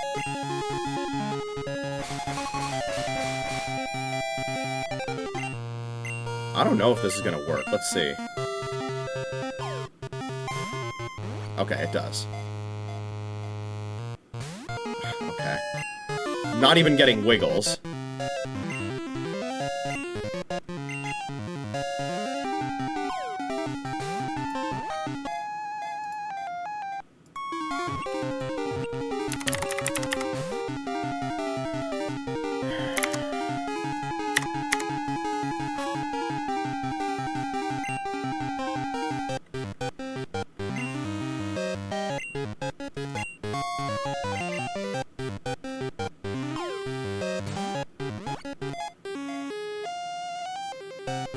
Oh my god, bruh!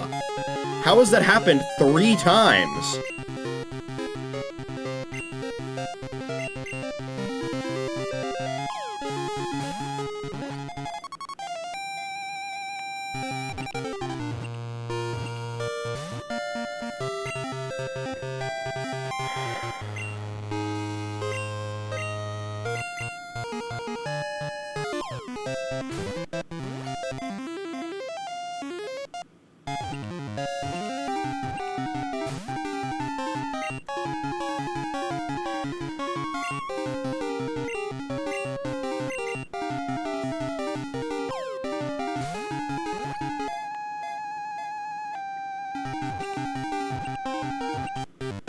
Oh my god!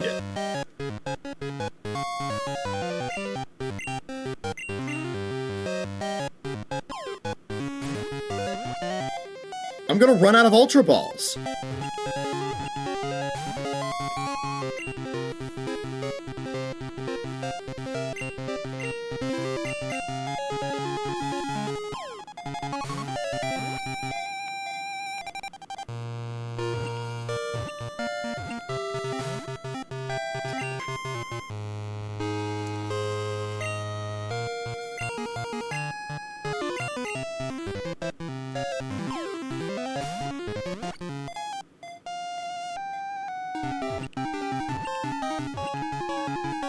About fucking time. I think I hit the 95% threshold there, by the way. That was a ridiculous amount of Pokeballs that took. Unbelievable.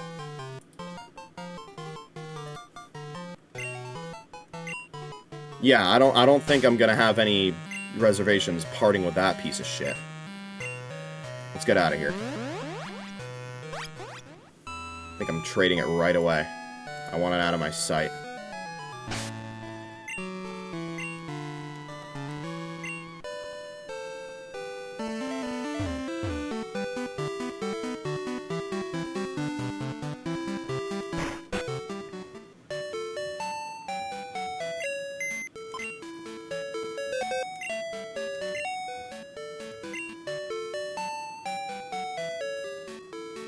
Okay, let's see here.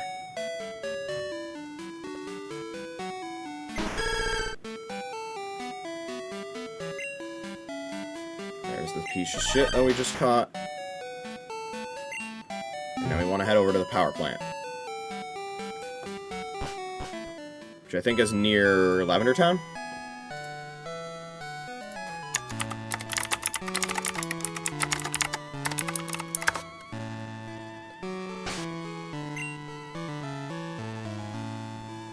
Yeah, okay.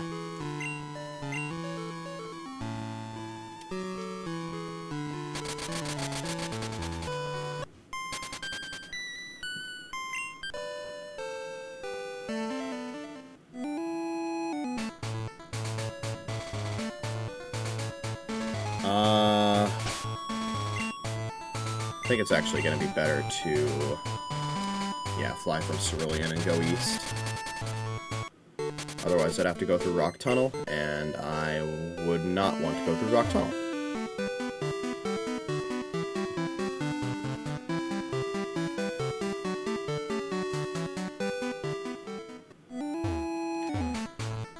Oh my god.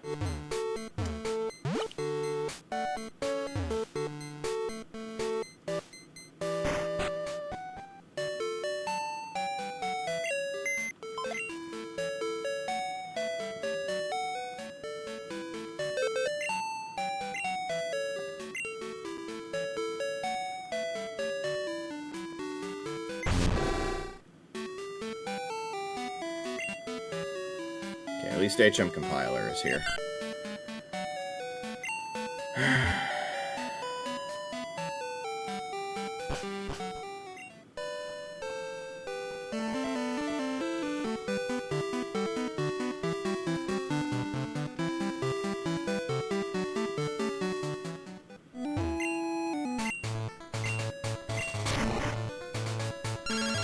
Okay.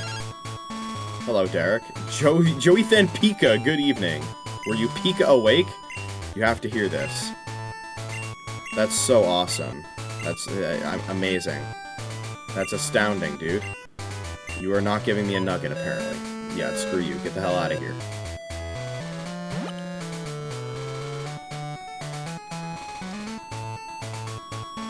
A fellow Pika fan is hurting here. Would you spare some cash?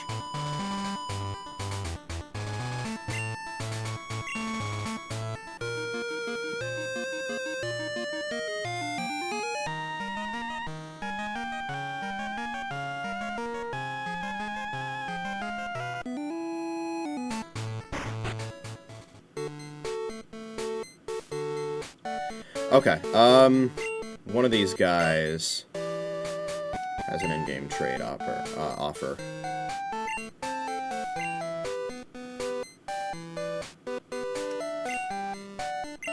Yes, I do. Yes. Let's do this thing. Connect the game link cable.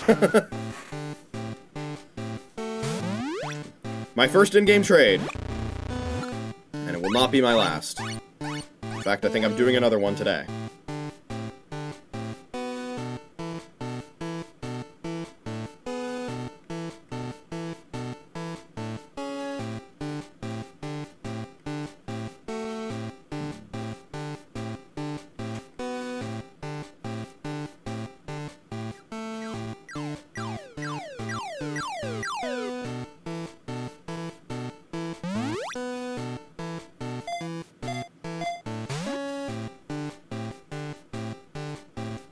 Very nice.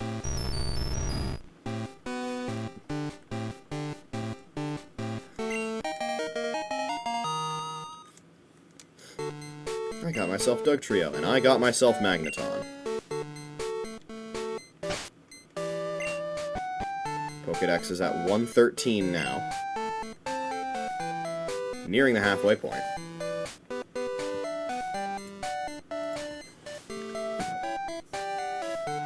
Let's see here. Any other in-game trades that we can do? There was Xatu, wasn't there? Yes, in Pewter City. The Haunter that's not currently in the daycare, aka the one on my PC, is one that we should be able to trade for Xatu.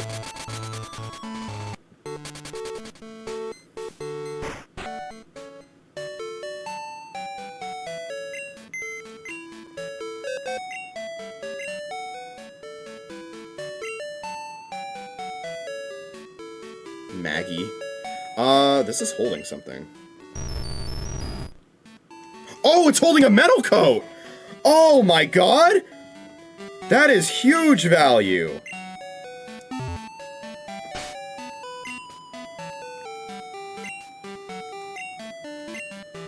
Item storage space full. Oh shit, okay. Well, you know what? I probably have some stuff I can sell, so let's do that.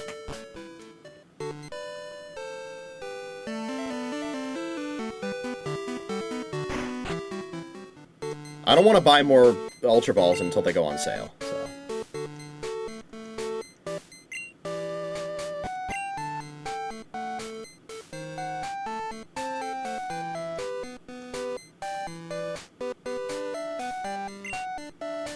It's only 100? I mean, I'm still gonna sell that because it's not like I'm gonna use it for anything else, but that's a little rough. Should be able to take the metal coat now.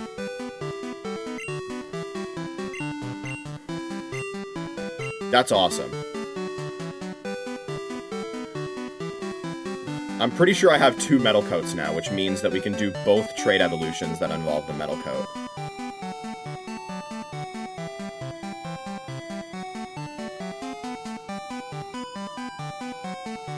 Where the fuck is the Pokémon Center?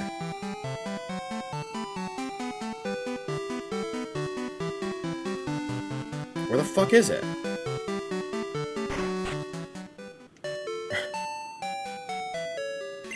Thank God they made the Pokemon, the Poké Centers, like, really easily recognizable starting in Gen 3.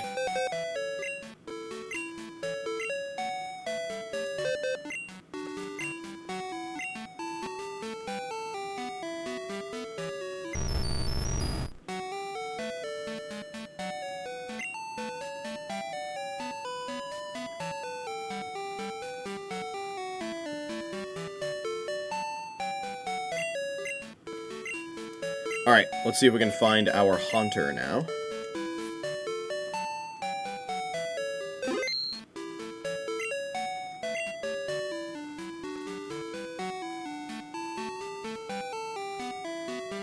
It's not there.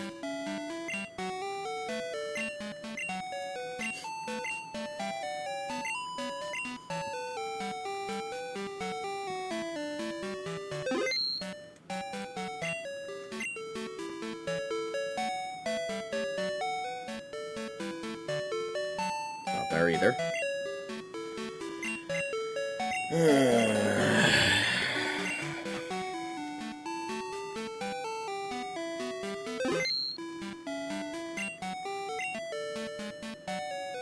Ah, here it is.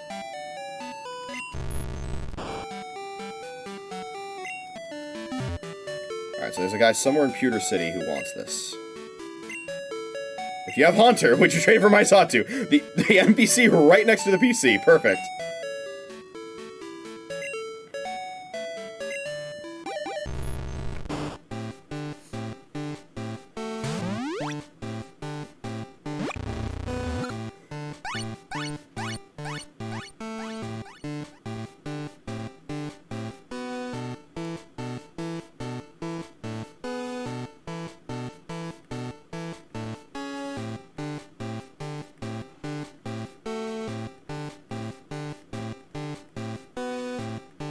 Alright, and now we have Xatu.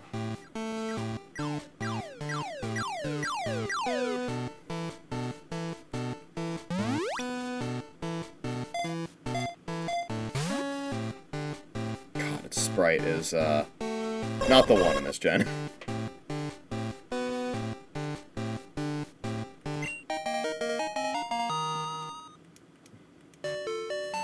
Oh, what happened? Trading is so odd. I still have a lot to learn about it. I assume he's saying that because when I traded him the Haunter... Item storage space full. Go fuck yourself. It would have evolved into Gengar for him. Mystery Berry, okay. I forget what that does. Is that the Citrus Berry, or is that... Let me see. Oh, it's the Lappa Berry, okay.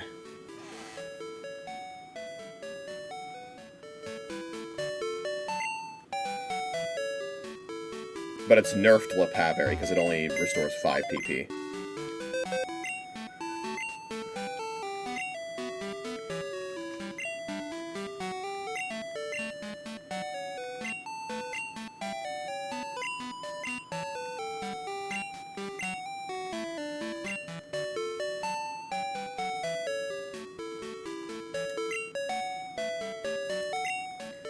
Let's take a look at the items that we have in here as well. Just take inventory, you know. 9 rare candies. That's good to know. 2 nuggets. 2 moonstones.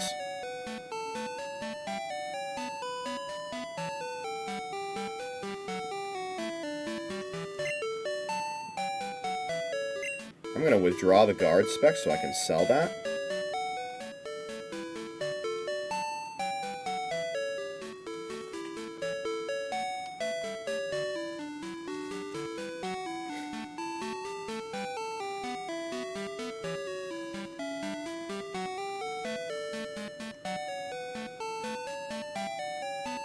We do indeed have 2 metal coats.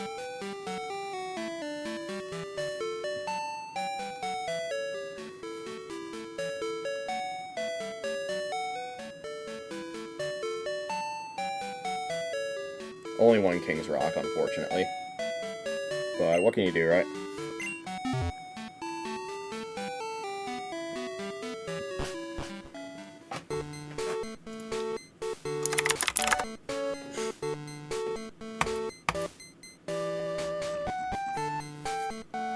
So it's at this point we should consider getting some of the other evolutionary items and how they're obtained.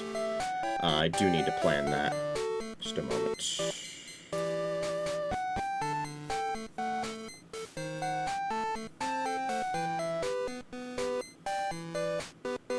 Okay.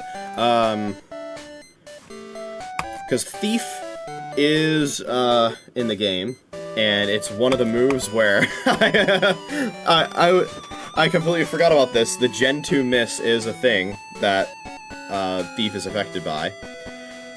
There's a 1 in 256 chance that Thief will not actually steal the held item of the target.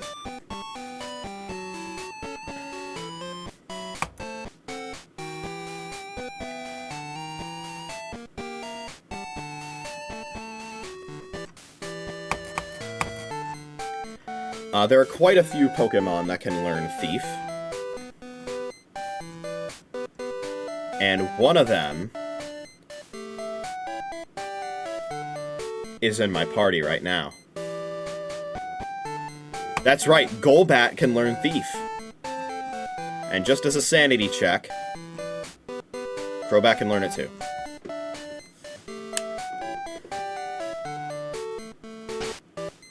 Now, I'm pretty sure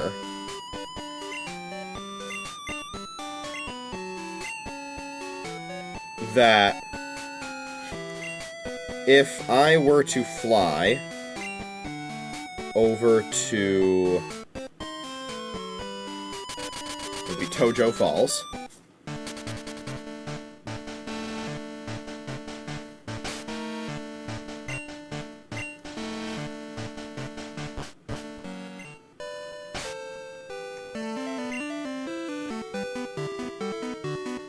And try to evolve my Golbat right now, it wouldn't work.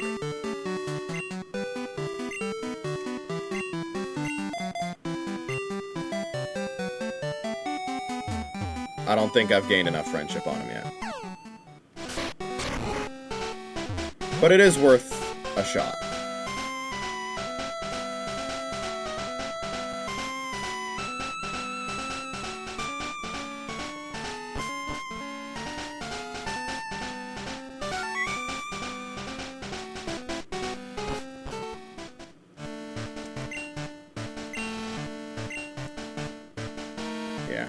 That path opens up once we have 16 badges.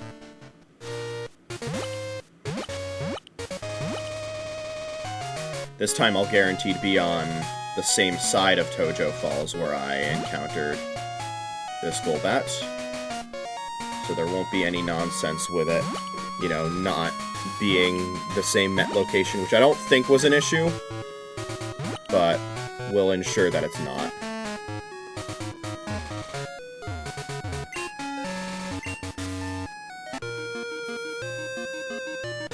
Okay. So I'm gonna save here. Hold on, before I do. Swap these. Alright. Now we're gonna save.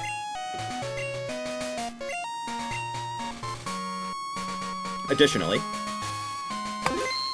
so using a TM when it's at 200 friendship or higher, or having it learn a TM where when it's at 200 friendship or higher, won't actually increase friendship. That's only if it's under 200. So that doesn't matter.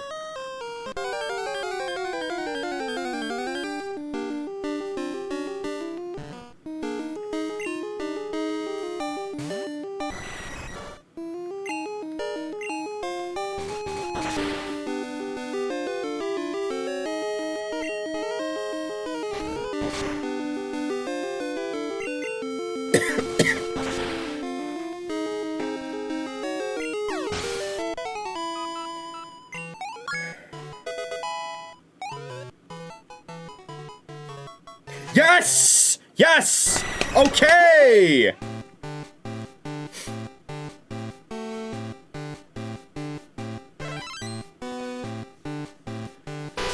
Let's go. First friendship evolution of the Dex. Finally. I honestly, I didn't think it was gonna happen today. But we got it done. Alright. Well, in any case, I still would say Crobat is most likely our best candidate for a Thiefer. It's fast, and it fulfills that support role, I say, pretty well. If you're wondering, Ghastly, Haunter, and Gengar can also learn Thief. But I want to keep that move slot on them that's not Hypnosis, Mean Look, or Nightshade to be a little more flexible. Because, you know, once I give a Pokemon Thief, I am not going to overwrite that with anything. So I want more flexibility with Haunter and Gengar, and yeah. Curse, Mean Look, and Nightshade are not going anywhere on Haunter's moveset. Spyware's moveset, I should specify. And then the fourth move can be whatever we want it to be. It's not as important, I would say. Like I said, yes, it can be Thief, but I don't think that's the right choice.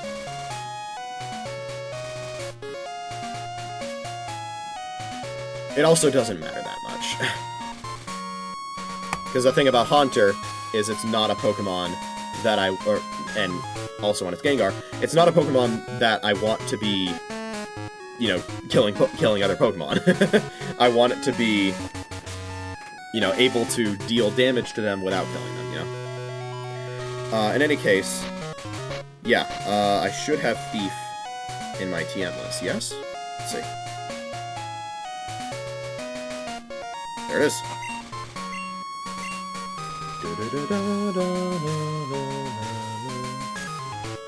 Unless, of course, we wanted to give Thief to a Pokemon that will evolve via friendship. Thing is, I don't think any other friendship-related Pokemon can learn it. In Gen 2.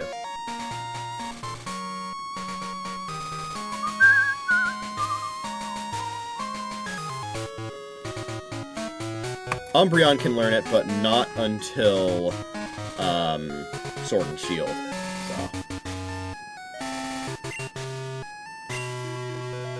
Yeah, it's going on Crobat.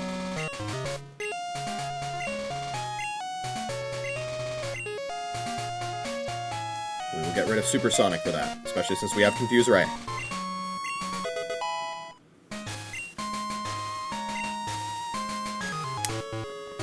Okay!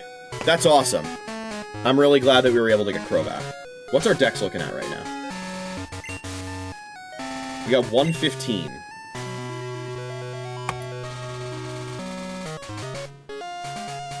Alright, so... let's once again take inventory.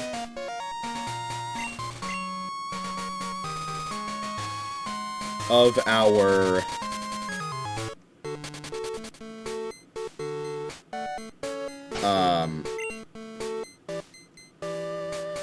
Let's once again take inventory of our evolution-related items. Do I have any in my bag right now?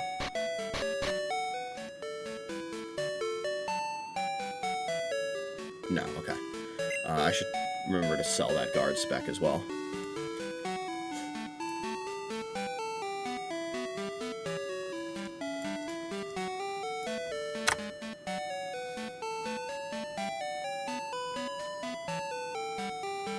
Okay, nice.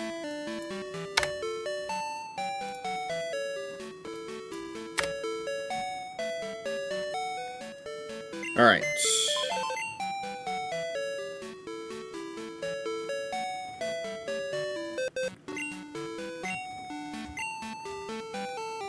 Let's see, we still only have one leaf stone.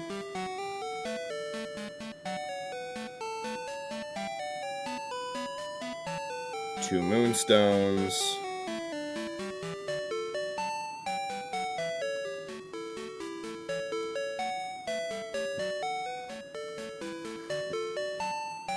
One thunderstone. One dragon scale. Two metal coats.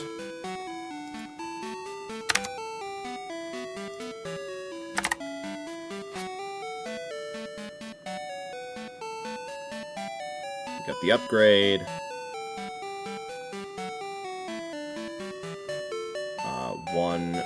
We have one water stone, we have one fire stone.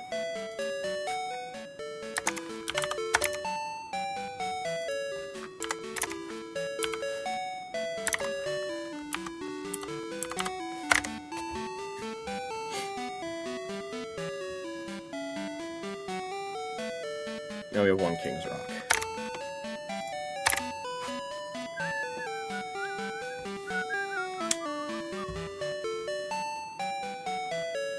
So we still need to get quite a few evolution-related items. We have now met the requirement for metal coats, which is very nice. First, let's look at leaf stones.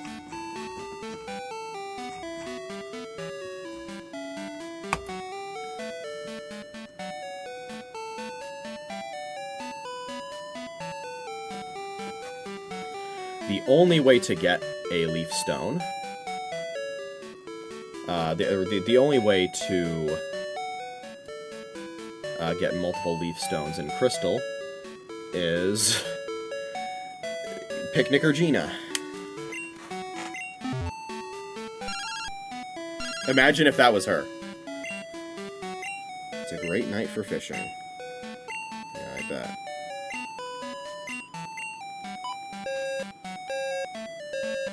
Do I even have Picnic or Gina on my phone list? I don't. Okay. We need to fix that.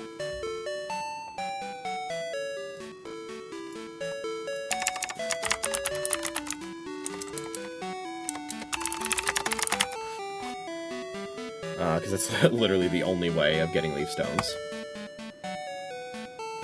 Moonstones. We need another 2.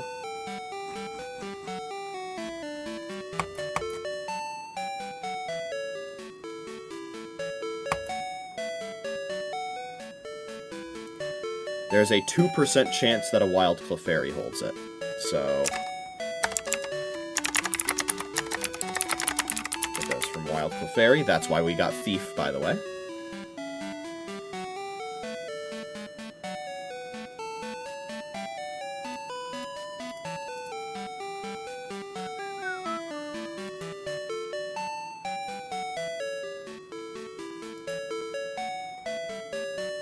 And it can also be found in Mount Moon Square, specifically on Monday nights.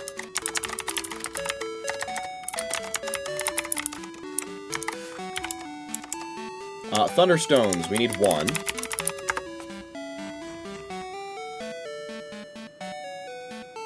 And Last Dana is who we need to hear from.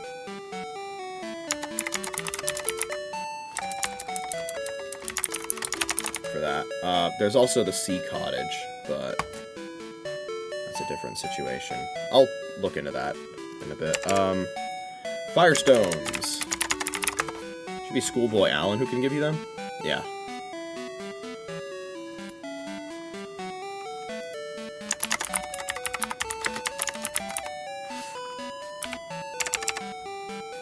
Waterstones. Fisher Tully.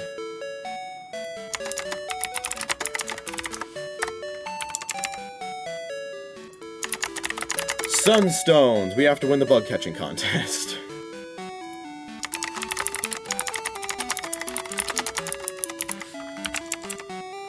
And then King's Rocks.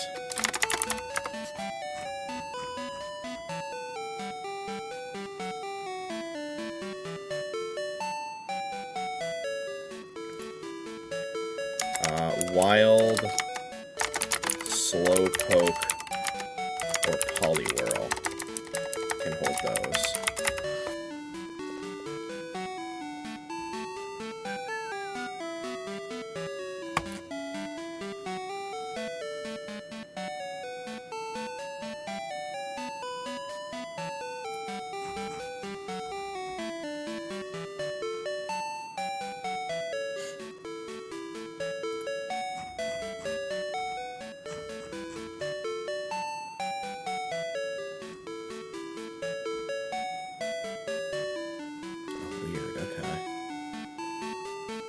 Well, there's a huge amount of items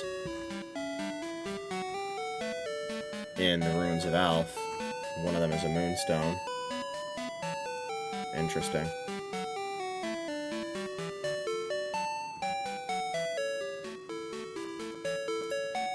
And then, yeah, regarding the Sea Cottage.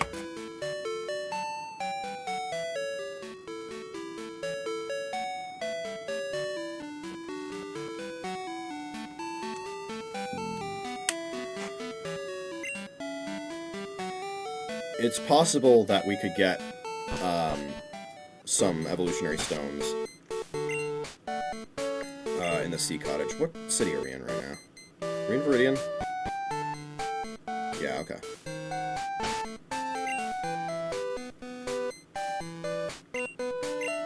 Let's fly to Cerulean.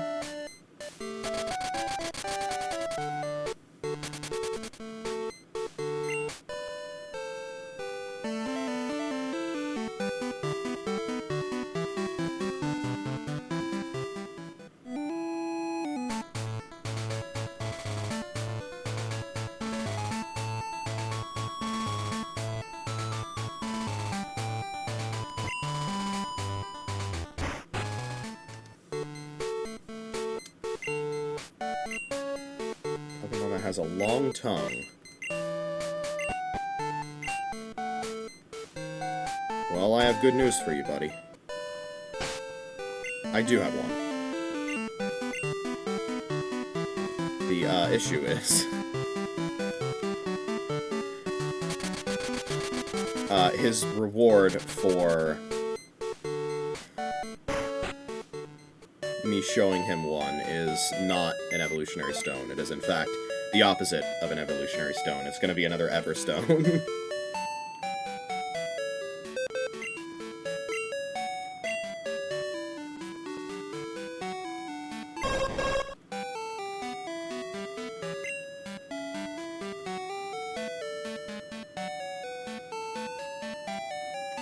Paul.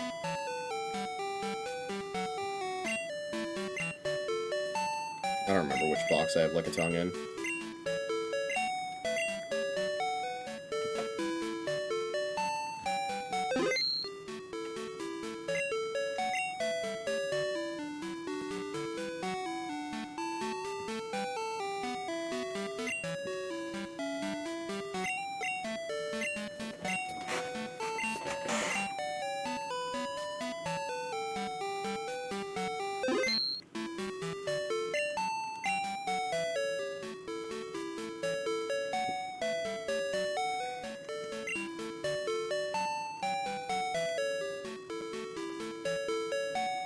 Did I already check box 3? I don't even know if I already checked box 3.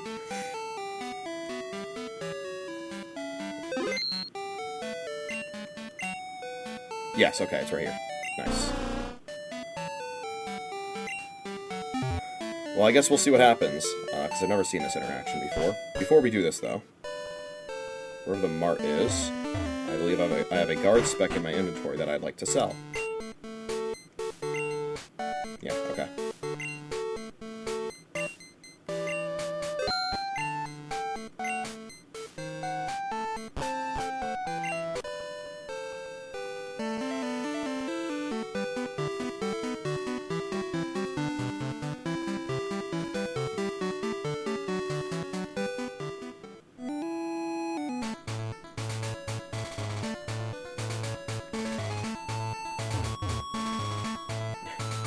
Can at least take solace in the idea that the next Pokemon game I'll be playing, money will not be an issue.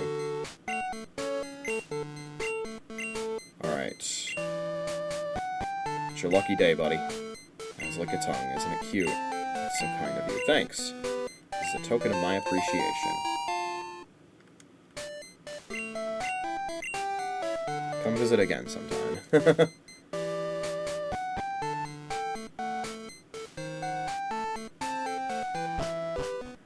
I would assume it's like a once-a-day thing?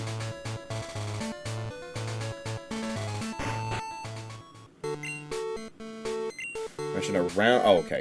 You exit and then you re-enter. And now he's asking about a round green Pokemon that has leaves growing on its head.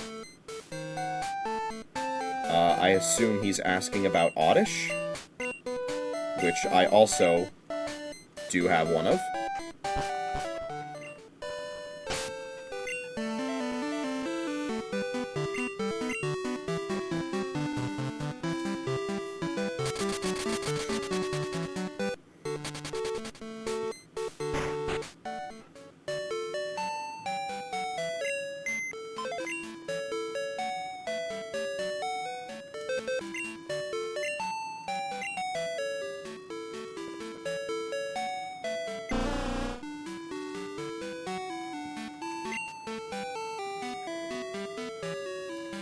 Don't know which box it's in, but I suspect it's one of the earlier boxes. It might be box 1.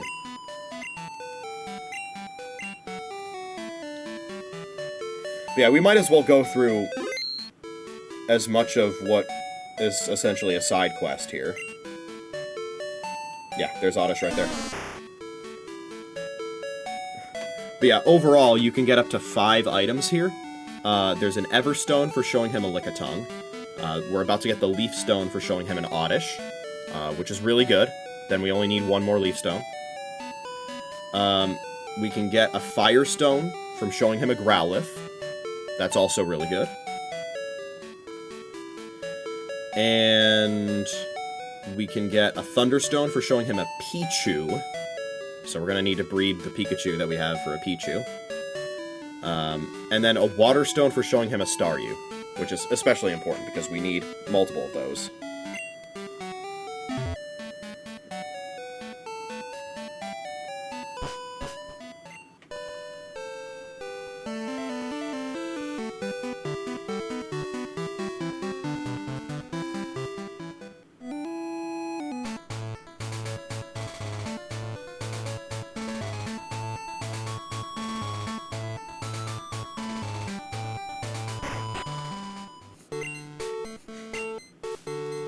Imagine it was random each time you entered this cottage, which one he wanted to see.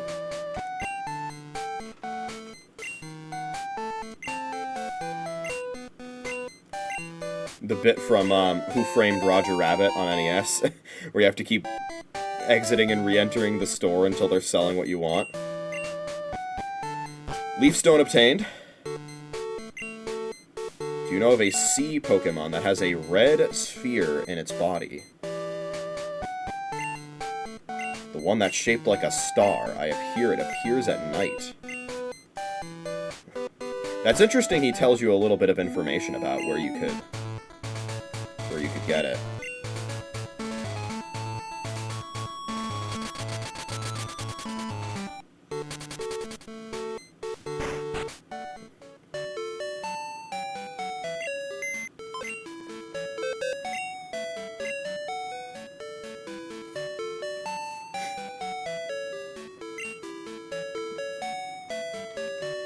Yeah, this is going to be a water stone.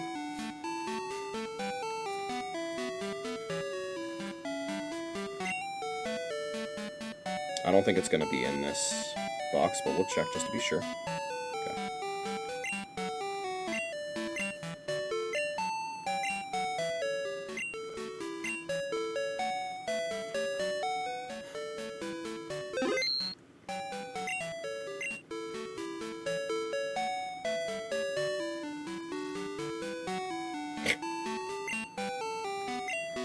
It's gonna crack me up every time I cycle through box 2, and at the end is just Paul. Hi, I'm Paul. There's Staryu.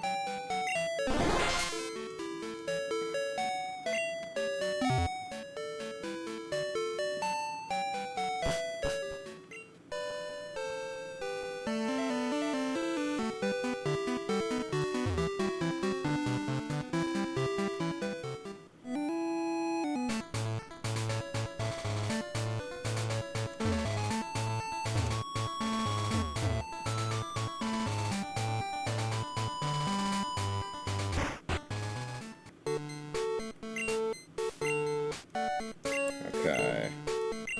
Let's get a Water Stone.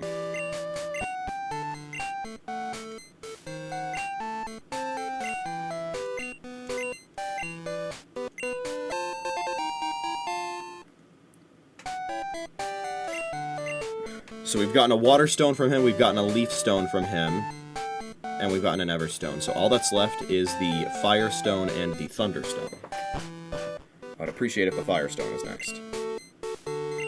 Is very loyal to its trainer. Yes! That's so lucky! I don't know if it's a random order, or if it's a fixed order.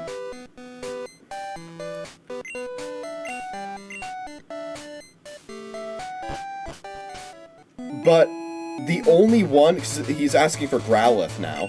The only one after Growlithe is Pichu, which is the only one of the bunch that I don't have. So the sequence that he has for his requests, he's asking for all the mons that I actually have first, before asking for the one that I don't. So I can actually get as many items as possible. That's awesome.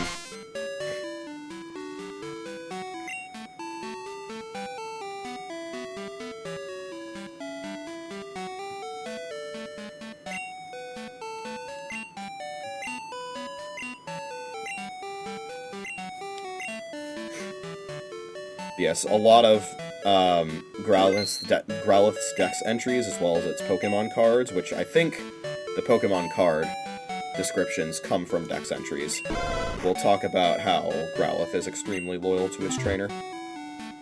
It's to the point where I think I literally called the Growlithe that I used in my first ever playthrough of Black 2 when I was a kid, I just nicknamed it Loyalty. Moran moment. Loyalty, loyalty, loyalty!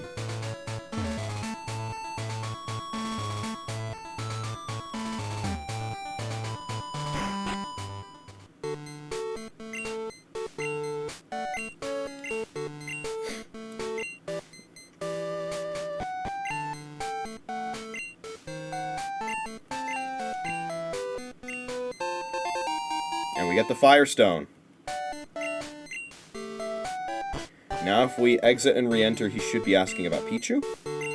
Hugely popular Pokemon. The Pokemon that has a yellow body and red cheeks. I'd love to see what it looks like before it evolves. Fantastic! Okay. And my bag didn't fill up that entire time. But yeah, so now we can add a Leaf Stone, a Water Stone, and a Fire Stone to our totals. We now only need one more Leaf Stone. We still need 2 more Water Stones. And technically, we only need... technically, we don't need any more Fire Stones. Because... Well, the thing is, there are 3 Pokemon that evolve through a Fire Stone. In this game. There's Growlithe into Arcanine. There's Eevee into Flareon. And then there's also Vulpix into Ninetales. But that's not available in Crystal. That's something that we would be transferring from Yellow. And the thing is, the more I think about it, the more I realize that that third Firestone is not going to be necessary at all, because we'd be transferring the Ninetales and then breeding for a Vulpix.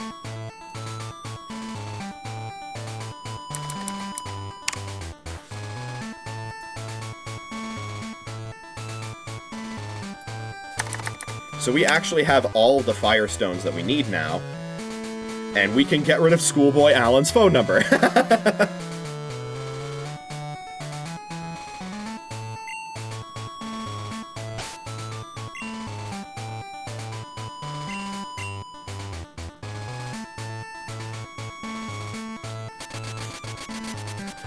Additionally, once we breed the Pikachu and get our hands on a Pichu, we can go back to Bill's grandfather, and he'll give us... we'll show him the Pichu, and he'll give us another Thunderstone. Then we'll have both Thunderstones, and then we won't need Last Dana's number. So, honestly, Last Dana, you're great. I love giving you tips, but I don't need your number, because I'm gonna have all of the Thunderstones that I need. Same with you, Schoolboy Alan. See ya, buddy.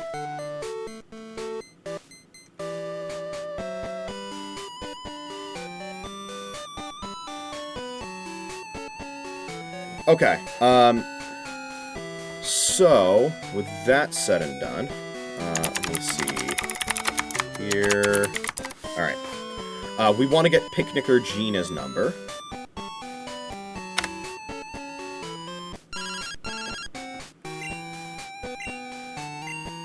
Nope, not yet. It's like fishing. You need patience.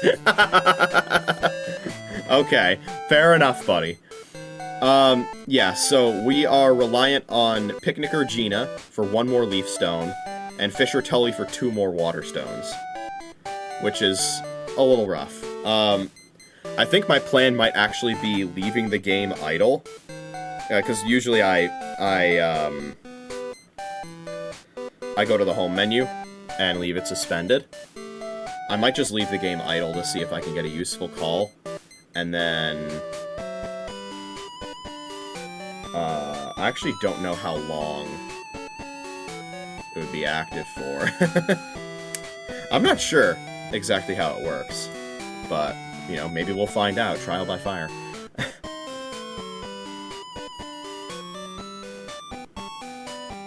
I don't know if it sets the flag until after the dialogue is done, and how long the flag is set for until it's cleared.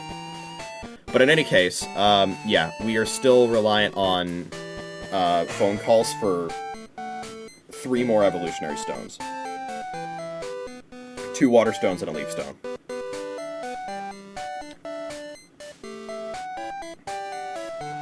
Because there are 3 Leaf Stone evolutions. There's Gloom into Vileplume, there's Weepin' Bell into Victory Bell, and there's Execute into Executor, and there's 4 Water Stone evolutions.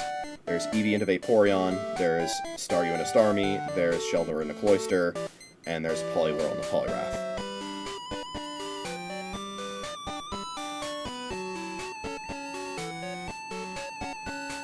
So now, looking at what we need to do next, let's go ahead and get Picnicker Gina's number right now.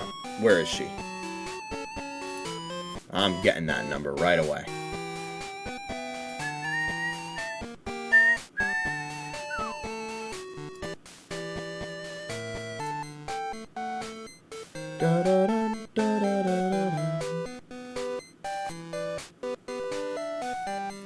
Do I still have a tab open related to the Pokegear? I don't know if I do. I don't think I do.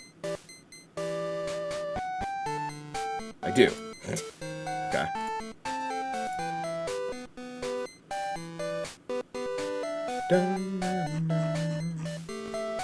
So, Picnicker Gina.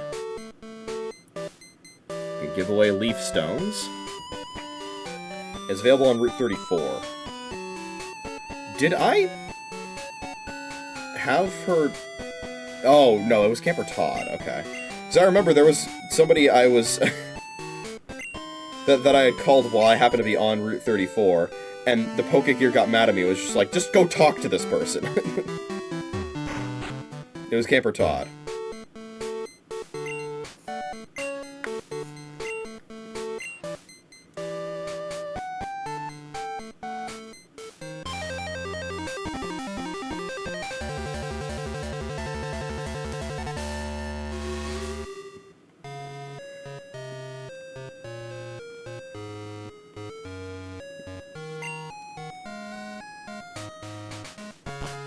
Should have bought more Ultra Balls when I had the chance, huh? Oh well.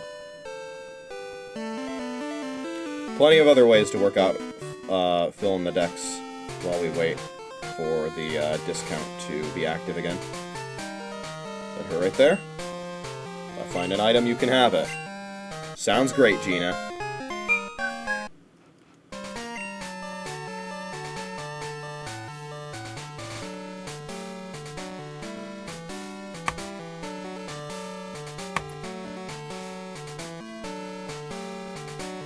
I don't know if there are any other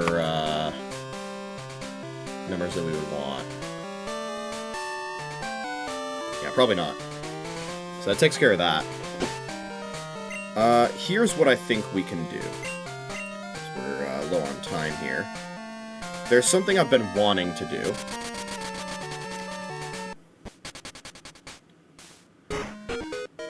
And I just want to check this. I want to make sure that none of the Pokemon that I have in any of my boxes are holding items that I don't know about. So we're going to check each of these boxes to make sure there aren't any items that I don't know about that they're holding. As a control group, if you will, we'll check box 14 first, where I'm pretty sure I do have Pokemon and they're holding items that I do know about. And you can see the little icon there.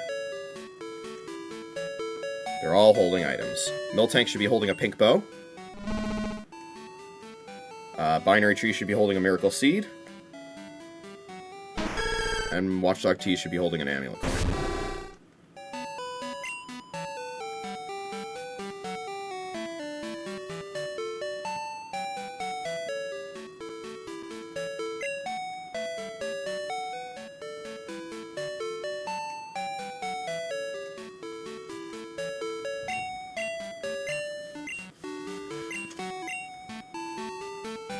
So I'm going to go through all 5 of my boxes and then make absolutely sure that there are no items that I don't know about.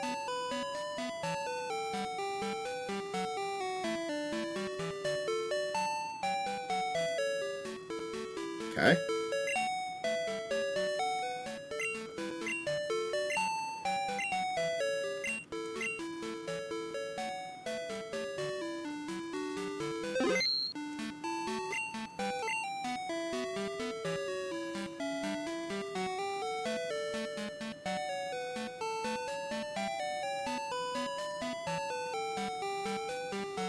This is the box I checked from before. Okay, yeah.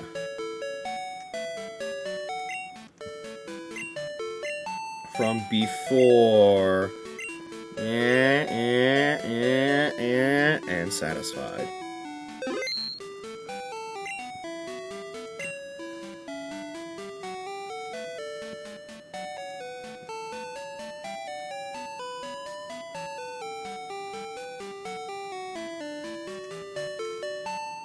Okay. Got box 2.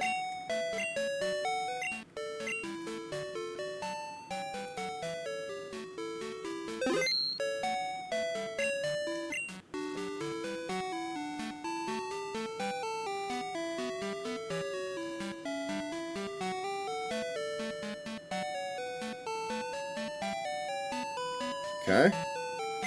And we'll check box 1.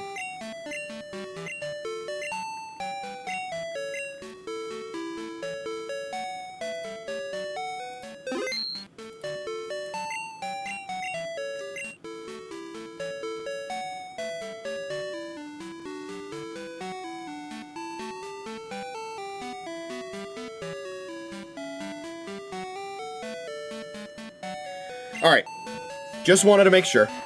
There are no Pokemon in my PC boxes holding items I don't know about. I am satisfied with that. And with that, I would say there's one more thing that I just want to check.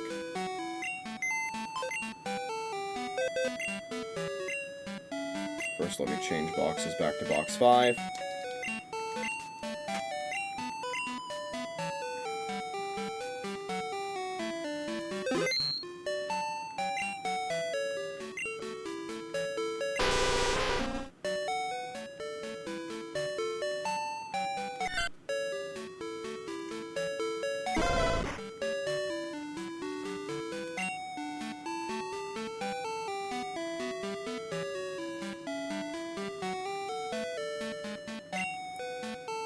I want to get some of my team members back in.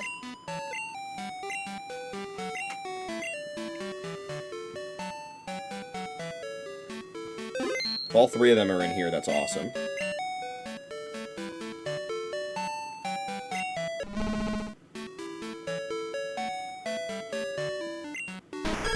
I think they are. Nice. Okay.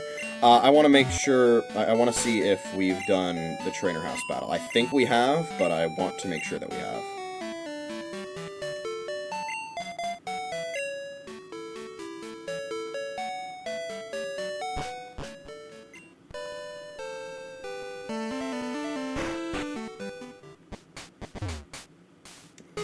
This is not...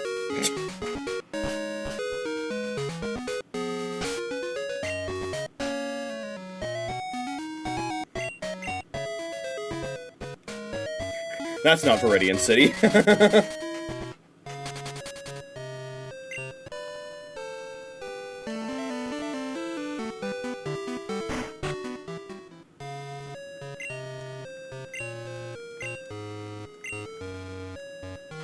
Okay. So the thief hunts that we would be doing would be specifically to get to get Moonstones off of Wild Clefairy, and to get a King's Rock off of a Wild Slowpoke or Poliwhirl. We'd probably go with Slowpoke on that one, because that has a really high percentage in the Slowpoke well. Okay. Assuming it's not location specific for where they would hold items. So I don't think it is.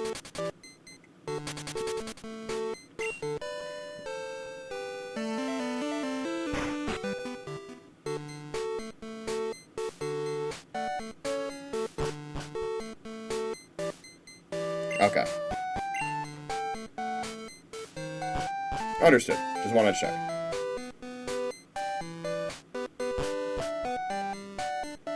Alright, well, with that, I think that's going to be it for me. We're looking at a Pokedex of 115 now. Pretty nice.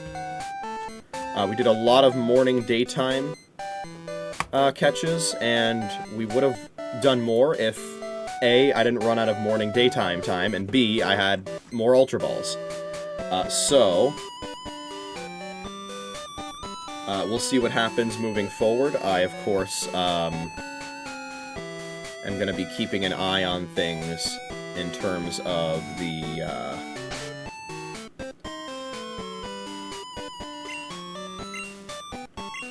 calls.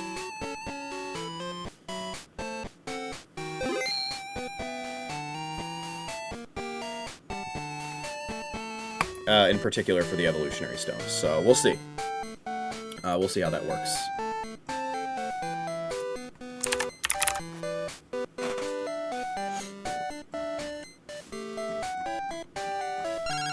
Oh, hello. Sweet. Amazing. I'm so glad I keep you on my phone list, man. So I'm so glad you can say this stuff to me.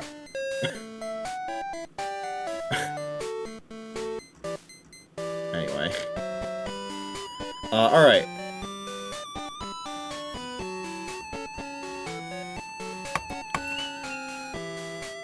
In any case, yes. So, I'll be looking into some more stuff in the future, but for now, that will be it for me.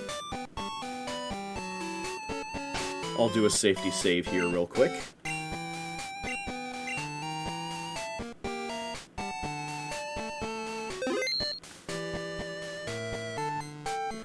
And we will take a look at the Smack Row before we sign off. I will be live tonight with Geometry Dash. We are going to be playing a daily level, then we're going to be playing the first 3 levels in the Death Gauntlet, and then I'm going to be playing old levels. Well,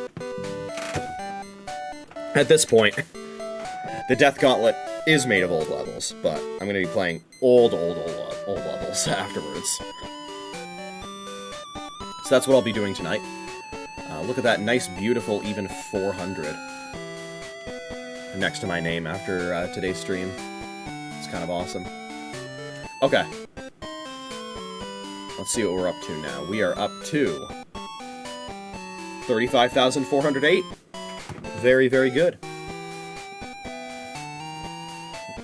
I'm curious now, the battles won, battles lost.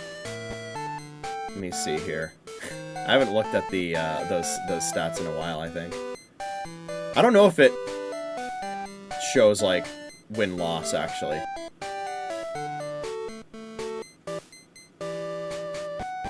I also like how it still says my favorite character is Yoshi.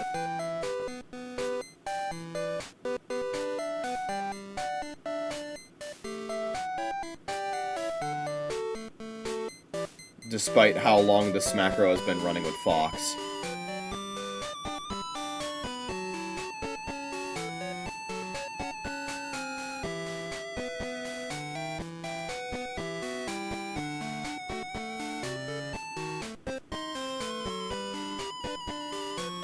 Because the joke that I've always said as to why the macro doesn't, why the macro doesn't just have my character run off the stage every single time to end the fight is because I didn't want to have to explain to people if they were looking at my stats why I had 50,000 losses and like a couple hundred wins. Loneliest character, and there's no data for that. Okay, that's kind of funny. The stat that I'm glad that the stat that I'm interested in there, by the way, is a stat that shows up without having to scroll. It's very nice. Anyway, that's all I have for you for right now. I will be live tonight with Geometry Dash. And then for next week, I will be doing 4 streams instead of 3. Because Thursday, Yoshi and the Mysterious Book comes out. And I'm going to be playing that day 1. So, that's what I'm going to be doing Thursday night. And then the next Backlog stream will be Friday night. And then we'll do it again Saturday night, and then another Geometry Dash stream that Sunday night. So I will see you there for all that, and I will see you tonight for Geometry Dash as well. Keep looking forward. And I will see you next time. Bye-bye.